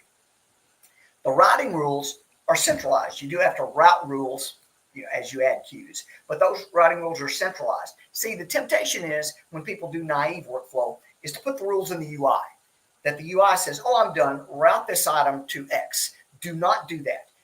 That's repetitious code, number one. It turns out to be hard to change and manage the workflow because now you might miss the places that say under these conditions, this needs to go here. There might be 3 different UIs where that code is, and you would have to remember to change all 3. So don't do that. Make the routing rules centralized. The validation rules ideally should be centralized too. I'm not quite as insistent on that because there are certain validation rules that it really is kind of hard. They're so specialized that you kind of have to put them in code somewhere and have the UI call that code. But in general, that should be your last resort, not your first resort. Instead, you should have a validation engine that in many cases would make validation rules declarative. That validation engine should say, this attribute is required. And the UI sees that and goes, oh, well, I'm going to make it required in the UI. But if the UI doesn't implement that, it just basically marks it as required in the UI. And then when it calls the general, let's validate all the data, then the validation engine returns the thing that said, yeah, that field was required and they didn't fill it in. So you want your validation rules ideally to be centralized. That allows them to be run from multiple UIs, which is really, really helpful. And it also allows you to run them from the server, actually, for certain processing things. If you change some work items in some automated fashion, the validation engine could tell you whether or not you got everything right. Now, you do need an exception queue. That is for the situation where the routing fails. And so the last resort is to put the work item on an exception queue. This is another place where architects tend to get lazy and developers tend to get lazy because it's not something that should be used on a continual basis. It's primarily a debugging tool. And when a routing problem is occurring, that something about the routing rules or the logic is going wrong or the validation rules is going wrong, then the system attempts to route and then fails and puts it on the exception queue for a human being to take off the exception queue and figure out what the problem is. But in routine operation, that exception queue should not be receiving any items. Our exception queue pretty much stopped getting anything after the first 2 weeks of operation. In the first 2 weeks of operation, the exception queue was building things up where there were minor edge cases in the routing rules that nobody had thought of. We would take it off the exception queue, see what's wrong, tweak the rules, and then those items wouldn't go to the exception queue anymore. Now, you do want to include some monitoring of queues. That means that your API should have the ability to ask for queues, a set of queues, find out how many items are on each queue. This turned out to be extraordinarily popular. They put up big screen televisions in the work areas so that they could see for the queues in that work area what's the load right now. For managers, that's just invaluable. Managers don't need to be going around asking people, hey, are you overloaded or whatever. They can look at something like this and say, oh yeah, the fax entry is getting a little heavy, and so is the final check. Maybe I need to assign somebody, another of my pool, over to work on that particular queue so that it doesn't get too backed up. Now, there are various underlying technologies, and you as an architect are going to have to be able to choose. So you need to become familiar with what those technologies are going to be. MSMQ, Microsoft Message Queue, is a simple example of a queue engine, but it really is only suitable for very simple workflows where you never change things, you never go in and scan. You can't really do a pull queue. with MSNQ, for example. So you probably, when I first tried that architecture for that pharmacy app, I tried MSNQ as the backend, and it simply didn't do everything we needed to do. But fortunately, if you've developed the API, and the developers already started using the API to write some of the rest of the system, well, all of the workflow and queue operations were facaded away, so that when I changed from MSNQ to SQL Server, the developers didn't have to change a single line of code. I was able to change out to SQL Server. Now, I did have to do a lot of work there. Back then, it didn't have queue types, and I had to write stored procedures. But now it's a little bit easier to do it in SQL Server. And of course, there are commercial queue implementations, often based in the cloud. Now, you will need a remote event engine. You need to know when when something goes on a queue, goes off a queue, etc., especially when you're distributed. So you need something like SignalR or Azure Message Bus to pass those basically remote events around to the various places that need them. Now, if you're doing something pretty simple, you can get away with having clients poll the queue, have something in the API to allow that. For low volume workflows, that's marginally acceptable. For anything particularly sophisticated and high volume, you really want to go ahead and get that remote engine. A few of the important classes you'll have to implement. There's a manager that instantiates queues and lets you work with multiple queues for certain things. A queue controller to put items on and off the queues and accept items for routing. And queue receiver is the base class for push queue receiver and pull queue receiver and things like that. How much time have I got left? Simon, are you there? You have about, I would say, I think you have about, I messed up my calendar. You have 9 minutes. You have 9 minutes. Okay, good. Yeah. And I'll slow down a little bit. I was afraid I only had about 5 left. All right, so let's then take a look at my original demo implementation, basically my proof of concept when I wrote that system there. So you can see in Solution Explorer that I've got, there's my namespace.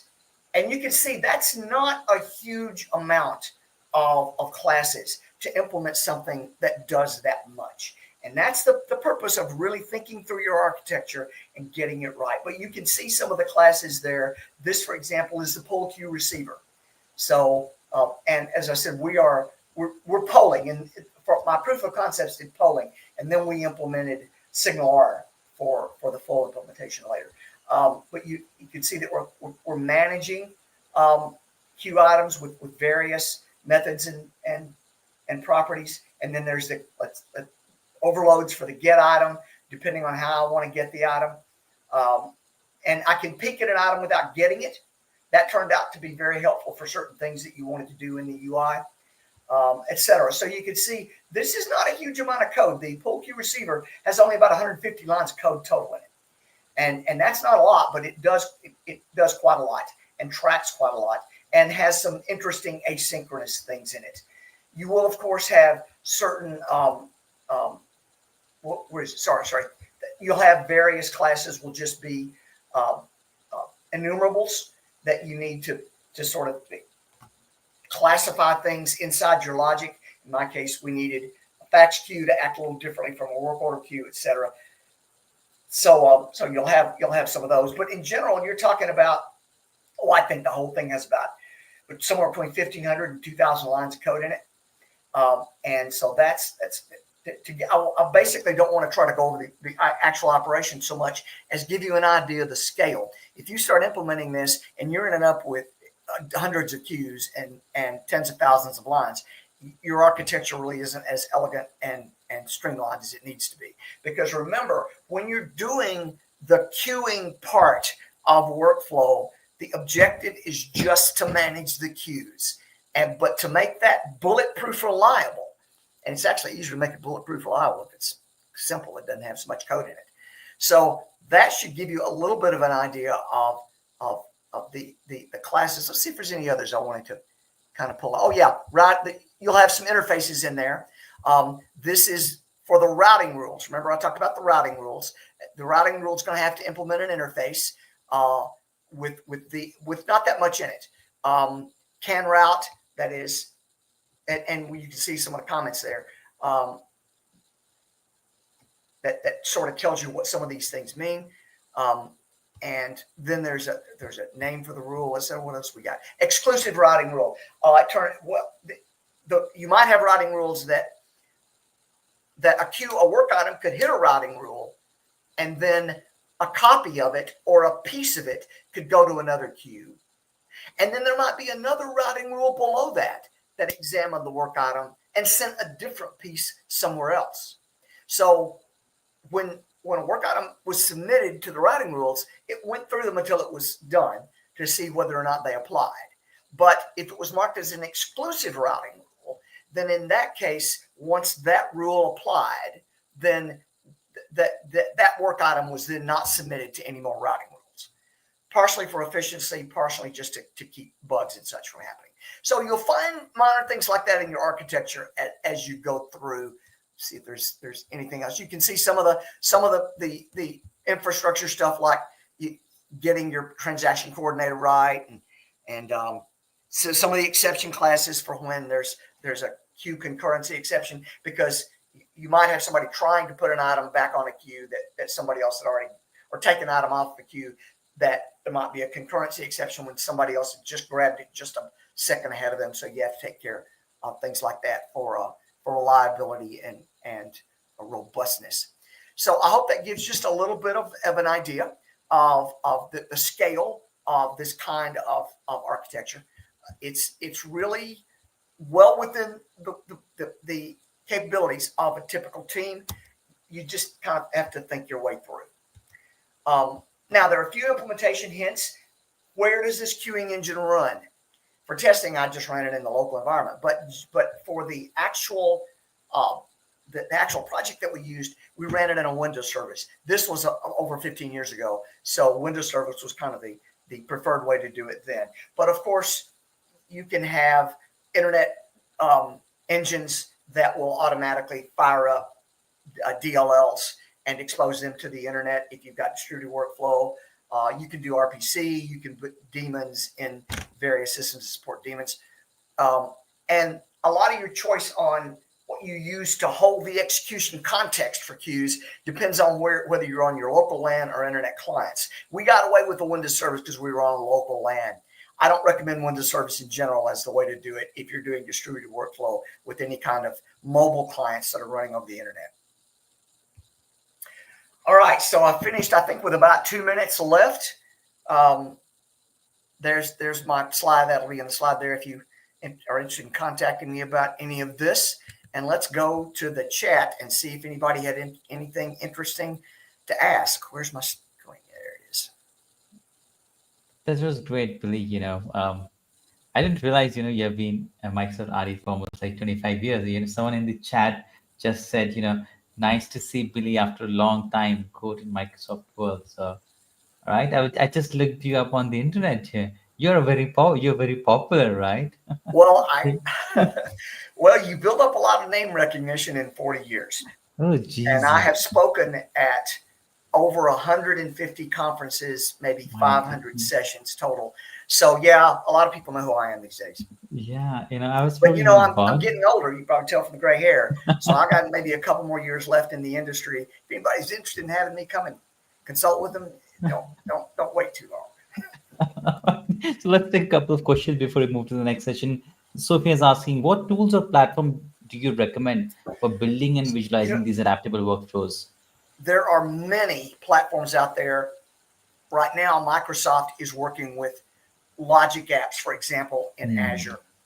And there was BizTalk back when, and then there are commercial workflow offerings. You can look at them and you can evaluate them. The problem I tend to see is that they try to do too much, and they're too complicated. They take too long to integrate your system into them. Plus, you're taking on a dependency for them. None of them are so good that I recommend them.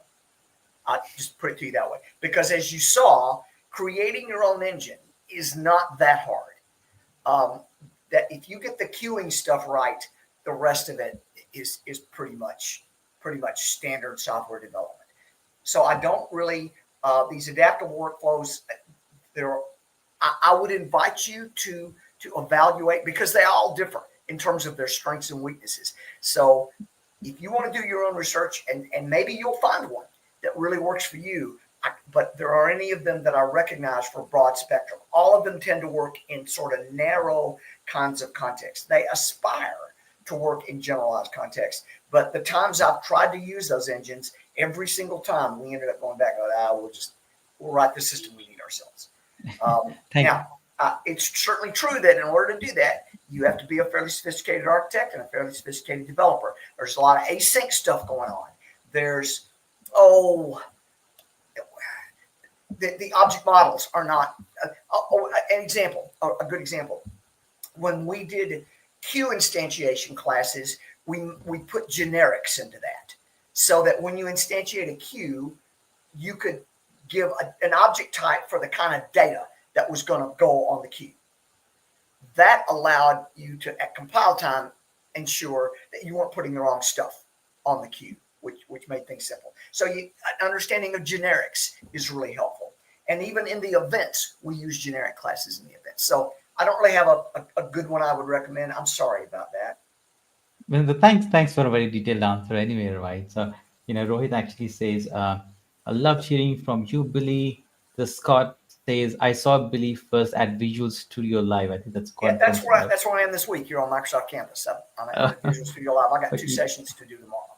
All right, we'll take one more and then we'll let you guys know. You're very busy. There's a question from Hemant is asking, how do you balance creating a highly adaptable workflow engine with the need to maintain performance and simplicity? Yes, that's a great question. Okay, let's kind of go through some of the basics. First of all, the simplicity comes out of doing a good architecture that targets the fundamentals of a workflow, that there are work items, there are queues, there are rules. If you centralize the rules, you're going to get some simplicity and maintainability right out of the box. Now, most of your performance comes in by getting the queuing engine right. So I'm not a SQL Server guy in general, but I did write the stored procedures to make my distributed workflow work, and it did work. It just didn't have particularly good performance.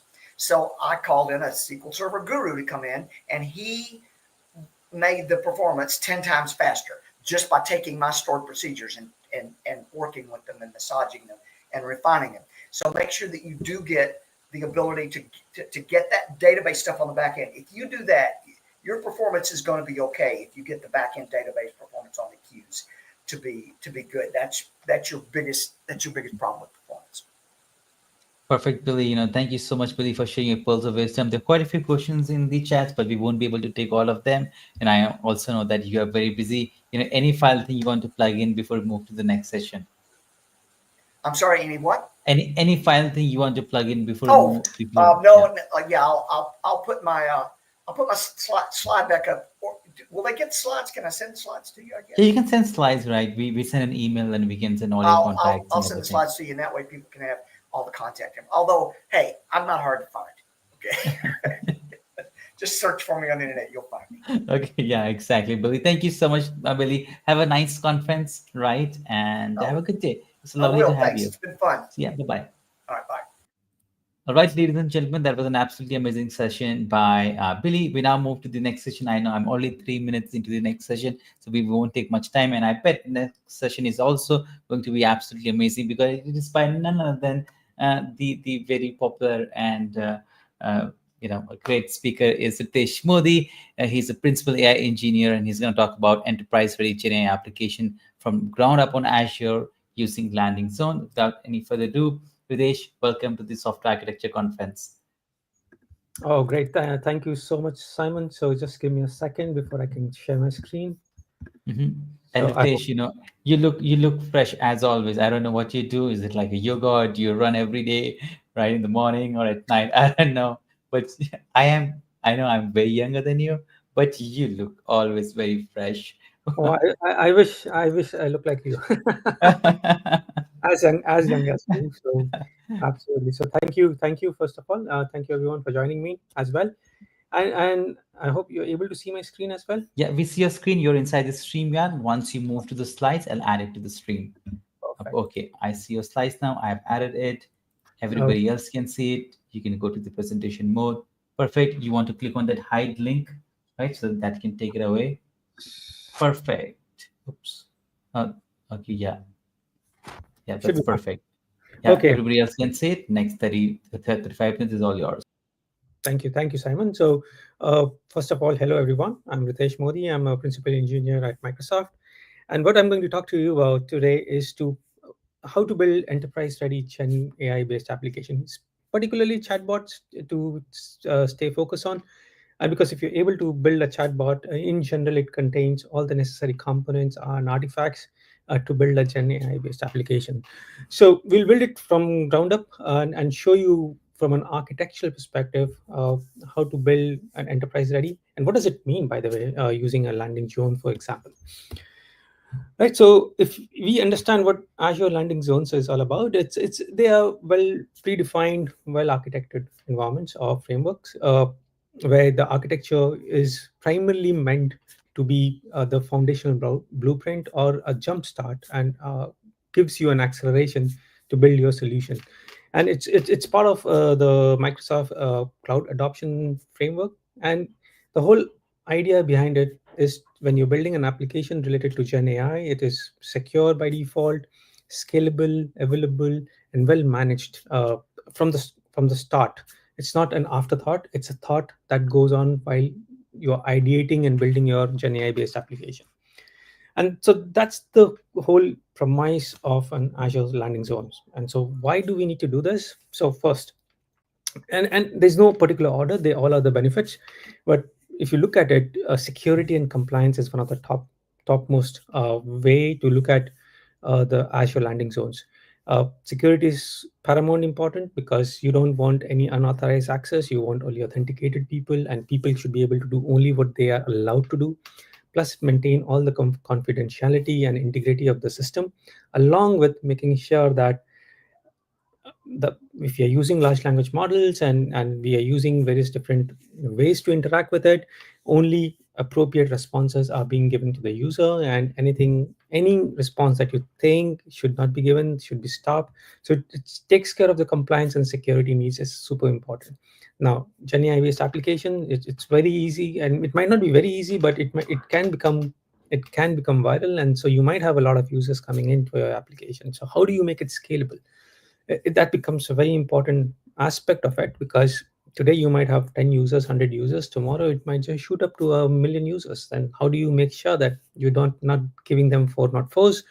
You're not returning them back without a response and things like that.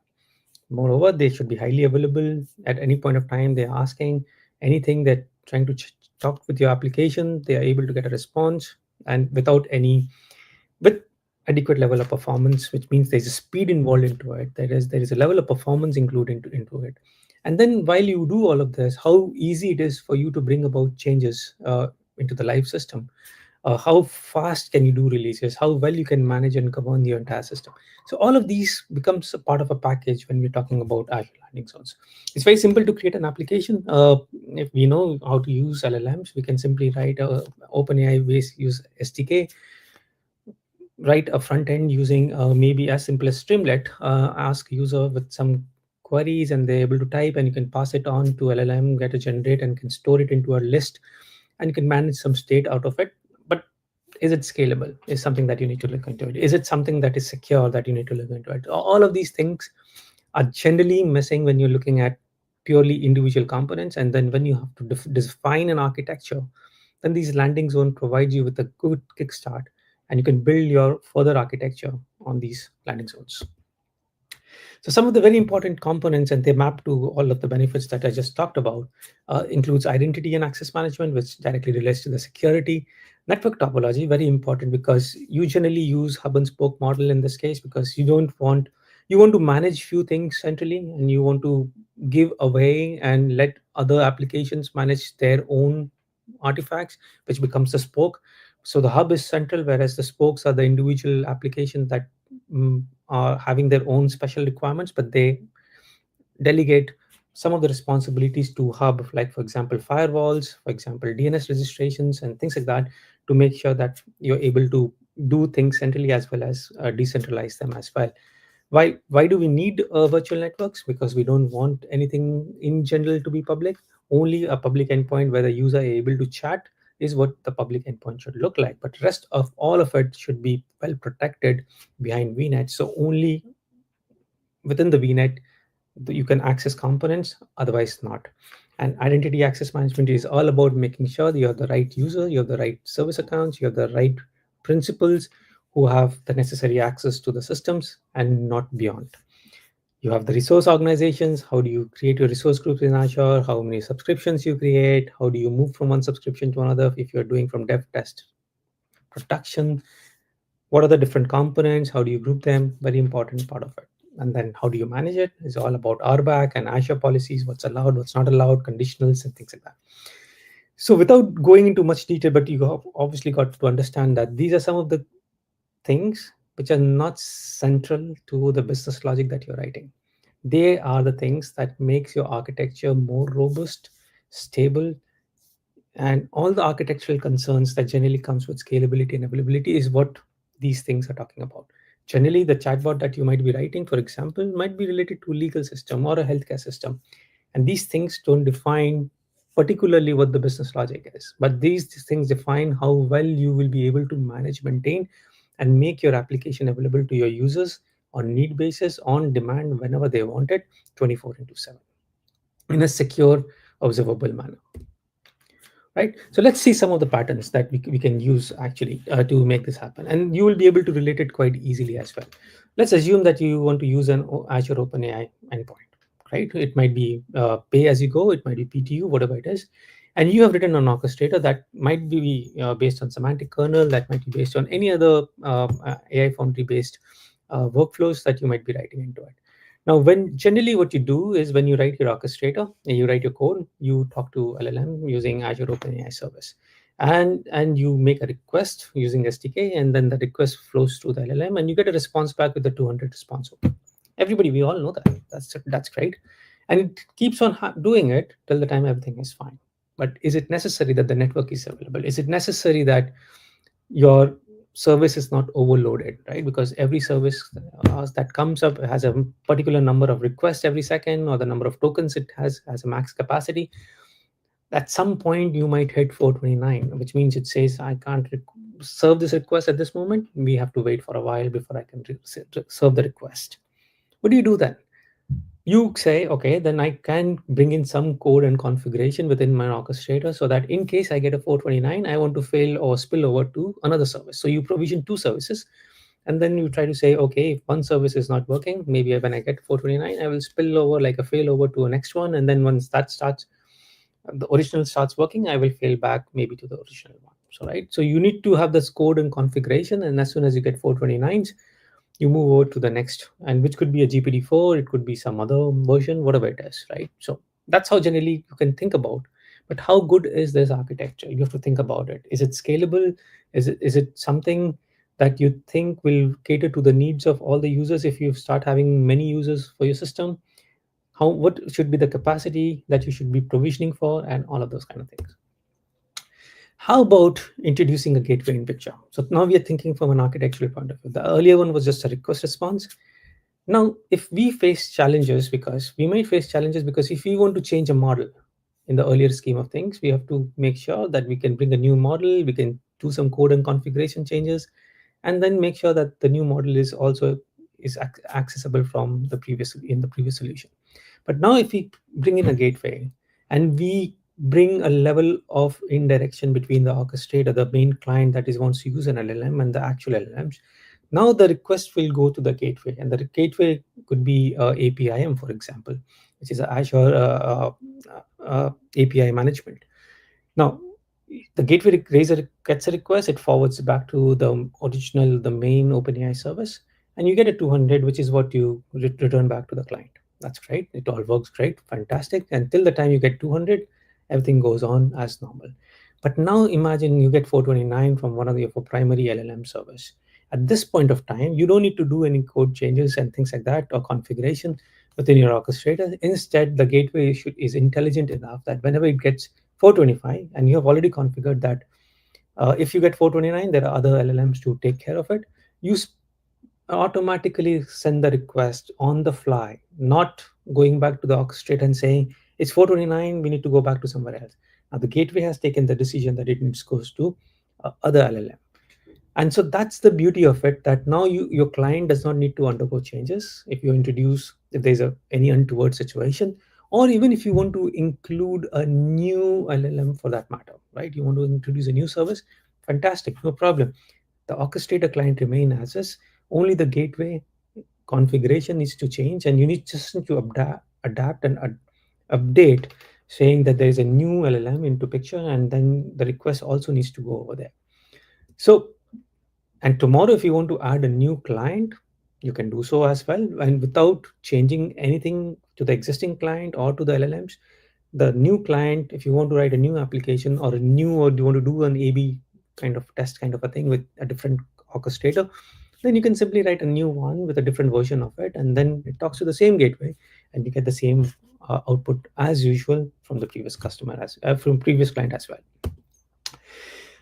So this is something that we can easily think about when we think from an architecture point of view. Should we just go with a simple one, or should we have the right architectural components when we are building a GenAI based application? So now gateway with a gateway, things become much easier for us to manage and maintain, at the same time ensure that if there is a downtime in any of the services, it can spill over and fail back or fail over to the next service available, to make sure that our customers never goes without a response, a valid response, right?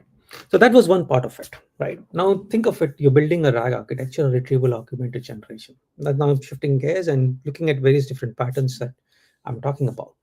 Generally, what happens within a RAG application when you're building a GenAI based application, and a chatbot can be a RAG application as well, because you might upload a PDF file and then you're chatting with your PDF.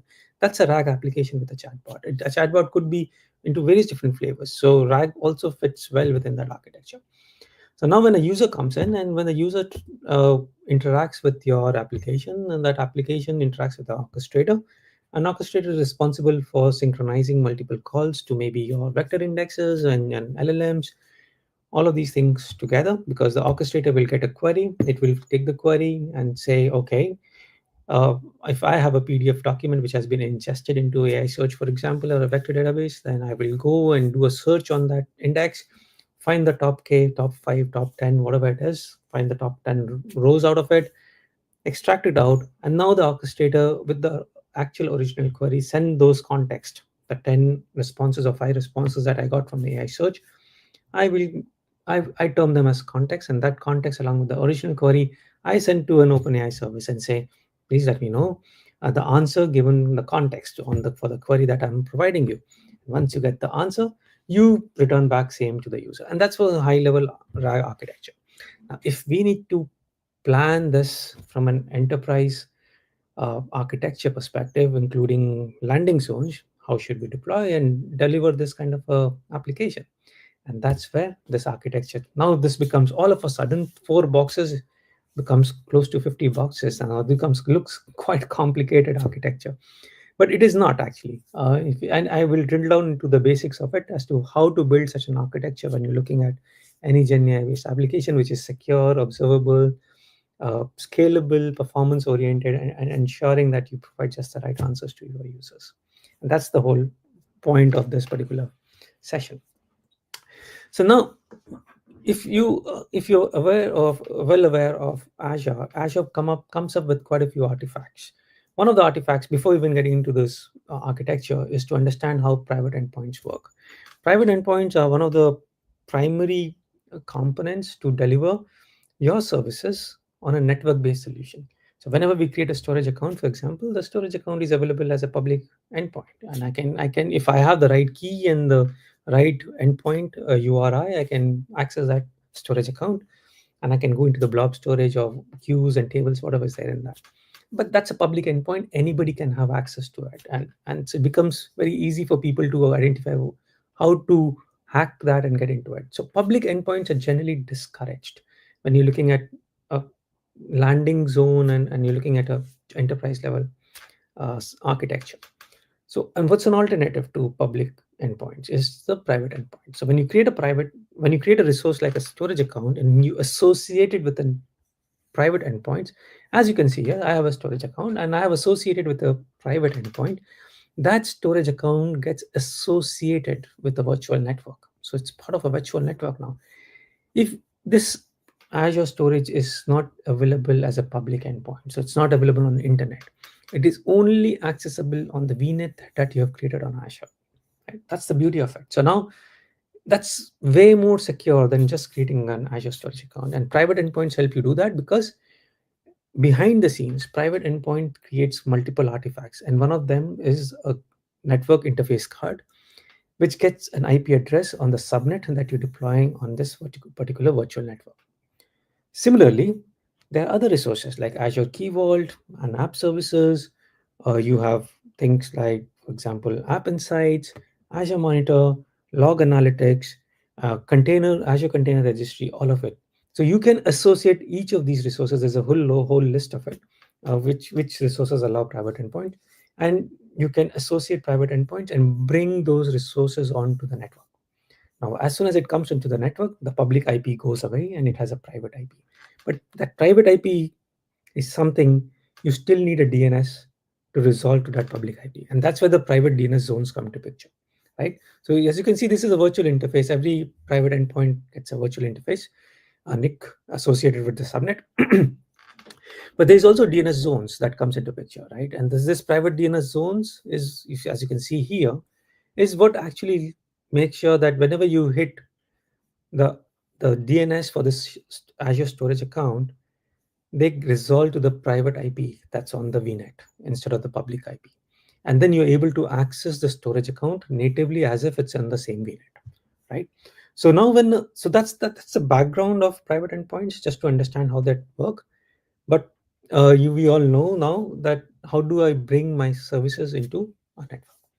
So now when we are building a solution using GenAI, generally we need to deploy and we need to do experimentation and evaluation. That's quite a few things that we need to do.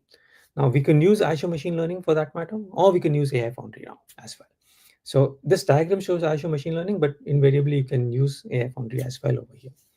Now when we look at Azure AI Foundry, it is based on, or Azure Machine Learning, it is based on few services like Azure Storage, Azure Container Registry. Again, they are all part of the private endpoints. Plus, obviously, we need Azure OpenAI and an AI search if you're building a RAG-based chatbot. So we need these two, as you saw in the previous, that we need both search and LLMs. So they can also be associated with private endpoints. So they all are now part of the network. So we can have a compute cluster, for example, which has a fast API-based endpoint.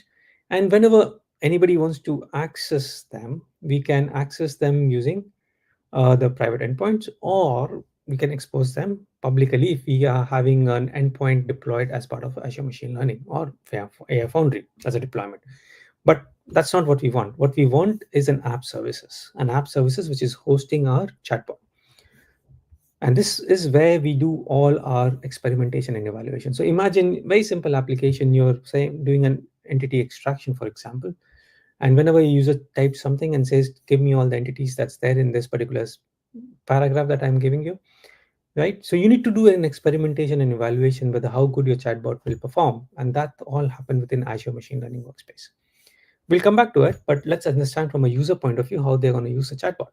So when a user comes to a chatbot, which has a UI, and that UI itself is front-ended by something called an Azure Application Gateway. So it hits the application gateway. That's again part of the VNet. And then when it comes to the VNet, it knows that it needs to go to an app service because that's where you have deployed your chatbot. All your Angular, React, whatever it is, that's where you have deployed it. Now, there are multiple instances of app service running over here, like in zone 1, zone 2, zone 3, so that even if one goes down, you have another zone to take care of it. That brings a high level of availability and into your system, plus performance into system, that if you want to have multiple instances in same zone, you could do so as well. Plus, what you could do is to ensure that you can serve multiple requests at the same time. So multiple things have been taken care of over here. It uses something called managed identity so that which is a similar concept as a service principal, but it is managed by Azure instead of you managing it. So there could be a system-defined managed ID or a user-defined managed ID. In any case, it does not need a secret, and you can simply provide a managed ID, and the managed ID will be able to access Azure resources, provided you've given them the right role-based access authorization to it. So now when a user hits the application gateway, it hits the endpoint that it gets resolved to the DNS, and from the DNS it goes to the private IP. The private IP is nothing but the NIC that private endpoint created, and that understands that that has to go to the app services. So once that comes to the app services, right? So the user hits the application gateway, comes to the endpoint, hits the app service. So all in a very secure manner. You can put rules over here in the application gateway, and it's a web application firewall. It can do things like HTTPS termination, or it can do things like manage your sessions, and various different security bits related to the web part of your application. And now once the request hits the app services, it knows that it needs to talk to other services, including Azure AI Search, including LLMs. You might be retrieving secrets from Key Vault. You might be storing data into Azure Storage. It needs to hit its virtual interface, and it will then go to Azure Machine Learning private endpoint in this case. Or it could go to any other private endpoint if you have a fast API-based deployment. Or it could be a machine learning endpoint, and that endpoint then eventually goes to an online endpoint, which is what I was talking about. An online endpoint is nothing but a fast-based API-based inference server, for example, and that will go to your compute cluster, which is having your actual logic where you want to execute it, and that will eventually go to your Azure AI Search, eventually to OpenAI, all through private endpoints. At any point of time, nothing has been exposed to public or on internet. Everything is completely secure and by default. The only endpoint you have which is public is this endpoint where you enter through a chatbot through your Azure application gateway. Rest, nothing is visible to anybody else. So once you are done with your OpenAI, you get back the response. You get back the response in the same way to the user. Now you can have various other artifacts like application insights and Azure Monitor from observability point of view.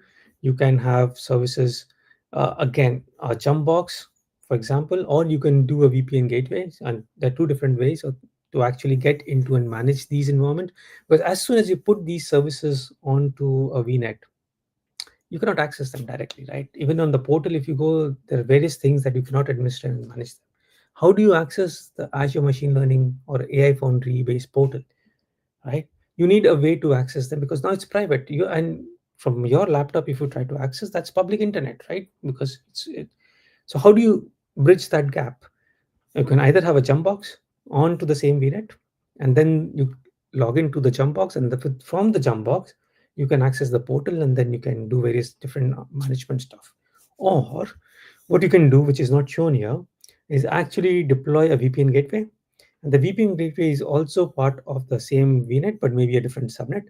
And that VPN gateway is what you can do a VPN, like a site-to-site VPN or a point-to-site VPN, and then log into your system seamlessly from your laptop and manage or maintain your entire environment. So this is how generally you would look into the overall architecture when you are building your enterprise-ready solution and I would say GenAI for sure, but even if you're not building GenAI, but this is something you should look into it. Anything to do with AI-based solution actually needs to go through this. And this is just I've broken down into smaller bits so that you understand that this is the user. This is how the UI part of it and the user interaction with the web application bit of it. And as you can see here, we have shown this flow. This is where the UI is hosted in these app services. And app services could be a function app. It could be an app service, a managed app service. And you can deploy Docker images instead of deploying directly onto the app service. And that Docker images can come from Azure Container Registry, and that Azure Container Registry can still be part of the same VNet. So all of these things, you can bring it together. And then when you come to this part of it, you can see that this is where your actual inference happening. So this is the backend piece of it, and this is the front end piece of it. So you can, and the backend is responsible for executing your logic, manage your state, manage your memories, do RAG bit of it using both AI search and OpenAI, and give back response back to the user. So this, you can learn more about it. There are some Terraform bicep code also available to build such an environment. So you can navigate to this URI where you can also find the same architecture and the code necessary needed to actually build such an environment.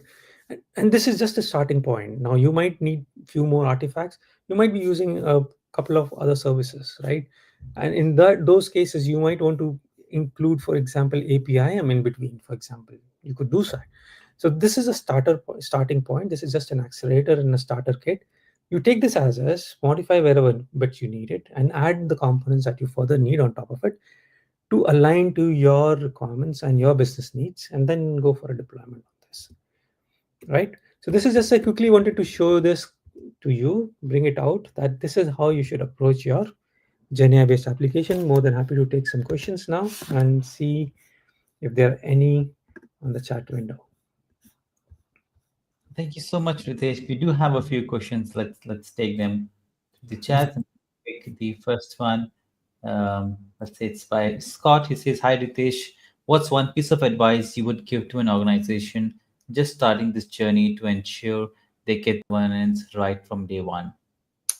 Governance is one of the, after security, I generally put governance as one of the topmost priority within any GenAI based application. Why? Because GenAI based applications are using LLMs, and LLMs based responses can be unpredictable at times.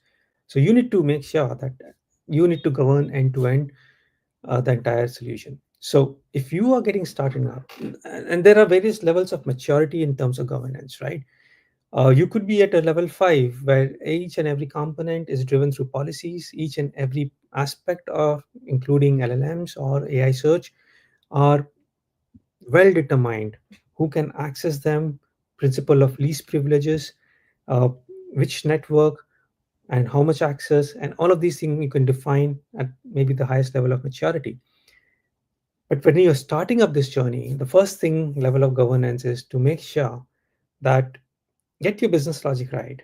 And when you're deploying this, at least deploy this onto private VNets using private endpoints, and ensure that the level surface attack level of your system is well defined. You know where the threads are, and make sure you have adequate policies both from a network and security point of view at, is governed well. Moreover, observability is something that you have to look into it at day one, because security and observability goes hand in hand. Something which you cannot observe, you won't know how to improve that over time. So security, observability, and network-driven deployments is something that you should be looking into it if you're starting with this journey. Eventually make it more robust as you go forward in your levels of maturity. So that would be my recommendation. Oh, that's a very good answer. Thank you for that. We'll take one from Sophia. It is, how does the architecture support human in the loop workflow for validating or correcting AI outputs before they're delivered to the end users? This is an amazing question. So generally, if you look at the architecture, that showed you a linear way of request response. So you had a request, and it went through various different components, and you had a response. Now, generally, you would put guardrails in when you have responses, and those guardrails define what is allowed and what is not allowed. So in general, because it's very difficult if you have a real live system in place where you want your users to get the responses immediately, you need to put adequate guardrails, and that could be from biasness, racism, whatever it is, right? Things point of view, making sure you just have the right responses in place, and anything which is you deem incorrect is eliminated or filtered out. Now, human in the loop is very interesting because human in the loop can make things very dynamic. It could be on a need basis, or it could be part of your workflow in general, right? And so if it's part of your workflow, that if you're having agents, for example, and the agents have generated something, and you need an approval, for example, to execute if it's generating code, right? That could be part of your workflow. Then in general, you would like to provide that input on your chatbot, for example, and manage a state that this is what has happened till now, and this is what is expected from a user. And based on that state, you would pass on that complete state along with the user feedback to the chatbot, and the chatbot to the backend, and then the backend will process accordingly and then give back a response in that format. So basically, it's a combination of how you treat your LLM, how you manage the responses and the request, the sessions, and the history along with the memory will determine how this thing will work out over here. Obviously, there might be an impact in terms of performance, but if it's an important and critical factor, human in the loop, then that's how you would implement it. Perfect. Let's do one final question before we move to the next session, and it's by Singh. He's asking, how do you manage prompt engineering in this architecture to ensure consistency and prevent prompt injection attacks across different application teams? So yeah, prompt engineering, or maybe you can also say context engineering, is quite important over here. And that's an experimentation and evaluation bit. So that's a part of the inner loop. So what I showed you was an outer loop, right? The inference way of doing things when you actually are trying to deploy. Before deploy, there is an experimentation and evaluation part of it, where you bring in your prompt, you do prompt engineering, what prompts works the best, what does not work, and based on the responses, you will evaluate to find out how well your prompts are working. So you will do experimentation evaluation, and you will bring in the right level of uh, guardrails even in your prompts to make sure that people are not able to inject anything into it, and your prompts are not breakable in that case, or there's no injections possible. So that becomes part of the inner loop. What I showed you was an outer loop. So inner loop and outer loop will go hand in hand. Every time you want to deploy something, there's a change in data, there's a change in the business logic, you would like to do your inner loop, where is experimentation evaluation. Once you're satisfied with it, then as part of your deployment, then the prompts and all will go deployed as part of the outer loop. Oh, we can't hear you, Simon. I was just checking if you can read my lips, but I'm sorry, you I like that. it's okay. And it's an old joke I picked up during the pandemic, right? That's when we started to do this virtual event. So Ritesh, it is always very good to host you, and all the pearls of wisdom that you share. Any final thing you want to add before we move to the next session? No, just want to add, this is a very evolving space. Keep a track of it, because every day we have a new LLM, we have a new way of doing things, new agent frameworks, and a new way of interacting within agents, multi-agent, automatic agent, auto agents, and autonomous agents. So keep a track of this area and try to always create secure, observable solutions for your customers so that you are in a good space. Well, Ritesh, thank you so much. I know it is evening at your place, so I'll let you enjoy your evening. Have a nice dinner, and let's stay in touch and see you soon. I hope everybody enjoyed the session, Yeah. and I hope to see you again soon. Yeah. All right. Thank you. See you. Bye-bye. Everyone. All right, ladies and gentlemen, that was Ritesh Modi for you. And now we move to the next session. We have about 2 minutes. Just let's take a couple of minutes of commercial break, and then we will go to the next session of the day.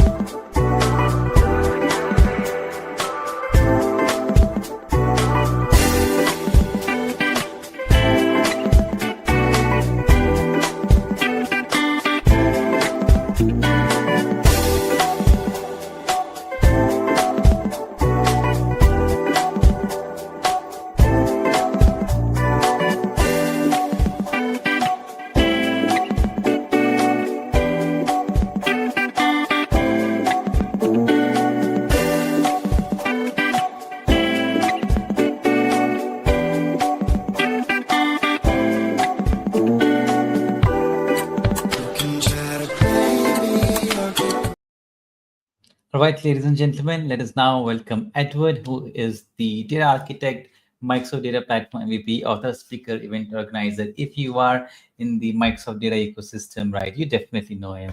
I don't need to introduce him. And today he's going to talk about data security on an ever-changing data platform. Hi, Edward, and welcome to the conference once again. Hi, thanks for having me. Yeah, it's so good to see you. Right? Is that a Pokemon that you have? The Oh thing over yeah, there? there's all sorts of Minecraft, Pokemon, Legos. It's treasure trove of things that are not actually any of my passwords, I promise. But it's mostly a distraction and it's fun. I went to other backgrounds and the real background's more fun, to be honest. All right, Edward, we're really excited and we're looking forward for your session. Please feel free to go ahead and share your screen and then we can get started. Sure thing. Let's do that now. Share screen. And entire screen. And can you see things?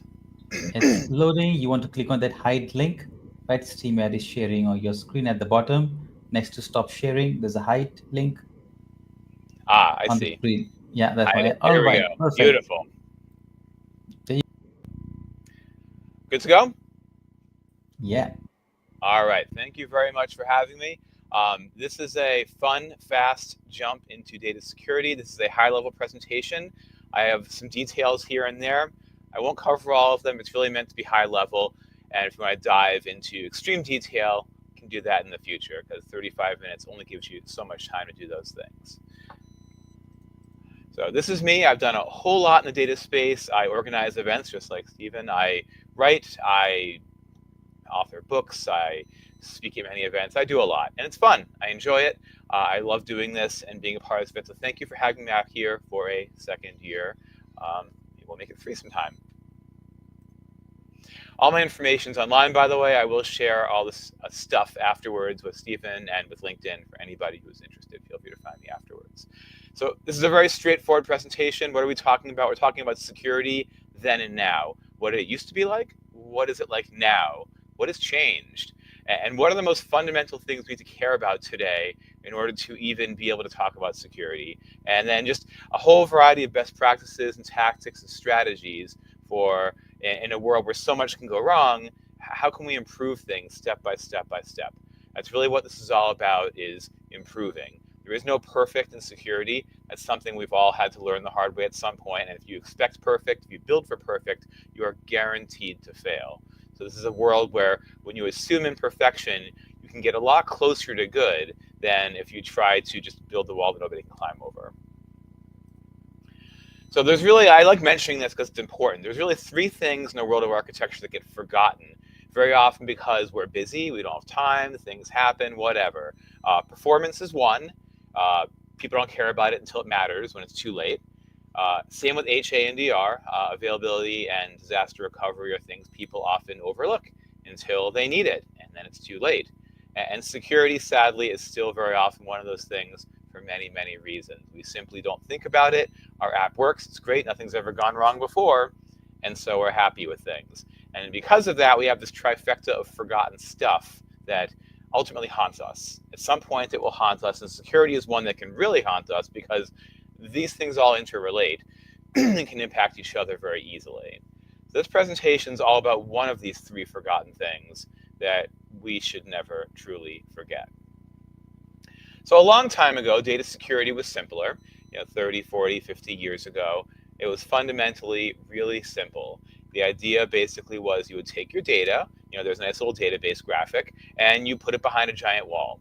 And the more important the data was, the bigger the wall was, and you were done. And that was it. That's all you had to do, was have some really great firewalls, some powerful routers, good passwords, whatever, and then everything was great, right? And you were done. And that really was how it worked. And if it wasn't good enough, you just make it a little stronger. You put some padlocks on or add a security guard or something, all metaphorical, of course. But the real basic idea was, for many, many years, making your data secure. It meant putting all of the guardrails around it to ensure that only the right people can get in. And it was a very simple strategy. It was an effective strategy, but then things changed. A lot of things changed, and this doesn't work anymore. Security today is more like this. It's more like Swiss cheese. It's more like layer after layer of problems.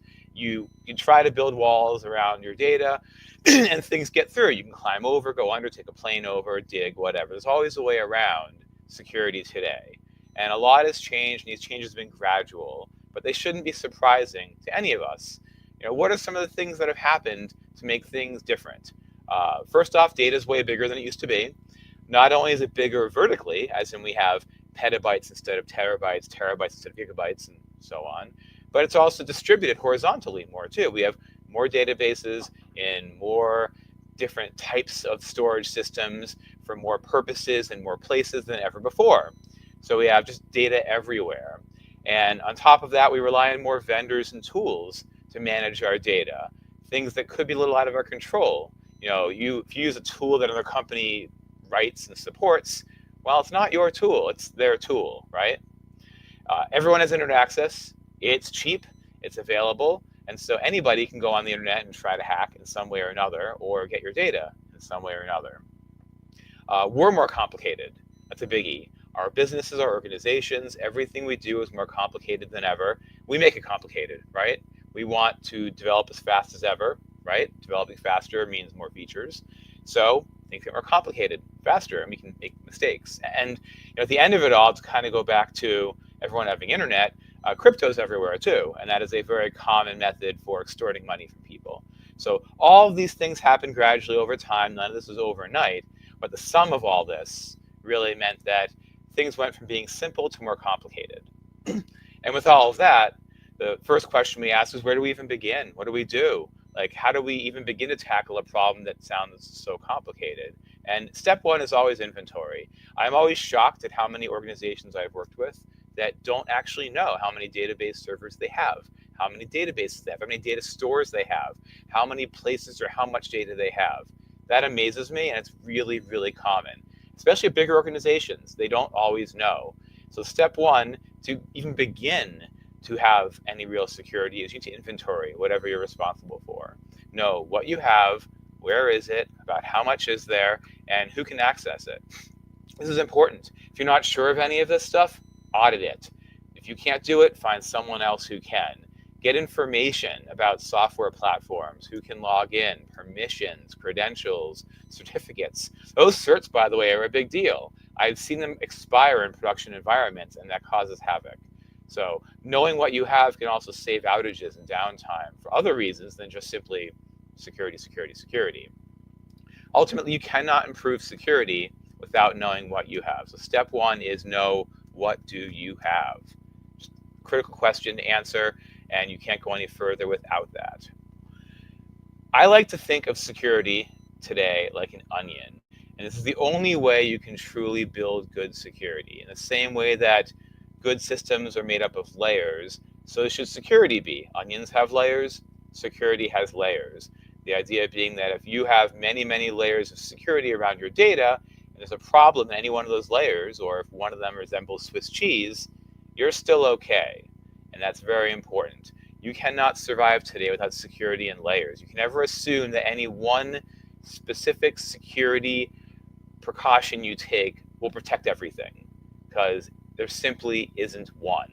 No matter how good you think you are, like, we aren't even on the internet. It's all sitting in a data center over there. It's private. Like, people have to walk in and walk out. Well, people are the weakness. There's always a way. And so layers are key. And the first of those layers are often the simplest. And these are really critical.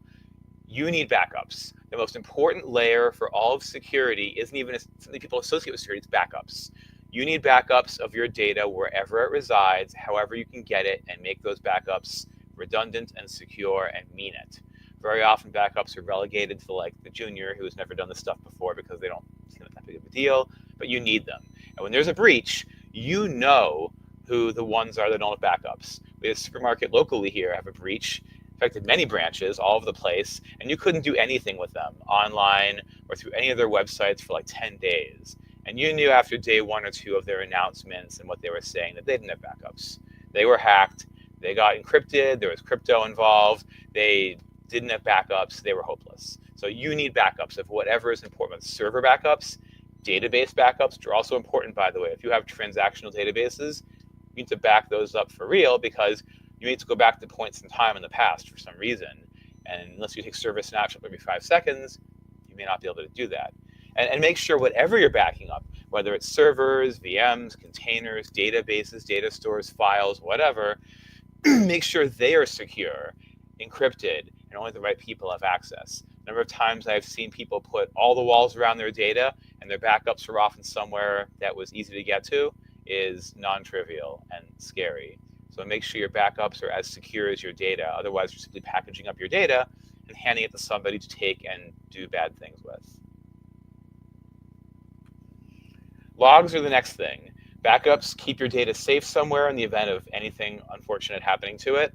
Logs are what tell you what happens. They're your history, they're your paper trail, they're your receipts for everybody to know what is going on, and you need them. Logging is not expensive, it is not resource intensive, it will not break the bank, but it's critical for whatever servers you have, for whatever hosts you have, whatever software you use to maintain your data, you need logs. And then once you have those logs, you should not be going through them yourself every day because they're going to be big. What you need are processes that are built that go through those logs, check them for weird things, and then alert when weird things are found. So whether it's failed logins or intrusions or unexpected queries or processes, that's what these are all for. So keep logs on everything. Don't be afraid to keep logs. You don't have to keep them forever necessarily. You may want to, but keep them for a long time. It's the sort of data that can be heavily compressed, stored somewhere convenient. You have to spend a lot of money on it, but you need this. This is your observability. You can't know what you have and what's going on if you don't have logs. It's very simple. I see a question here about SQL Server takes too much space using logs. The management of it is either you can truncate and clean up the logs directly in your database server, whether it's SQL Server or a different server, or if you don't want to do it there, ship all the logs off somewhere else to a different tool. There are many tools people use to manage logs like Kibana or Logstash, things like that, where you can dump all that log data and then analyze it later.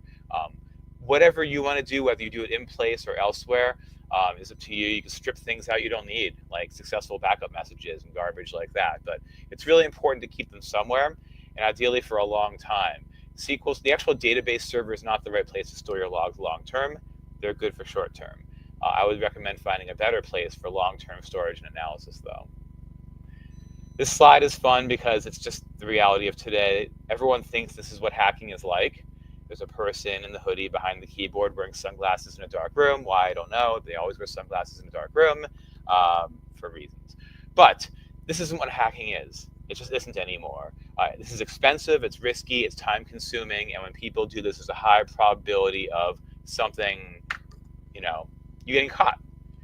This is easy though, right? This is so easy. You can just spam off messages to people, convince them to click on a link and do something they shouldn't do, call the support center, tell them that you're the boss and they have to give you their password immediately, blah, blah, blah, blah, blah.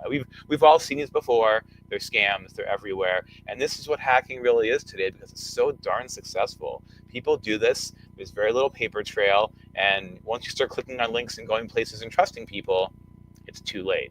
So this is what hacking really is like today. A lot of it. And because of that, that makes the weakest link us, you, me, people, humans. We're the weakest link because we can fall for it. Anybody can fall for it. I've seen really smart people get tricked by the link from the bank or whatever that wasn't really a link from the bank.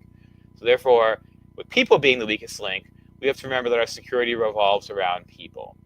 And the best way to manage people and processes, but people especially, is principle of least privilege. And that is that people, apps, users, logins, whatever, should only ever have the permissions that are needed to do what they have to do and nothing more. If you're an app that reads data and that's all it does is read data from a database, give it read access to the one database, done. If it only reads from 10 tables, give it read access to 10 tables. If it writes to 5 tables, you may not be able to get as granular as you want, but you should try to get granular enough that you at least avoid the big bad duo of either database owners or system owners. You should never have people set up as administrators unless they're truly administrators. They shouldn't own anything unless they really are the owner of it and they do owner-like things on it. Otherwise, you're simply giving away the keys to the castle to people that may not want, they maybe shouldn't have it. In addition, avoid system-generated stuff. Things like admin, essay, administrator, root, all those system things that come along. Everyone knows you have it. It's part of a system. Everyone knows it's there, and they're going to try to hack it. The reality is if you can change the password to something wild and disable it, do it. Never look back. Make your own users and passwords.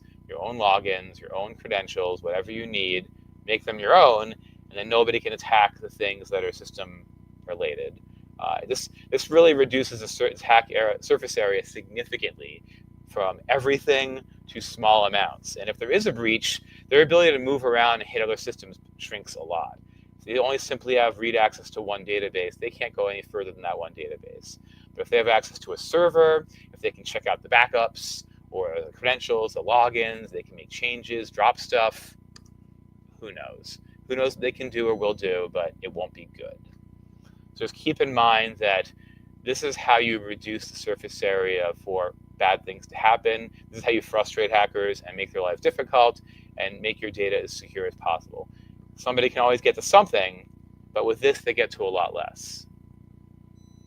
In addition, this isn't just people. This applies to applications and groups as well. If people log into servers, make sure they have their own login that is individual to them, not some shared group thing. Shared logins are dangerous because we don't know really who's using them.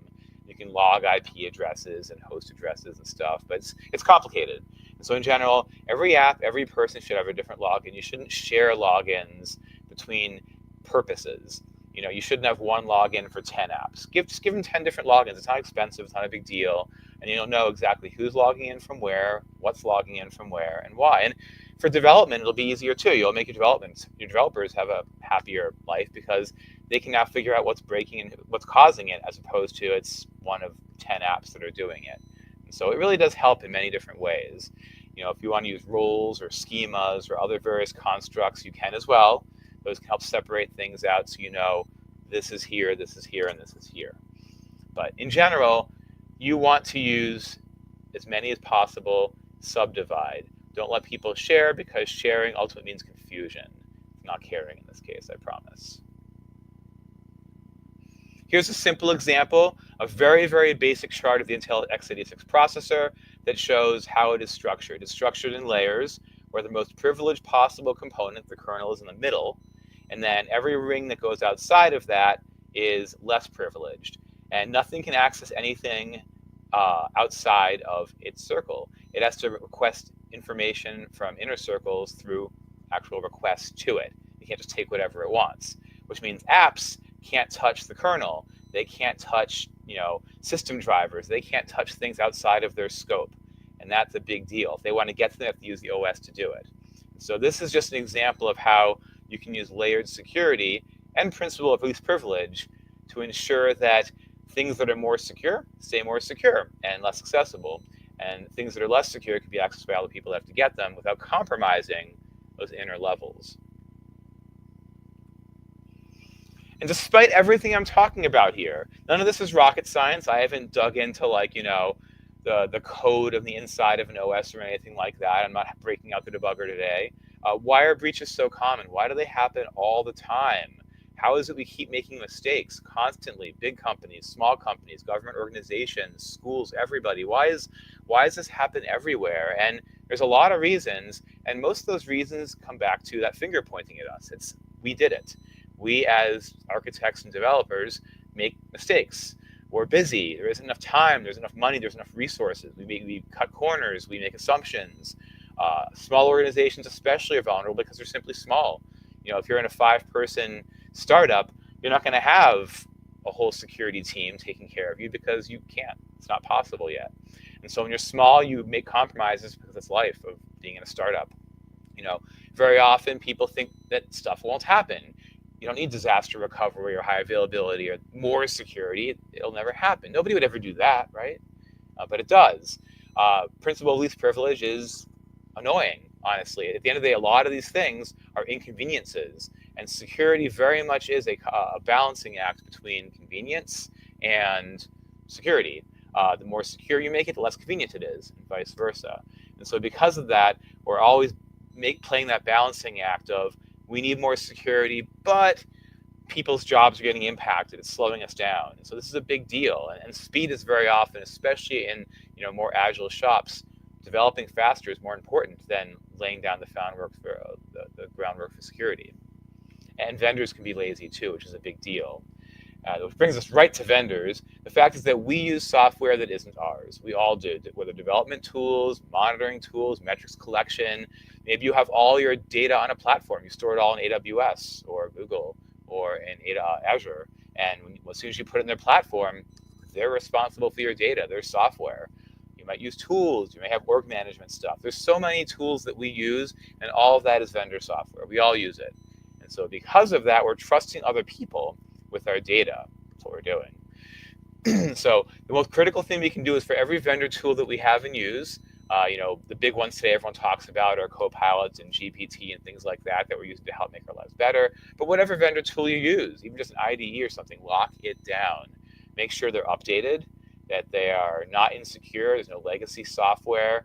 If vendor apps have security, configure it. If they don't, do they need it? And if so, should we even use this thing? I've seen organizations not use software, get rid of it, trash it, not use it, or say no to it because it couldn't be locked down appropriately. Does data get sent over the internet for stats reasons, metrics reasons? Is that okay? And if you don't need it, don't install it. Servers should never have software on them unless it's needed. That's just a basic rule. Get rid of it, don't have it, don't worry about it. We, of course, go from there into the tools that we use that are more interesting, right? Everyone wants to use AI for everything today. It's a huge deal. It can greatly make our lives more efficient. It can find solutions to problems quickly. It can also get into our data in ways we don't understand. And so it's really critical, whatever tools that you use, and again, AI is just an extension of machine learning. Machine learning is really an extension of just advanced analytics and so on and so forth. Whatever tools you use for these purposes, make sure that the permissions are good, that only people have access that should, that any data that's collected and used by it is used in the right way, that training data is used for training, that your RAG data is used for bring your own data and nothing more. And if new data is created, what are its permissions like? Because very often our tools will create new data. It'll create synthetic data or derived data from what we already have. What's all the permissions on that stuff? Is it the same or not? There's so much potential here for holes. So be really careful and make sure that any tools that you're using, especially ones that are big, complicated, fun, exciting, you have security on them and know exactly what it's doing with your data. And if you're not sure, find out. This is not how you want to get in trouble. You don't want to find your code on the internet one day, because it's happened. Organizations have found their proprietary code floating around the internet because it was fed into some chat tool, generative AI tool, and it did things it wasn't supposed to do with it, or maybe they didn't know it was doing with it. For all software, regardless of what it is, patching. Patching sucks. No one likes it. No one enjoys it. Patching software is boring. It's a hassle. Things break, right? It's annoying. It brings servers down. It causes downtime. You need to do it, though. Whether it's quarterly, monthly, every X months, whatever, you need this. Everyone needs this. Whoever's in charge of your servers and services and containers and VMs and databases and everything, this is their problem. Someone has to think about this. And if you don't have those people, then it's probably your problem. And it's for you to think about. Make sure that patching happens at some level of regularity. And if there are critical patches, get them installed sooner. If you have legacy software that no longer can be patched for any reason, make sure that it gets isolated, put into its own, and made as secure as possible, because legacy software is a huge security hole, potentially. So make sure that it cannot be a troublemaker for you. There's a lot of reasons that data can be handled in different ways, and contracts are a biggie. If you have customers, you have contracts with them, if their data resides in different states or countries or territories or places, they're going to have all kinds of laws and details to worry about. The questions you have to ask are, do we have any laws about how to use and secure data? Do our contracts have any details about how we use and secure data? If we're going to go overseas and do business elsewhere, we have to think about their laws as well. If you're in Europe, you probably do. Australia, you probably do. If you're going to California, you probably do. There's a lot of different rules out there. And do you have any policies about data usage in your organization that maybe you don't know word for word yet? This is huge, because we're not all lawyers, but we need to understand how data is going to be used. And very often, this will guide how we store and maintain and architect our data, because we have to do it a certain way. It needs to be kept secure. And if we don't, we're breaching laws. You don't want that. You don't want to be in violation of laws or contracts and get in trouble for that. That's not Not fun at all. So a question came up just now about how can developers effectively implement the principle of least privilege for a large microservice-based organization, and without creating a nightmare. And the answer is that each microservice can have its own security. It's part of being a microservice is that you don't have to have security everywhere for everything. You could have separate security for each microservice and create them and treat them each like little individual security bubbles that manage themselves. That is not a bad way to do it. It does mean you have a lot of logins, users, roles, privileges, and things to keep track of. The alternative, and you will have some centralized stuff. You will have some tools that are centralized. Even in the most, microservice shop, you will have some universal tools that everyone uses. Make sure those still have centralized security. But really, to avoid the management nightmares, put each team in charge of their own security, and make sure they kind of have them all follow the same principles and rules, but then they can manage the security themselves, and then just ensure that somebody is reviewing and checking and making sure that it's adequate. That's all.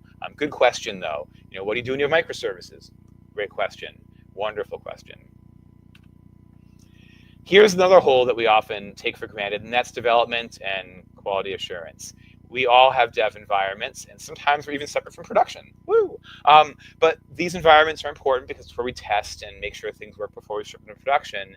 And we very often don't keep them as secure as everything else. And that's a big deal because they need to have some security. Almost everywhere I've been in my life, dev and QA are full of sysadmins, full of DB owners, full of shared logins, full of SA, root, things like that. And it really is the Wild West because it's convenient.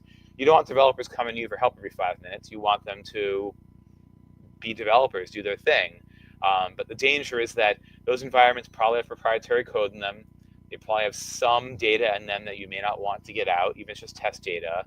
It still shows information about your systems and servers and things you may not want to give away, how you build your app. And so it's really important to have security in dev and QA. I get it. It may not be the same as production. You may have some loopholes in there, but don't do the wild, wild west thing. Don't let everything be just everyone is a deity with ultimate rights. Don't do that. Have security. And if you have data from production that can temporarily spend time in dev and QA, this becomes even more important. Now you want to have those dev environments as secure as production environments because they have production or production-like data there. And once you have real customer data out there, you've got to secure it. So it's really important. Just keep this in mind. Don't overlook it. If you don't have security in dev and QA, you're going to pay a price for it. And it's not going to be a good one. Kind of going back to the beginning of the presentation where I mentioned performance is one of the 3 forgotten things. Performance is security. It really is. Mistakes in performance, errors, problems, bad performing things very often can become security holes because as soon as things are broken and hanging and spinning and not working, that can be either indicative of a security problem or allow a breach to take place because you've created a hole where things aren't working the way they should be. Ways to both prevent performance bombs as well as security holes related to them are to limit result sets. When you pull data from a database, don't pull everything, have a top somewhere. Don't pull more than 100 or 1,000 or X rows because if I can pull back 1 billion or 1 trillion rows, that's no good. Free-form input, wildcard inputs, things like that, make sure your app really does have the guardrails needed to manage it so you don't end up having SQL injection or things like that happen. Again, the moment you have free-form text and the ability to put whatever you want in, people can try to exploit your web pages, your code, your SQL to get what they want out of it. So be really cautious here. Great question about key differences in security for data at rest versus in transit. I'm going to come back to that in a moment. I'm going to keep an eye on that question, Sophia. Thank you. I will come back to that in a moment. I kind of want to continue to this natural conclusion here before I get there, though. To go along with input management, I mentioned all this because it's really important. In avoiding free-form input when possible, you want to also validate input. And as part of our layered oniony approach, have validation at every layer. Many people assume that if the app has validation, you're safe. If your database has validation, you're safe. What you really want is validation everywhere. You should validate user-generated data anywhere and validate it everywhere that it gets touched. If you send data off to ETL, ELT, data lakes, data warehouses, analytic processes, whatever, future digestion for processes to use, make sure that each step of the way it gets validated and is correct. You need to sanitize, but don't be afraid to do it multiple times. And if you do have nulls and blanks and missing data, make sure your systems handle them well, because if they don't, they can throw you loopholes later.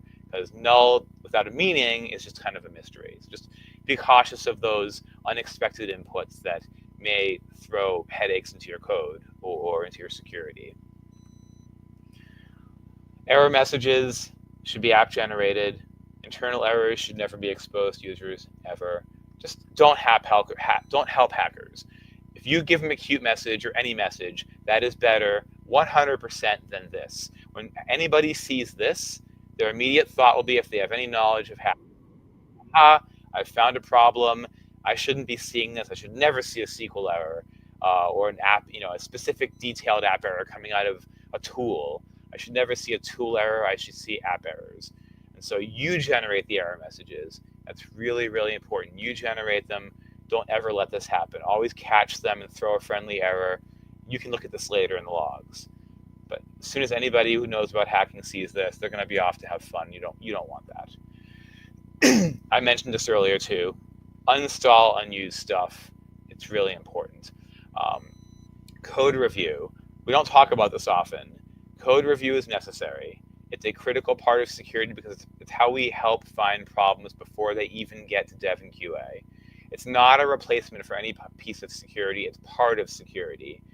Code reviewers should know what they're doing. They should specialize if possible. So if you're a code reviewer and you're reviewing code, you should be from the perspective of the app or architecture or security or just certain things. This is really important. This is like a chance for a human or maybe an app to check code and make sure it looks okay. Code review isn't perfect. It never is, because people aren't perfect, processes aren't perfect, but it's an additional step of security that is often overlooked. If you don't have code review, think of it as part of your security in addition to improving app performance. Now to come back to Sophia's question, how do we have differences between security of data at rest and data in motion? In general, data at rest, you don't have to encrypt everything in sight. It's not necessary. Data at rest, though, should be encrypted when it is very important. Backups should be encrypted. Sensitive data should be encrypted. The credit card numbers, the ID numbers, the account, the medical data, that kind of stuff should all be encrypted. If you have contracts, if you have a high level of responsibility for critical data where maybe all of it is sensitive, then encrypt all of it. Don't be afraid. Data at rest being encrypted is not that expensive. It really isn't. But to have it not encrypted and stolen is very expensive. Data, when you're transmitting data, make sure that data can include anything sensitive. Just use modern TLS protocols. That's all. Just modern encryption protocols, send it over a secure channel. That's it. Done. No big deal. And those are the only real differences in how you do it. Is at rest, you may not have to encrypt everything, and what you encrypt is really based on your rules. And then data in transit, you probably want to encrypt it all unless it truly is unimportant, so you don't care about it. But you probably care. And as part of both of those, make sure your certs and your encryption keys are all stored in secure places. You know about them. You know when the certs expire, and you know about the keys and how to use them if you need them, because that will you'll eventually need them for some reason. Have them somewhere and make sure you know how to use them, and maybe test them once in a while to ensure they work correctly, so there's no surprises. Great question. Great question. And this goes along with the testing piece. Test security. That's how you test backups and everything else. Test app performance, test app functionality, test security. If you can't do it yourself, if you're not sure how you can hire a third-party security firm, it isn't that expensive in the grand scheme of things. It's way cheaper than a breach. All these tips and tricks and things we're talking about here are way cheaper than a breach, by far. If you're not sure what to do, again, consider auditors. Consider regular audits to help you find security holes or problems within your apps. Third-party security firms, totally great. And if you want, you can have bug bounties within your company. People are surprisingly efficient at finding bugs and problems when they're offered something for doing it.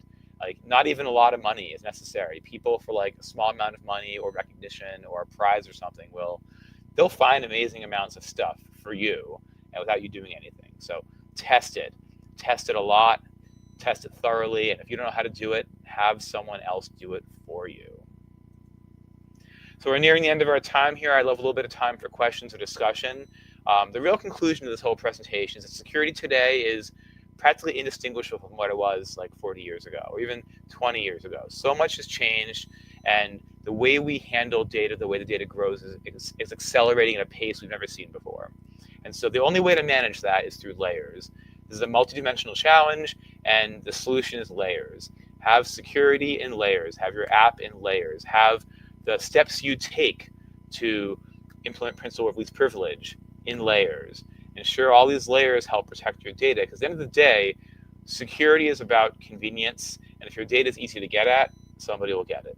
The harder your data is to get at, the less likely it is somebody will go through all the effort to breach it and take that risk.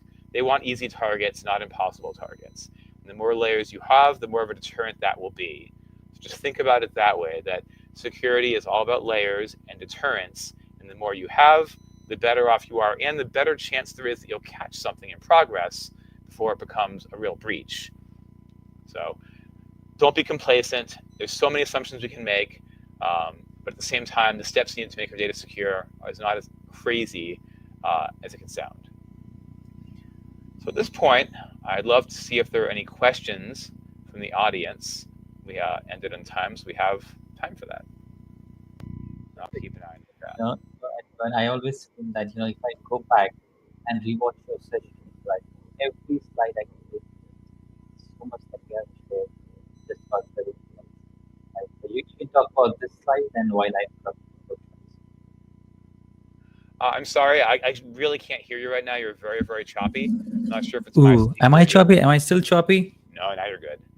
Okay, perfect. That's my bad. Right. Okay, let's take a few questions from the chats. Right. We have first from Bhavesh. He's asking, SQL Server sometimes takes too much space using logs. Can we manage it, and how? So I totally didn't try to troll you, but I did answer the questions in the chat as we went along earlier. I kind of integrated them into the presentation. But I do want to actually spend a moment on that one and go a little further with it since we have time. When managing logs, it's really helpful to have a tool to manage them that is built for logs. There's many, many tools out there for it. You can even build your own. I've seen people build their own databases to store their own log data.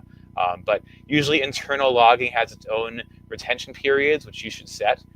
So some of the keys to managing log data and ensuring it isn't too big and too overbearing is make sure you have retention on it. So wherever your logs are stored for SQL Server logs or logs elsewhere, make sure that that log data only goes back X days or weeks or months or whatever. And then when data gets past that retention period, do you delete it or do you simply push to a different system for further analysis? And that's really up to you and your organization and the data they have and what they need to keep.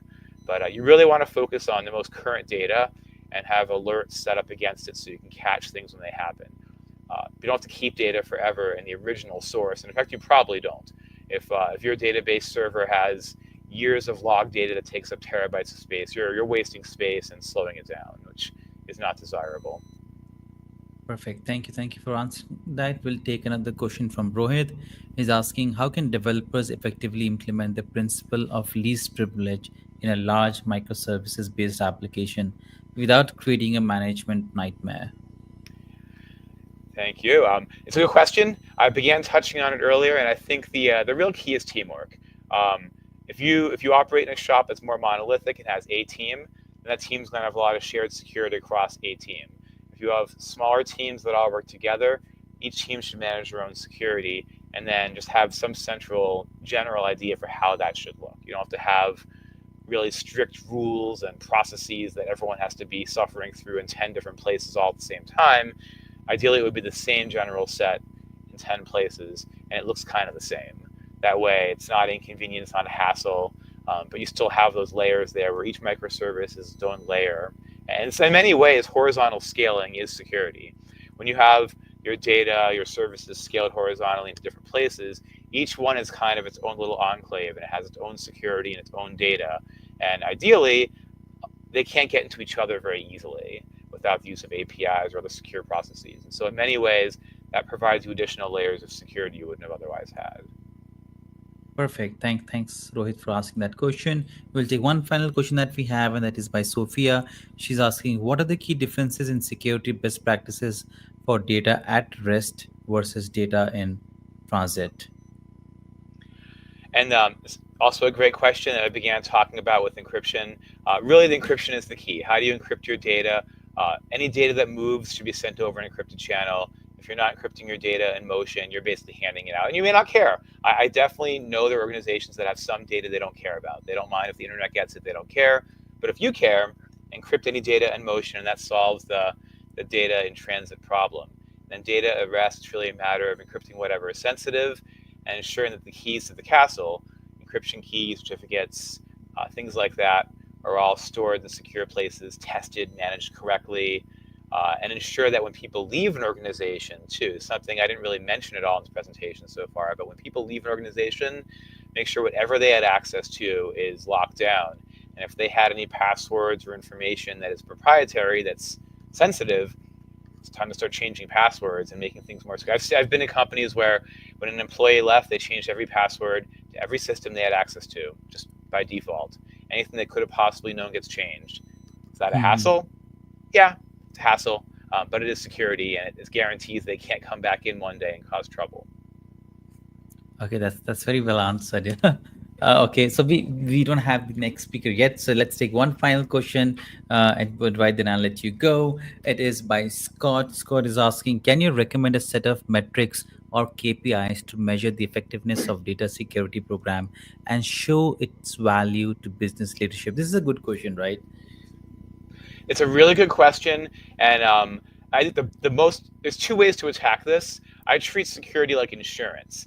Like your company, if it has an office, probably has insurance on the building, because if something bad happens to that building, they don't have to pay for the repairs. So it's very, very likely they have insurance, and I consider security like insurance. And so one of the most important KPIs to show is, what would the cost of a breach be? What would it cost the business if there was a breach and your data got out? And that is a KPI. It's the cost of failure. And by succeeding, we avoid that cost. We mitigate that risk. We never realize that risk in reality. The flip side KPIs are ones that management may find more realistic and useful as well. And those are the ones as to, what are we doing? Like, what are we doing to practice security? What are we doing to check? You know, how many log entries have we gone through? How many users? How many logins? How many times was a server logged into successfully? You know, how many incidents were identified and resolved with no ill effect? There's a lot of variety in KPIs here, I think more than we have time to talk about. I think attacking it from both angles is very important. You know, what are you doing successfully to prevent a breach, and what's the cost of the breach? Because the cost of the breach is ultimately the thing you're trying to avoid. It's the thing you're avoiding, the thing you don't want to happen. And as long as you can quantify, a breach will cost us $10 million, $1 billion, our business will close if all the data gets out, we'll be sued. As soon as you quantify the cost of that breach, everything can be turned into dollars. You can even come down to the point where it's like, all right, we have this one piece of software that audits every single login. It audits 1 million logins a day.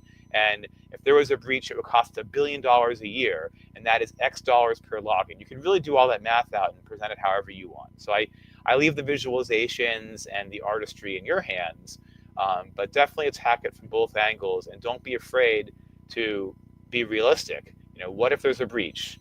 What does that cost? And use that as your basis for that cost analysis and the security and all the things you do to keep things secure. If there's been breaches in the past, and you can talk about them and not get ill blood, don't be afraid to mention those and what they cost as well. Perfect. Very well answered, Edward. And thank you so much. I think that's here we wrap up the session. Any final thing you want to plug? You have been sharing so much, right? But still, again, any final thing you want to say before we wrap up your session? Thank you very much. Feel free to find me online. I will send over all the materials from this, the presentation. But feel free to find me. I present often on topics like this if you're interested. Security is an ongoing adventure. It's not going to ever end. And so just, it's something we do the best we can at. And the more we know, the more we do, the better.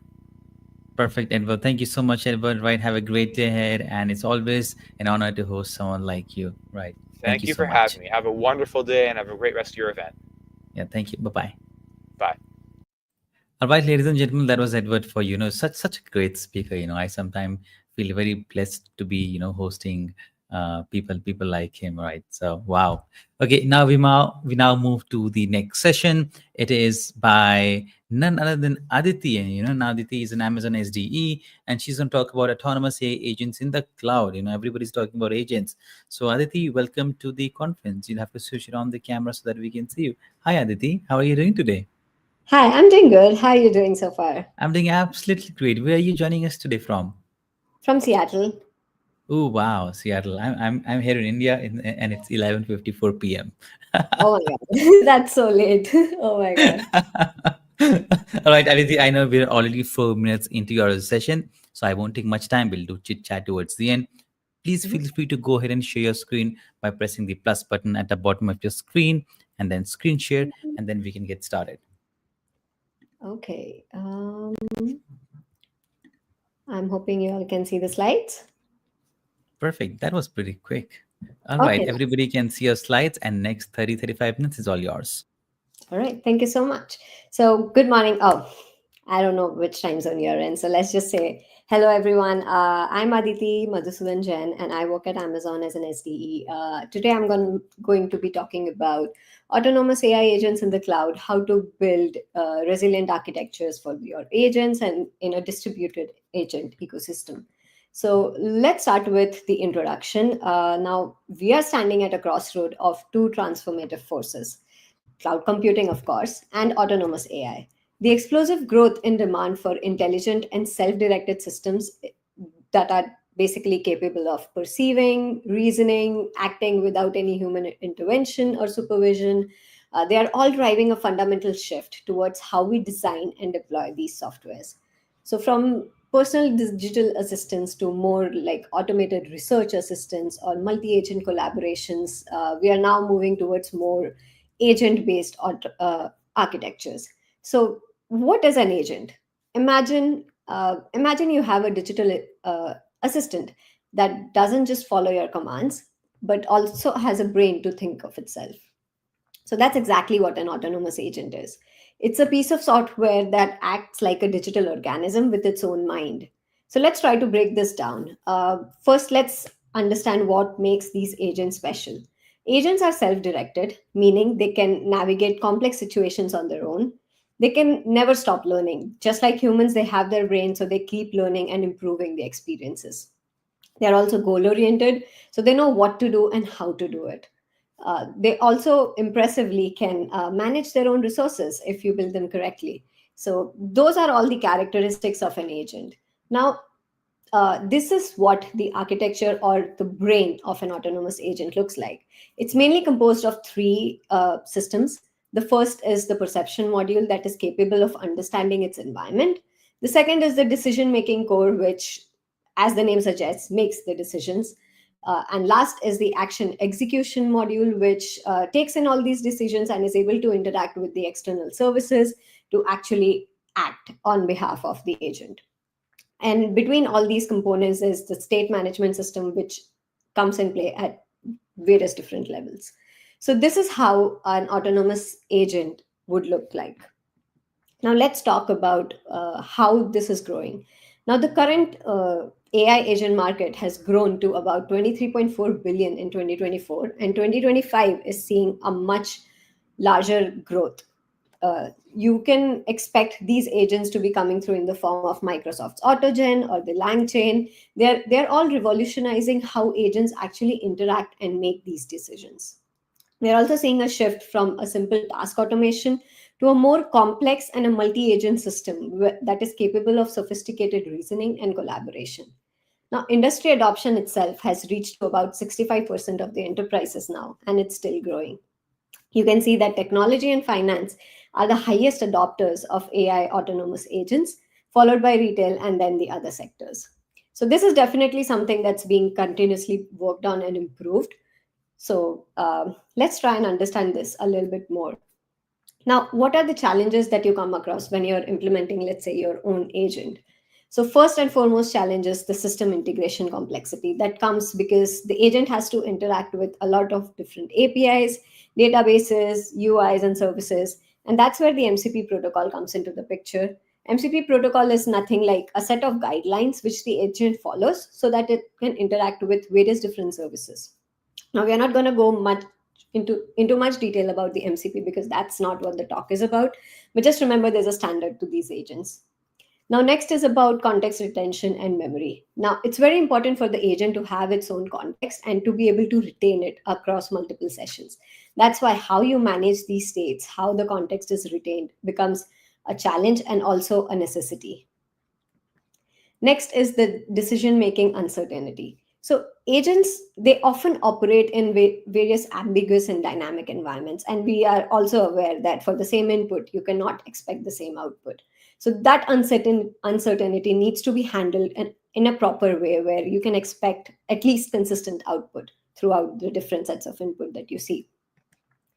Next is feedback loops and error recovery is also a challenge. It's important to incorporate some sort of feedback into the agent. Remember when we talked agent to have its own brain so that it can learn. It cannot learn if you don't provide it the feedback. So feedback is very important in your agent. The next and probably the most important is security. Since your agent can do a lot of tasks, it's very important that you have some sort of access mechanisms or permissions in place so that it doesn't do something that it's not supposed to do. So security is foremost important in these agent ecosystems. Now, lastly, evaluation and benchmarking is also a challenge. It's often hard. How do you quantify the performance for these agents? Because it's not always quantifiable. So having some sort of benchmarking and evaluation mechanism is important and also a challenge when you implement these agents. So in this presentation, we are going to first go over some of the agent architectural patterns that are currently present when you're implementing a cloud-based AI agent. Then we are going to look at some resilience patterns, discuss some implementation strategies, some best practices that you need to be aware of when you're implementing these. So at the end of this session, you should be able to understand these architectural patterns that are being used, various real-world solutions, and implementation techniques that you need to be aware of. So let's talk about the architectural patterns. So the first and foremost architectural pattern that we'll be talking about is event-driven agents. They're more like stateless and reactive agents. Now, key characteristics of this agent as well, it's triggered by external events, let's say an S3 upload, or you have a pub/sub model that triggers these agents. You execute this agent or the actual logical or the decision-making code using the fast platforms like AWS Lambda or various other cloud functions that you find. It's stateless, like I talked about before, so it's often short-lived, and that is by design. In terms of the cloud context, it's important that you have some decoupled pipelines using queues. For example, Kafka can be a good example. EventBridge you can use. And you also need some sort of monitoring and logging, which goes, I think it's going to be an important component in all the architectures. Monitoring, logging using CloudWatch, GCP, whatever you're using. Now, some examples where this architecture is being used in agents is more for real-time alerts and notifications. Since it's short-lived, it's reactive. Data ingestion pipelines and some reactive control systems are where you'll find this more commonly being used. Next architecture is about long-running service agents. These are more stateful and more durable in a way. Now, the key characteristics of this agent is it always runs on microservices. So it can maintain persistent and in-memory storage. Now, these agents are typically hosted on containers like Docker, Kubernetes, and any other container platform that you may find. In terms of cloud context, you can scale them using the Kubernetes. If you are deploying it on Kubernetes, you can scale them using the K8 deployments or the auto-scaling mechanisms that are in place. Then the communication between these different components is often using HTTP or gRPC protocol or using WebSockets or message queues. So these are all important features that you need to incorporate when you're implementing it in cloud. Some examples where this long-running service agents are used is more continuous monitoring agents or some agents that have memory. Since it can retain memory, it's more durable and it is stateful. It's the best architecture that you could go for such examples. Also, sensor data processing and control loops is where this is also being used. The next architecture is about orchestrated agent workflows. You can think of it as plan, execute, and validate kind of a model. The key characteristics of this are They have defined sequences using various orchestration frameworks like step functions, airflows, temporal, autogen. These are all some orchestration frameworks that come into play here. It can support retry mechanisms, timeouts, conditionals, and the execution models is often using a DAG or an FSM. In a cloud context, you can see that each step invokes an agent tool or an API. There's also fault isolation, so fault management, auditability, and retry logic is often built in when you're designing an orchestrated agent workflow. Now, some examples where these are being used is multi-step data pipelines, wherever you see a plan, execute, and validate kind of workflow, or any AI assistant autonomous chains. So next, and probably the most important right now, is a multi-agent system. So as the name suggests, these are like multiple agents collaborating together and achieving a particular task. So each agent can take up different roles, like there can be a planner agent, there can be an executor agent, critic, memory, the tool handler. All these different agents have different roles, and together they execute to perform a single task. So these agents can often communicate via message buses or shared memory or any sort of vector database. In a cloud context, it's important that you host them in containers, and there are serverless applications. So communication can be through the gRPC or the HTTP that we were talking about, or you could have a Redis PubSub model that can help these agents communicate with each other. They can be either centralized or decentralized coordination, depends on the implementation. Now, the examples of such multiple agent systems is in more complex decision-making systems. There are self-organized distributed systems can also use these, and some collaborative AI systems like LLMs, there are retrievers and evaluators together. Together, these three consist of a system. That's where you'll see this architecture being mostly used. And last but not the least is the LLM in the loop architecture, where you have an LLM reasoning component in your agent workflow. So there's an agent controller that handles all the prompting, routing, the retries, and everything. And the LLM interface is the one that's responsible for interacting with the external APIs.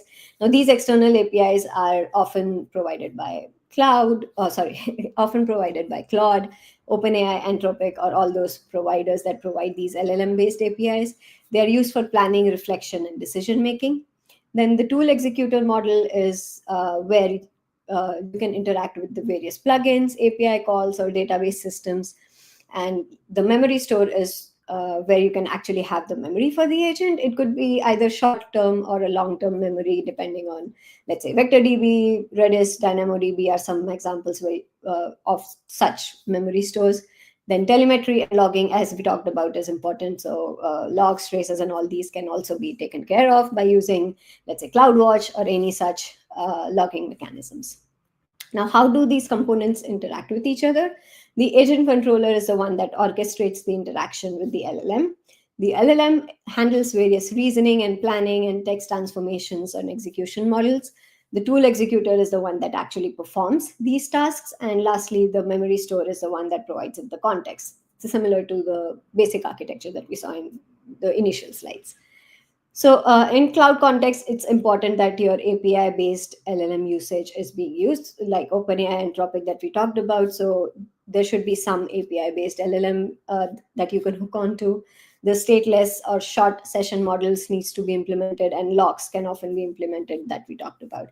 Examples are, of course, OpenAI assistant APIs, the LangChain agent executors also use this architecture. The autogen agent orchestration with LLM reflection is another example here. Now let's talk about how the resilience patterns in these architectures. So in the cloud, it's not just about things that will fail, but rather a question of when. So we need to explore how to make our autonomous agents more resilient to these failures. The first and foremost is fault tolerance. So let's look at the core fault tolerance patterns. The first is circuit breakers. So circuit breakers are more like electrical circuit breakers. You can imagine them as electrical circuit breakers that prevents the cascade failures. For example, let's say if an external API that is failing repeatedly, the circuit breaker would tip and it will stop any further calls to the agent. It can automatically reset after a cooling period as well. So that's one. The other is bulkheads. So for bulkheads, well, they isolate the components to contain the failures in a particular part of the system. So they're like ship compartments that prevent the sinking of the entire ship, if for lack of a closer example. But yeah, I think a closest example would be separate resource pools that you have for critical or non-critical agents. The next is retry patterns. As the name suggests, you can have an exponential back off, where for the first attempt, let's say you wait 1 second, the next attempt 2 seconds, and the next 4 seconds, which helps you prevent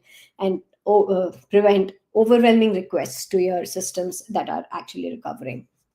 Dead letter queues are also important. They provide as a safe storage for the failed operation, so it also allows you to manually intervene in the workflow and prevents all these problematic requests for analysis. They are essential for compliance and debugging. Next is state recovery. So maintaining and recovering your agent state is also important. How do you do that? Event sourcing. So event sourcing records all the state changes as events. So it enables complete system replay. It also perfect for various audit requirements and all those things. Snapshotting is another way where you create snapshots of the states, like periodic states, and faster. It also provides you like a faster recovery than a full replay. So you can just load it from the state that you have stored in the past. For example, imagine an agent that takes a snapshot every 1,000 events. So you have like checkpoints in your implementation flow or the state of the system where you can bounce back to. Now, checkpoint persistence and restore mechanism is another one where you have regular state persistence, and you can also clear them using various procedures, and it is also critical for long running agents. So depending on, let's say, requests that have been coming for more than a year, you can clean them, so it's more dynamic and more maintainable. Next is monitoring and self-healing. So autonomous agents obviously need autonomous recovery. So health checks are important. So you need to regularly check that your system is up and running, performing as it's supposed to, identify any deep health probes, and also custom agent specific checks are required to ensure that your agent is working as expected. Some Kubernetes policies can help you manage this. For example, auto restart on a failure, liveness probes, readiness checks. You can use all of these various mechanisms that can help you in self-healing. Anomaly detection is also important, having some sort of alerting system, identifying anomalies and alerting your system.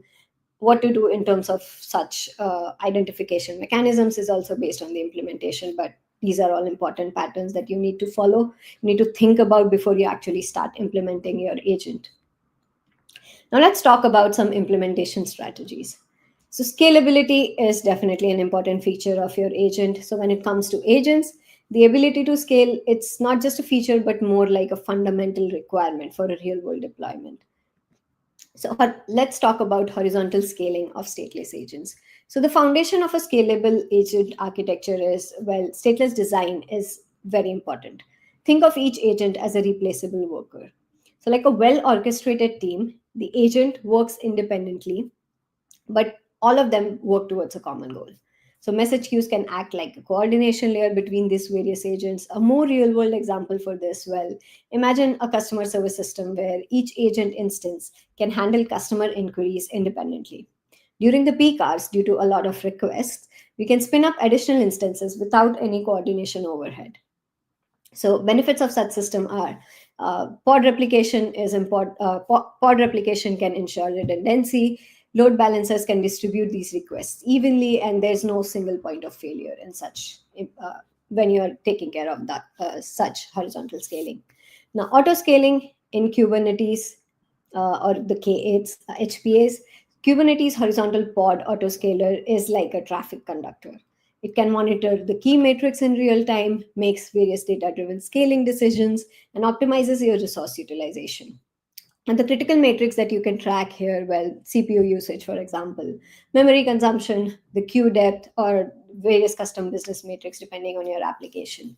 So an example of this would be during the Black Friday sales, where the system automatically scales up to handle, let's say, 10 times more traffic.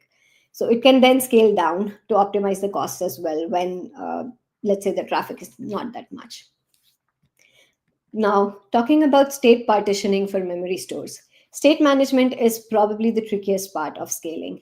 Consistent hashing can ensure predictable state distribution. For example, the Redis cluster, it provides the backbone for a state storage. Automatic rebalancing can handle node additions or removal. Think of it like a library. You have books, which are like state datas, and they are distributed across multiple shelves or nodes. Now, the card catalog or the hash function is the one that helps you identify where the particular book is. So, adding new shelves is equivalent to scaling in this analogy, where you can automatically redistribute the books by creating these new shelves. Now, the key performance indicators for this, for any of scalable mechanisms, is, well, response latency. So you should stay consistent regardless of the load. You need to ensure that the state access patterns are properly identified or properly implemented. Identify any hotspots or rebalances in your architecture.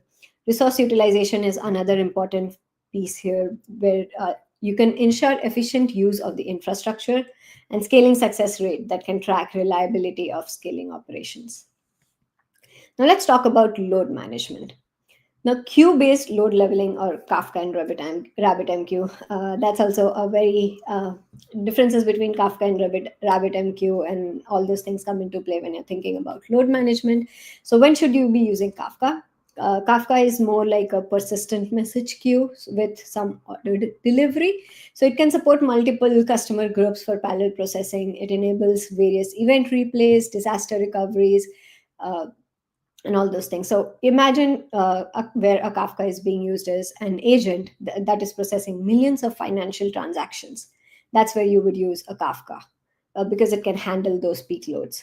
Now, RabbitMQ, on the other hand, it offers more immediate message delivery with advanced routing. So it supports multiple protocols and exchange types. It's perfect for real-time agent communications. For example, a customer service agent would be the best place to use a RabbitMQ. Now, the key differentiation between Kafka and RabbitMQ, or the choice between Kafka and RabbitMQ, depends on whether you need strong ordering guarantees, in which case you would go for a Kafka, or you need a low latency delivery, in which case you would go for a RabbitMQ.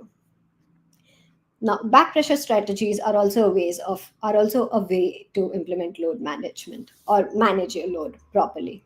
Think of the back pressure like a pressure relief valve in a plumbing system.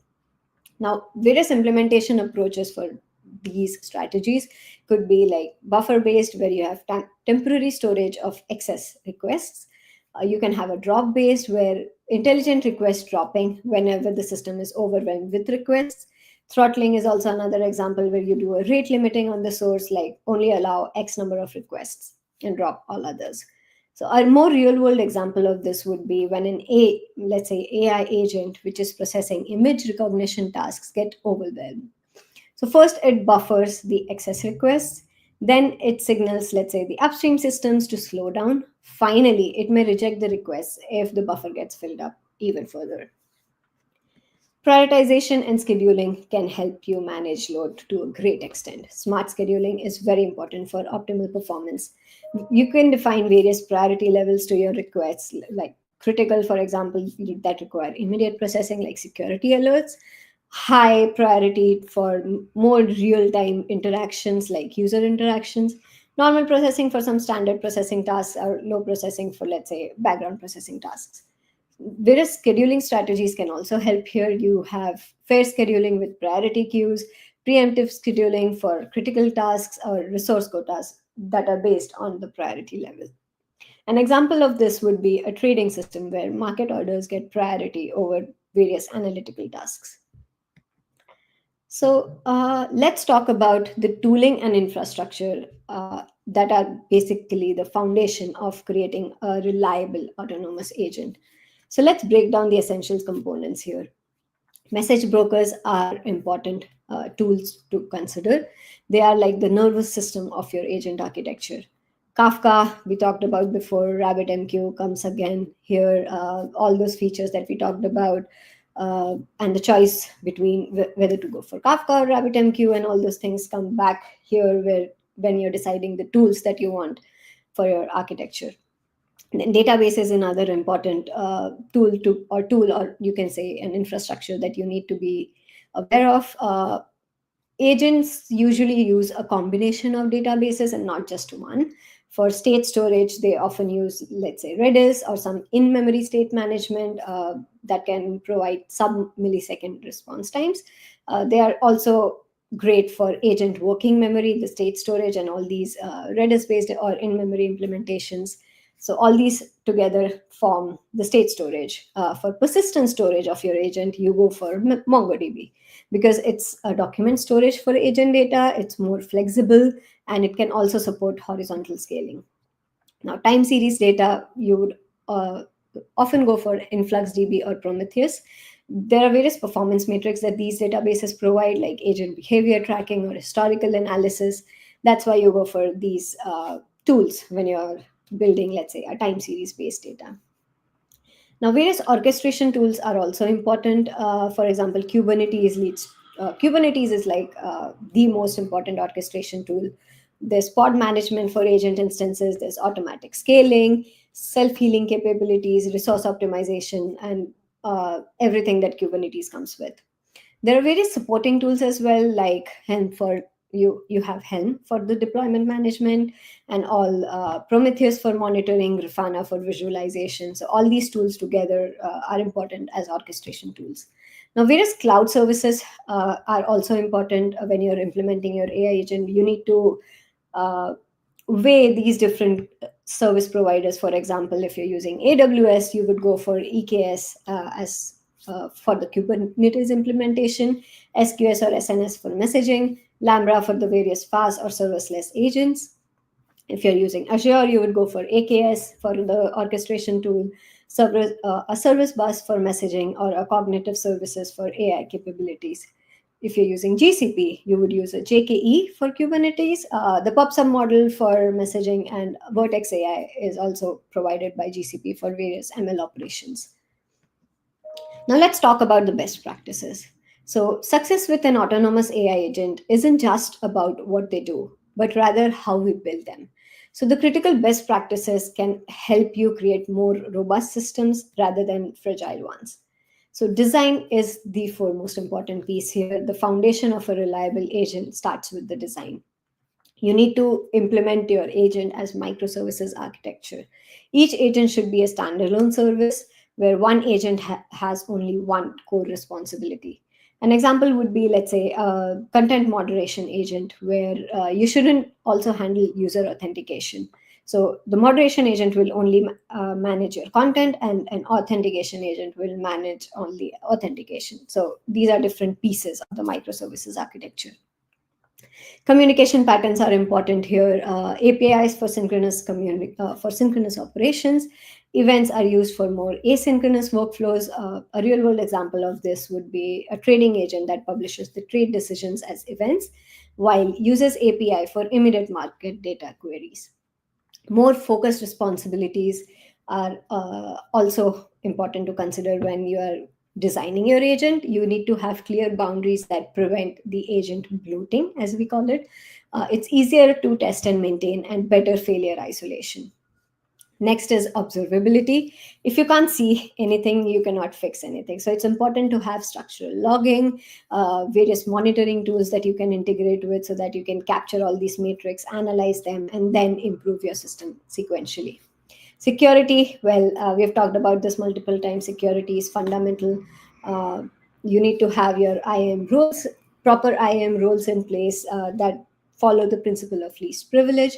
So each agent only gets the permission that it requires.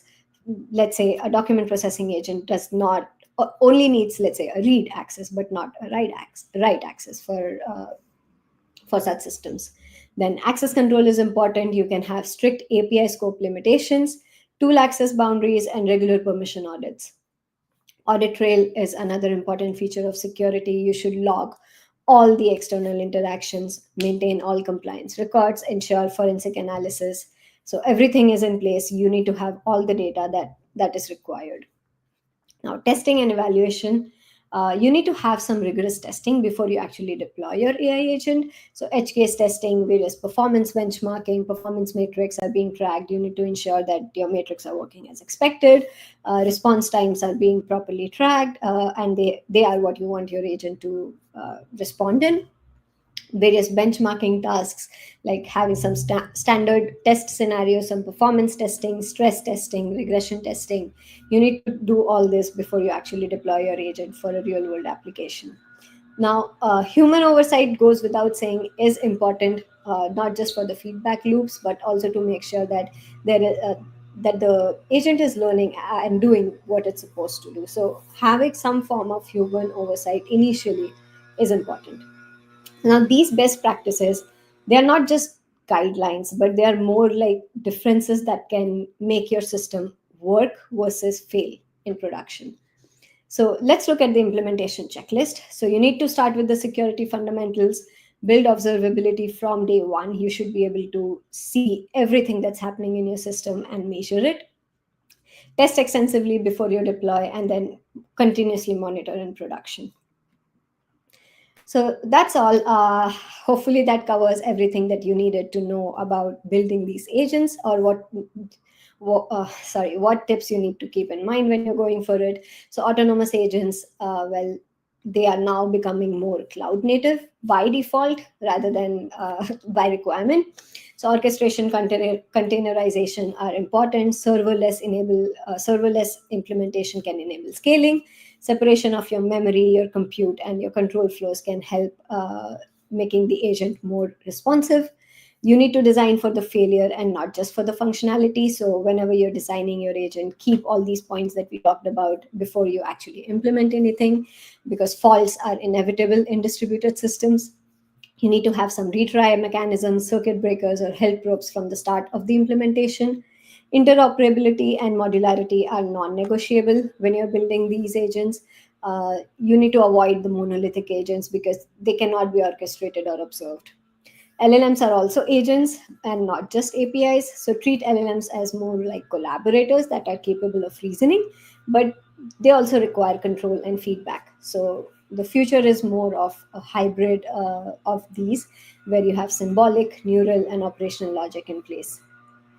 Real world systems often need more than just code. So you need logging, you need monitoring, testing, deployment pipelines, security, engineering maturity, not just the model capability, but creating a more mature model that can handle these failures, provide you visibility, are all important factors to determine the success of your agent implementation. So that's it. Thank you so much. With all this in mind, I hope you were able to learn how to think about creating these autonomous agents, and not just for the functionality, but also making them robust for the failures. Thank you for attending this session. I'll take any questions now. Wow, Adi, that was absolutely great. You did not stop even for a single second, right? So do you want to grab a glass of water and drink, right? Because you Yeah, have been non-stop. I would appreciate that. Thank you. All right. So while you do that, let me pick up some questions from the chat. Todd Mhm. says, "Wow." Rohit says, "Amazing session, Aditi." So we have a question coming from Sophia, and Sophia is asking, "What are the key differences in security best practices for data at rest versus data in transit?" I guess some best practices would be to have some sort of, like we talked about, IAM roles is what how I Hmm. think about it. Like make sure that you give everything the roles that it needs and not like everything. So I guess that will be like the first defense mechanism when you're handling these requests. And the next would be monitoring. If you have in place, you can also identify such breaches if they come across. So visibility, like we talked about, is important. Having visibility and those mechanisms in place together can help you identify these breaches, for example. Perfect. Thanks, Sophia, for asking that question. Let's take another one actually from Scott. Can you recommend a set of metrics? Is it for this session? I don't know. Is it is it for your session? I don't know. Maybe let's take Rohit. I'm confused, right? So maybe let's take this one. How do these resilience patterns apply to serverless architectures where the underlying infrastructure is managed by the cloud provider? That's a great question. I think any cloud provider that provides you these functionalities also provide you a mechanism to control them. So it's not just like, obviously, I think when you're implementing on any cloud provider, there are some defaults in place, but you can always override those defaults depending on your requirements. So it's important to see how these are configured and play around with it, not just take in the defaults depending on your use cases. Perfect. That was very short and crisp. All right, Aditi, I don't think so. We have any more questions here, but thank you so much for joining us today. Are you at your workplace by any chance? No, I'm at home. I have to go to work after this, but yeah.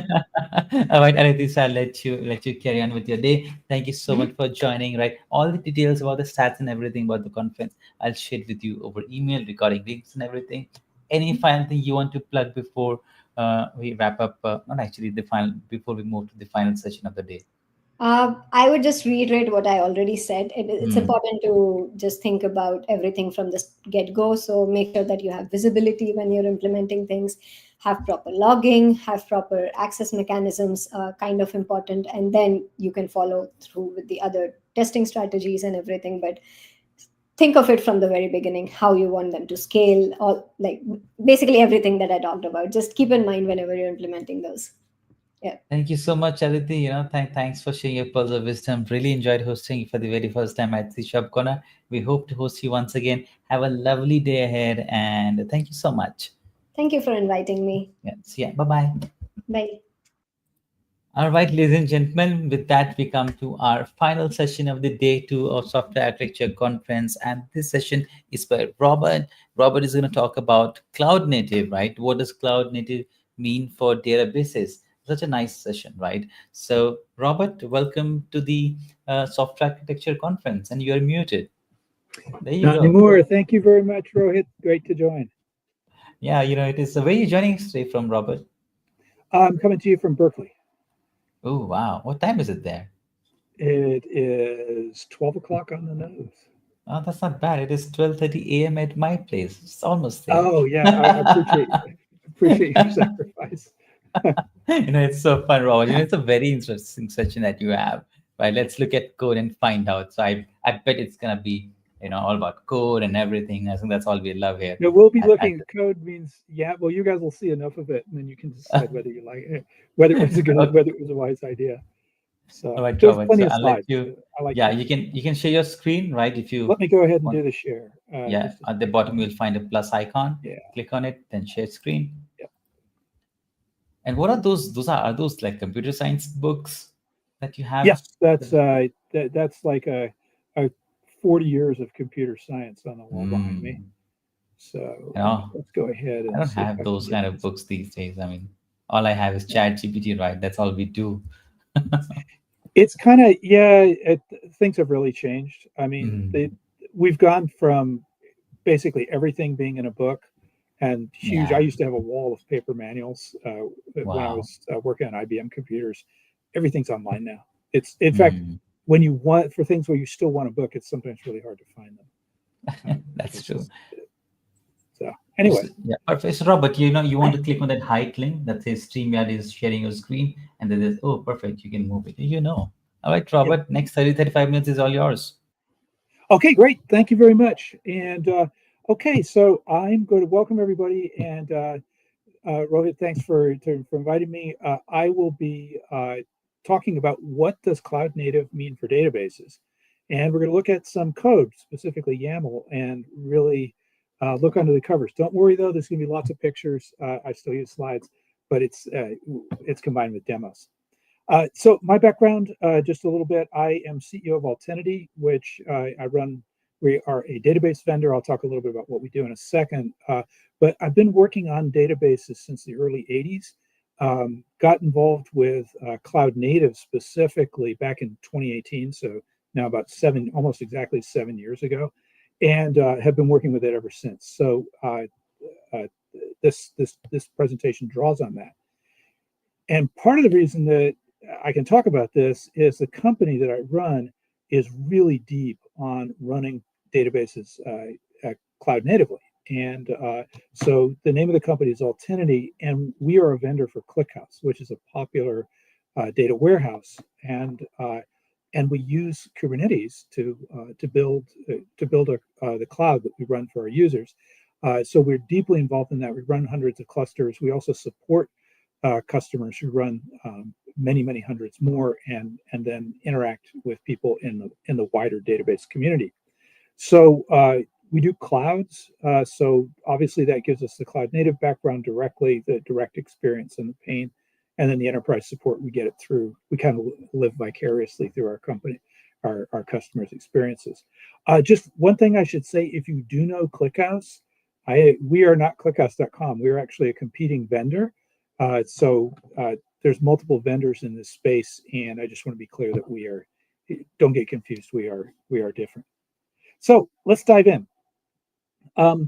Let's talk about what is a cloud native application. And the great thing about it is that there are so many definitions you can choose. I have a number of things that I think are important for cloud native applications. They're kind of a melange of some of the other definitions, but they are, in a theoretical way, you can say, hey, they are applications that use microservices. So things broken up. It's not a one single monolith, but broken up into pieces that are implemented in containers that have some sort of orchestration framework so that you can deploy them, upgrade them, take them away, fix them. It uses infrastructure as code. So we represent the system as something that can actually be checked into, for example, GitHub. And then finally, we're really big on observability for reasons that this talk will reveal. So that's the theoretical explanation. As a practical matter, it's an application that runs on Kubernetes.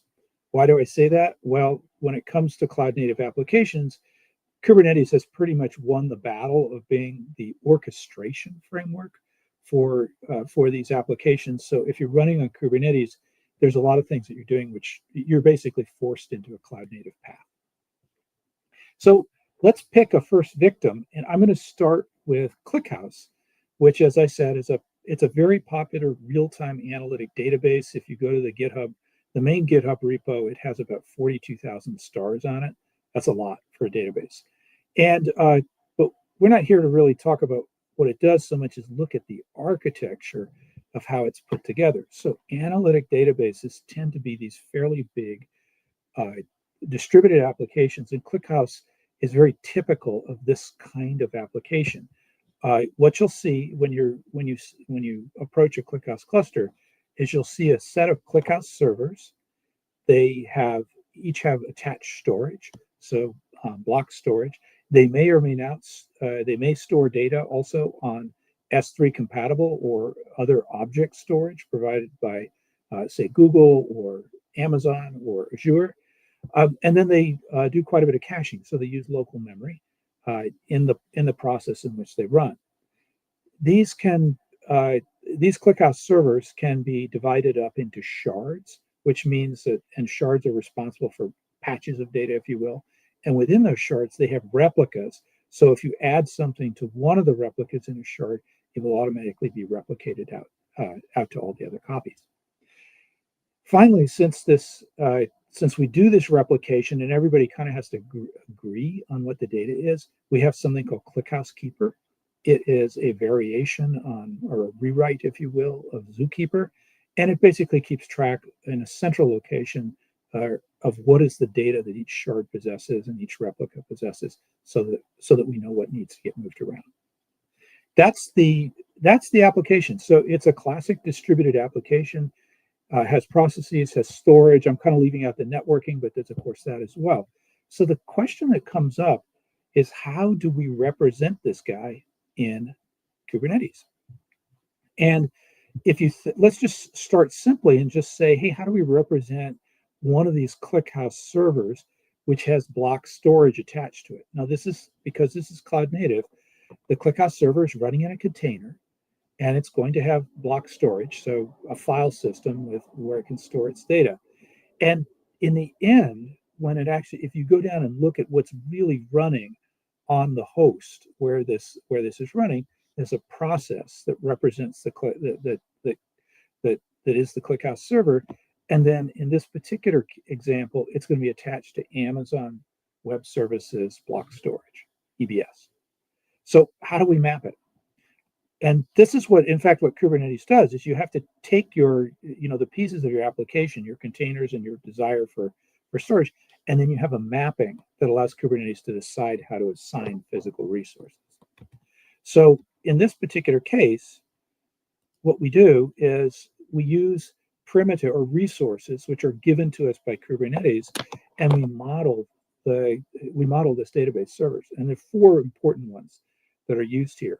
There's, first of all, this storage. There's something called a persistent volume, and that's a resource that represents an allocated patch of storage out on EBS. There's a persistent volume claim that says, and that's basically saying, hey, there's some process, specifically a pod, that wants to use this storage and sort of allows them to claim ownership. There's a pod itself, which models the running process. And then there's a thing called a stateful set, which is a resource in Kubernetes that ensures that that pod has a consistent name so that you can predict it. It also has the logic that allows that pod to connect properly to the storage that belongs to it. So if the pod restarts, for example, the stateful set takes care of ensuring that it can find its storage again and connect. So with this mapping, by creating this, what we've done is define for Kubernetes how these parts fit together, and we can actually provide a definition of these resources, and Kubernetes will actually set the server up in the storage for us. However, it's not one of the things you learn pretty quickly about cloud native is that there may be these resources provided by Kubernetes, but how you actually choose to map them can be quite different. So in our case, when we were first designing this back in now about 6 or 7 years ago, we ran into kind of an interesting problem, which is that in these clusters of ClickHouse servers, the individual servers often are different. So for example, we might have one cluster which is simply operating in read-write or versus read-only mode. Another really important distinction is sometimes we want these DBMS servers to be in different availability zones, or we might want them to run on different versions because, say, one of the servers is a canary, we're testing out a new version, and we just upgrade one, but we don't want to upgrade the others. So when we looked at that, we then came to the conclusion, as we were thinking about the modeling, we can't use stateful sets because, in fact, the stateful sets kind of assume that the pods, that is to say the processes, are all carbon copies of each other. So in our design, we ended up coming up with something like this, which was the stateful set there's a stateful set with a single replica, as it's called, which is our pod, and there's just one per ClickHouse server. This seems pretty trivial, but at the time that we were designing it was not clear how to do this because Kubernetes defines this stateful set, and the notion originally was that it would be sort of a resource that would just be useful for databases and you could just use as is. It just turns out that databases are sufficiently complicated, and I gave you an example of that you can't just use this resource on the shelf. You have to think about how it's used, and in our case, have one of them for each server. What these then result in is something that you could call a ClickHouse installation. So, and that's actually so what you're going to need is you can have all these resources, but we're not interested in running just a single server. We have a bunch of them, and we want to manage them in a coherent, systematic, and simple way. So this ClickHouse installation, you quickly realize this is a new kind of resource that combines all these other parts for individual servers and makes them work as a unit. And Kubernetes a few years ago introduced a very powerful notion, which was to be able to define your own resources as well as the mechanisms to run them. And the mechanism that they introduced is what are called operators. So you get a certain amount of resources that are just defined out of the sort of by default inside Kubernetes, but you can make your own. And so what we did when we were beginning to work with ClickHouse and Kubernetes is we wrote an operator. And that operator has what's called a custom resource definition. which is defines the syntax, the exact fields that you can use, and that resource is called a ClickHouse installation. And the way the operator works is that you load this file called a CRD, excuse me, into Kubernetes, and then Kubernetes says, "Oh yeah, I know there's a new resource type, and I know what to do it. I know that there's going to be an operator that is going to be watching this." And then when you define a cluster, you're going to fill this resource out. You're going to submit it to Kubernetes, and then as soon as it's submitted, it gets handed off to the operator, and the operator will look at it and say, "Okay, I see the definition, excuse me, of what you're doing. What is out inside Kubernetes, and let's make them match." This process is called reconciliation, and it's a very powerful mechanism that in cloud native systems, specifically in Kubernetes, to be able to make changes. So that's how operators work. And in the rest of this talk, I'm going to talk about two specific operators: the Kubernetes operator for ClickHouse, which is the one we wrote in some depth, and we built that starting in 2019. It's very widely used, quite robust, open source, like most things in Kubernetes. And then I'm also going to talk a little bit about Postgres. Postgres has a great operator called Cloud Native PG, developed originally by Enterprise DB, also open source, and it's, I think, the most popular Postgres operator out there. It has 6,500 stars, which is a lot for this kind of thing. So let's look at the Altinity Kubernetes operator. So we're going to set up a ClickHouse cluster. And rather than bore you with a bunch of slides, I'm going to show you how it works just by actually going in and looking at the code. So here we are. We're out in a directory, and we've got what's called a manifest. That's this thing right here, CHI, so ClickHouse installation, and it's just called generic, and it has kind of an arbitrary name. The file name doesn't matter. Let's just look inside it and see how you would define one of these clusters. And what you can see here is that this file summarizes what we would like our cluster to look like.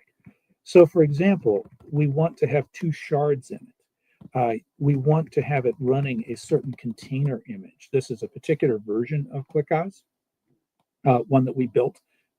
It's version 24.8. And then it's a database. It's going to hold data, so we'd like to attach some storage to it. And then we have a few other settings. Most of them are not important here, other than this one, reclaim policy. We'll come back to that.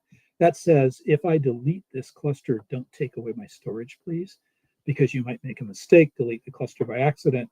You'd really like to be able to put it back and get your storage. So that's a safety check to protect your storage. So this is our ClickHouse definition for the cluster. Let's go ahead and submit that to Kubernetes and turn it into a real cluster. So we are going to go ahead and run kubectl.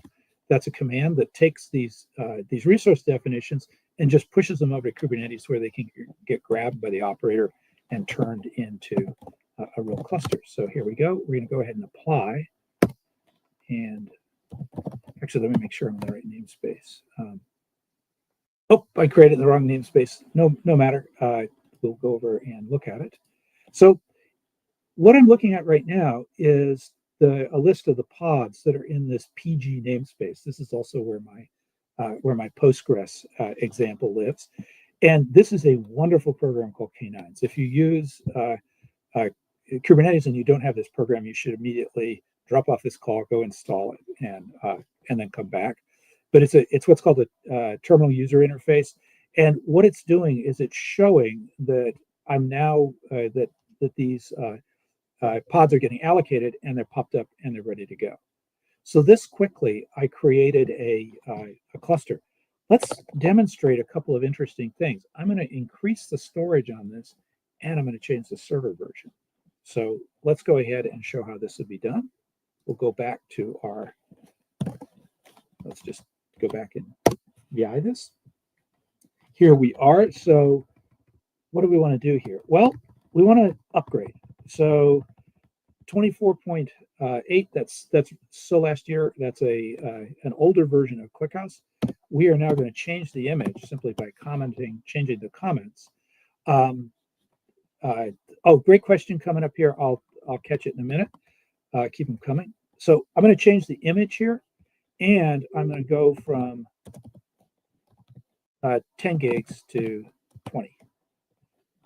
So let's go ahead and actually let me just change it that way. Okay. I'm going to save this.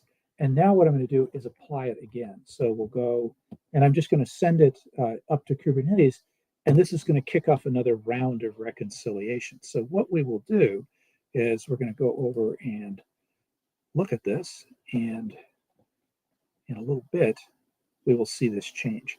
Actually, I think there's a better way to see it. I'm going to just look at the PVCs because that's something we can see quickly. Okay, so here's our Kubernetes, the PVCs. So these are the storage requests. We're going to see those change in a minute. Let's just go ahead and search again. There we go. So right here, one of these has already changed size. So what Kubernetes has done is in the background, it has gone ahead and it is now it has basically told Amazon to increase the size of the storage. The way that I've done it, it will also restart the pod. So the database will restart, it will come up on the new storage. In this particular case, that's fine. We don't care if the database goes down. But what this illustrates is that with Kubernetes, we can make these changes to the system, and you can see the change is complete now. And we will not only have the right version of the server, but we will also have the storage increased. And so there's a bunch of work that goes on behind the scenes. So for example, oh, here's another one that's upgrading. So one upgraded, and now the second one is upgrading. This is another thing that we do with the operator is we do round robin upgrades. So we don't upgrade everything at once. And you can see the upgrade is proceeding automatically. So this is a really simple example of the kinds of things that operators enable. And for databases, these are critical. It's because these are operations that, for example, may occur while you have hundreds or even thousands of people accessing the database. And so to be able to do them in a systematic fashion and also, for example, using round robin upgrade, that's something that allows you to do these while your apps are running and with a high degree of confidence that it's actually going to work. So that's demo number one. Let's go back and continue. And what we're going to do now is find the right spot. We're going to look at another database. And for many of you out here, you are probably using Postgres. It's an ClickHouse is very popular for analytics. If you're using open source databases, it's kind of you can think of it as being a competitor to Snowflake. Postgres is extremely popular for storing row-based information and transaction processing. So for example, running e-commerce sites and many other types of things that require you to have a large number of people updating data to have it be stored consistently and to be very fast and highly concurrent. Now, Postgres has a very different architecture from ClickHouse. In ClickHouse, we have what's called multi-master replication. We don't care if you can go to any node and update it. But for transaction processing databases, it's much more common to have an architecture where you have what's called a primary. That's where you go to update things. And then you have replicas, which are basically just picking up those updates. Each of the databases essentially they're basically carbon copies. They all have attached storage. They have, of course, they use the OS page cache, to store data that they're actively working on, but they have these different roles. So one of the things that the operator needs to do is it needs to allow you to change those roles. We'll show an example of that in just a minute. So Cloud Native PG is the operator that we use for Postgres, and it actually has one really cool thing that I like about it is it has these for these demos. It has these incredibly simple resource definitions. So this is the actual resource definition I'm using in my example. It's 8 lines long, And when you run that, submit it, it creates a service that contains 3 pods, so 3 databases. One of them is your Postgres primary, the other 2 are replicas. And I didn't talk about this on ClickHouse, but like the ClickHouse operator, it creates what are called services, which are to allow your applications to connect to different services. It creates 3 different ones. A key one is there's an read-write service. Your applications connect to that if they want to write to the database. The other ones, like an RO service, is if they only want to have a read-only copy, and then that can't do writes.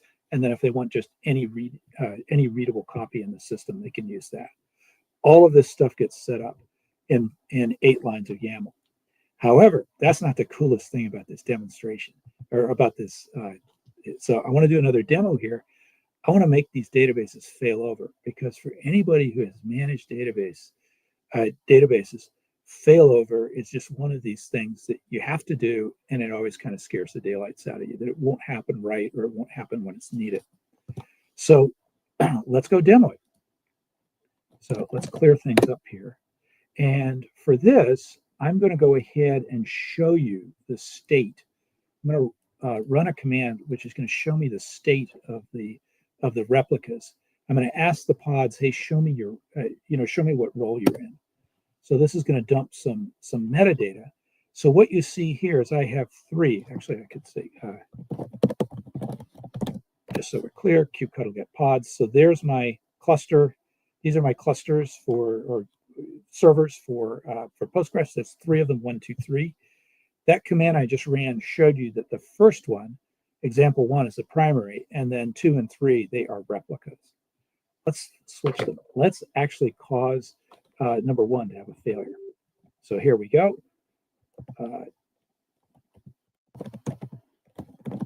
we're going to delete the pod, and that's just going to kill the process. So boom, we kill the process. Oops. Got to include what kind of resource it is. Sorry about that. All right. So now what we've done is we have just changed the pod. If we get over here in time, we will see. Oh, there we go. See, you can see that this thing is now going through an initialization phase.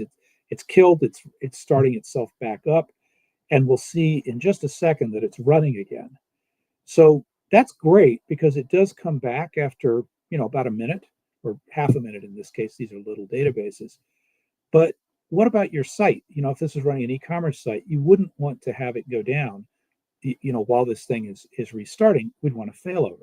So let's go back and look at the state of the databases now. So remember, example 1 was let's not delete it again. Here we go. Example 1 was the primary.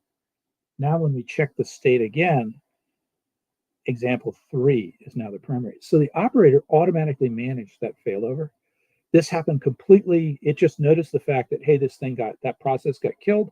Now I need to go and shift the roles around and bring up example 3 as my primary. It just picks one that's in the best state. This is a great example of, again, why you want an operator, and why it's not enough to just script things with manifests and resource definitions for databases. You need something that actively watches. Okay, so let's now look at something a little bit more complicated. So what we've seen so far is, and let's make this a slideshow again. Let's go ahead and build something real with this. So these were sort of demo applications, but what we want to do is really harness the power of cloud native and build systems that can scale up and down automatically and solve interesting problems. In this particular, and I'll show you the problem we're going to solve in just a minute. So, but first, it's useful to think about, hey, what is the wiring that enables this stuff to work? Because this is something that's really important to understand about cloud native applications. We have these relatively simple resource definitions, but they actually cause things like VMs to be allocated. They cause storage to be created and changed. How does that happen? Well, as far as VM and storage is concerned, there's a couple of features in Kubernetes that make this happen automatically. For pods, which are processes, there's something called a cluster autoscaler. And in your pod definition, you can request certain VM types. And when your pod comes up, the autoscaler will look, and if it can't find a VM that matches what you want, it'll make one. And so that's a very standard feature that you will have wired into your wired into Kubernetes. These examples are all from EKS. It's a little different on each implementation. At the same time, we have something similar for storage. We have what are called storage classes, and they are the definitions in those storage classes, which define sort of what type of storage do you want? Is it encrypted? How fast is it? The orders for storage, they're carried out by something called a CSI driver, which is a driver for storage, in this case for EBS. So this enables us, when we ask for storage, this is the wiring that enables that storage to get created as an EBS volume. How does Amazon know that you're allowed to do that? Because you wouldn't want somebody just to be able to put this in and then just create storage magically. We have authorization. And this is another really key piece of wiring that's built into Kubernetes. We have what are called service accounts, and they basically link roles in the Amazon cloud with policies that then allow your pod to be able to do things like access S3 object storage, which is a very common operation for databases. So this stuff is baked in, and this wiring or interfacing, if you will, is what enables us to say, hey, I want this, make this be so. It gives the Kubernetes then the powers to be able to do that. So in building this kind of application, you're now going to want to have something a little bit more powerful than just a resource definition. There are three major ways that people make these changes, sort of manage applications in cloud native environments. They are Terraform, which is very commonly used principally for setting up the cloud. It's great for that. There is Helm, which is really which is used to set up the resources in Kubernetes itself, and it can do a bunch of them. And then there's Argo, and Argo is kind of built on top of Helm as well as so Helm is basically generates templates. Argo can manage these, but one of the cool features it has is it can watch a GitHub repo, and when the definitions in the repo change, it will automatically apply those changes to Kubernetes. So it enables what's called GitOps, where you have operations driven by a Git repo. Let's solve a real problem. So make a long story short, it's cost. We want to build a system that can put data out on data lakes and also have scalable storage and compute separation. This is a really key problem in data warehouses. It is something that costs people literally hundreds of thousands or millions of dollars if they don't do it right. We can now build a solution to solve this. And in fact, this is a project we're working on at Altinity to extend ClickHouse. And what we're doing is extending ClickHouse to create what are called real-time data lakes. These have a couple of key components. We have the ClickHouse clusters, and then we introduce what are called swarm clusters, which is a different group of servers that scan the data out on the data lakes. So this is no longer just a single cluster, it's multiple clusters working together, and then there's some wiring so that they know about each other and can find each other. Moving parts in the application, there's swarm clusters, there's ClickHouse clusters, there's Keeper. These are all things that have to be brought up together as a unit for this application to function. Let's go ahead and do it in Helm. So Helm is, as I said, a template generator. So let's go over and so the Helm command is easy to install. It's another, I really like Helm. So let's see. And Helm basically has a notion of applications. So let's go ahead and install these, something called a chart. So this, and it basically, I'm going to kick it off and then we can go look at what it does. So here it is, I'm going to kick it off. And what this is going to do is it has a number of, well, let's go look at it actually. It's a chart which has a bunch of templates that correspond to the different resources. So if we list the templates, here we have one for Keeper, one for the swarm cluster, one for what we call the vector cluster.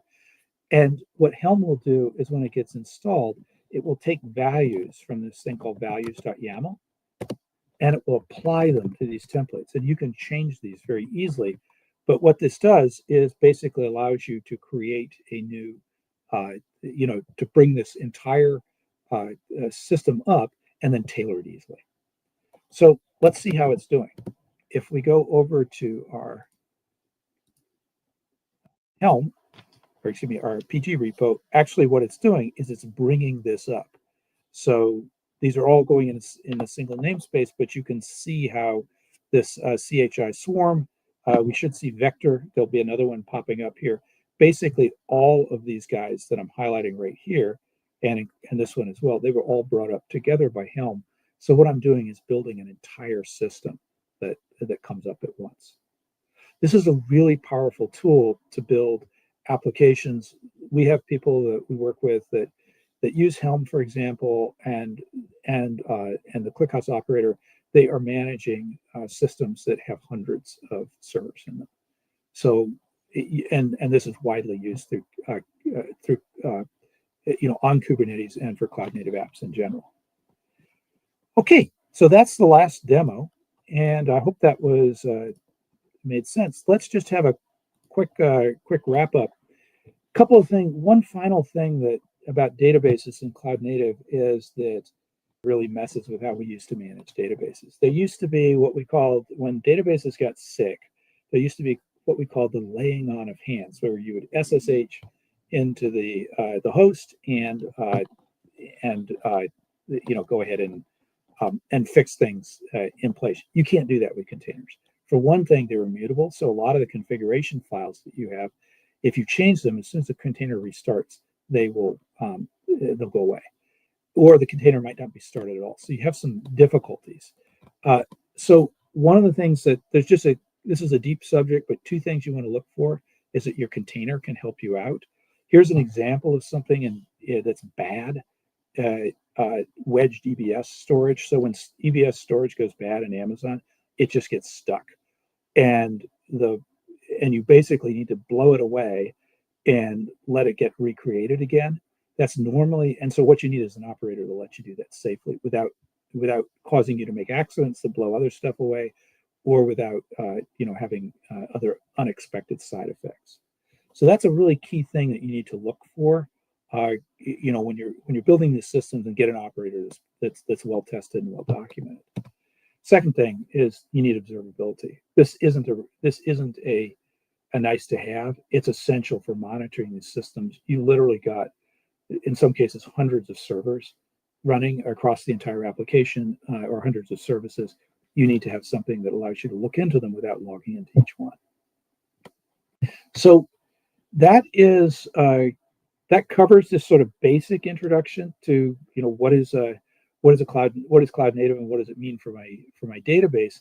Just some learnings, things that have been beaten into us over the years. Start with the simple, sort of design problems, like, hey, how do you model stuff in Kubernetes? Choose something appropriate. Definitely use operators. Do not let people talk you into using Helm scripts for databases. Those are Helm charts. They aren't able to do things like that failover operation I showed you. The people talk about how Kubernetes is complex. Actually, when you're using operators as an app developer, it's actually pretty easy to use compared to things like VMware. It's actually that wiring underneath Kubernetes that makes it work. That's the hard part. So one of the things you'll want to do is either be an expert in that interface between Kubernetes and the cloud, or have somebody on your staff that is. You absolutely need to use IAC to build production systems. You do not want to be touching these things, except through things that are code that's actually stored in GitHub or some other safe place. Be aware that having containers and these immutable resources means you're going to have to think about administration differently, and observability. It's a must. So take the time to build it. It pays off literally within days. If we use Grafana, it's really, really great. So that's the end of the talk, and it looks like we have some interesting questions here. Yeah, Rohit, would you like me just to go through these? Or got one from Scott Williamson about Postgres and ClickHouse. Let me go ahead and take this one. You mentioned Postgres and ClickHouse. How would a cloud-native architecture differ for a NoSQL database like MongoDB or Cassandra? That's actually a great question. Cassandra, for people who don't know it, is a distributed database. Interestingly enough, it actually works in a way that's pretty similar to ClickHouse, although it uses different underlying mechanisms. It basically farms out the data automatic, like if you can have a table and then the parts of the table get farmed out automatically to a bunch of different replicas, and then you have rules to say how many, okay, how many copies of the data do we want to have on how many replicas. For that, you would quite likely have something not that different from what we adopted on ClickHouse, because these are large systems. You want to be able to deal with things being at different version levels. The modeling that we choose there would be quite similar. I haven't looked at you can go look at the operator for Cassandra, and you'd find out the real answer that people came to. For MongoDB, it would probably look a lot like Postgres, because MongoDB has a notion of a master with failover. These are operations that are very similar. So something like the design choice that the cluster DB folks, the PG cluster folks took is sounds appropriate. Let's see. Got another one here. How do these cloud-native database architectures handle multi-region deployments for high availability and disaster recovery? That's a great question. Multi-AZ is actually pretty simple to handle in Kubernetes, because Kubernetes will span AZs quite easily. There isn't a single answer for multi-region. One of the ways that we do it, which is probably the simplest, is each Kubernetes, each ClickHouse cluster has its own definition. And then what you do is you basically have some extra configuration that ties them together. This is sometimes called a super operator. So you have an operator that manages the resources of other operators, and what it's responsible for is ensuring they have network connectivity and they know about each other in a way that doesn't cause them to fail when one end goes down. So that's these super operators are one approach to that problem. Let's see. So then a final question: what's the role of a service mesh in this architecture, and does it provide any benefits for inter-service communication with a database? That's a really great question. So first of all, I'll say, if you don't have to use a service mesh, don't.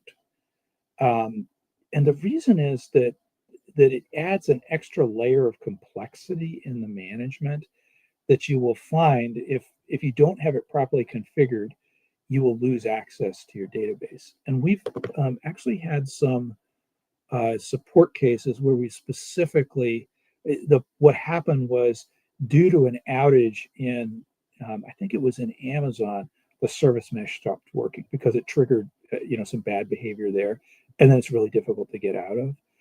I do think that service meshes, where I have seen them implemented, and in fact I do know they've been implemented to good effect, are in multi-tenant environments where you might have multiple tenants that absolutely need to be kept apart. You can use a service mesh to ensure that they're routed, that they just have different routing paths and can't see each other. We solve that in our own cloud native database management. We solve that by creating a separate Kubernetes cluster per tenant. But there's a lot of systems with that approach. The tenants are too small. There's too many of them. That doesn't work. So service mesh can be helpful there. Okay, I think that's it. So that was a very good session, and I see you got some really nice questions towards the end. There were 3 of them, but quite nice one, right? Yeah, thank you very much. Yeah, thank you so much, Robert. Thank you so much for for taking our time and sharing your pearls of wisdom with us. I think for a session like we always have to go back and rewatch it with a pen and paper, right? Because there's so much to be taken away, right? This is not something that you can really understand in just about 30 minutes. You're able to deliver it because you have so much experience. But for all the practices that you share and all the great insights, I encourage everybody to go back and watch this session again, Robert. And any final thing, Robert, before we end the day 2 of Yeah, this let me conference? put in a plug. If you're, we have a company with 55 database geeks in it, of whom I'm one. Yeah, just come talk to us. So you can either come talk to us at Altinity, you can contact me directly on LinkedIn. We love this stuff. If you're doing this in anger and need a vendor to help you, definitely consider us. But and thanks again for inviting me to do this talk. It was a pleasure. Thank you so much, Robert, for accepting the invitation. Have a lovely day ahead. Thank you so much. Yeah. Bye-bye. Bye, Rohit. Bye, everybody. All right, ladies and gentlemen, and that's how we, I was just going to say that's how we wrap up the Soft Architecture Conference, but it is only day 2. Can you believe we're only halfway down and we still have about 20 plus speakers joining us in the next 2 days? It's going to be incredible, right? So thank you so much, everyone who's joined. I see a lot of folks in the comments. I know it's very late in this part of the world, and also in Europe, it's almost like dinner time. People, I also saw some of the folks joining from Singapore, so thank you so much. And there's I have few team members behind the scenes, Rohit and few other folks, so shout out to them for running this stream behind the scenes and doing all the social media. That is it, ladies and gentlemen. Tomorrow we're gonna again just visit the Software Architecture Conference site. You'll find yeah, I know. And Robert, there's always confusion with my name. My name is Stephen Simon, but I like to use my last name and my first name. So you're okay. My apologies. Thank you so much, everybody. That is it. That's how we wrap up day 2 of Software Architecture Conference. We'll see you tomorrow with 10 great sessions. Until then, take good care of yourselves and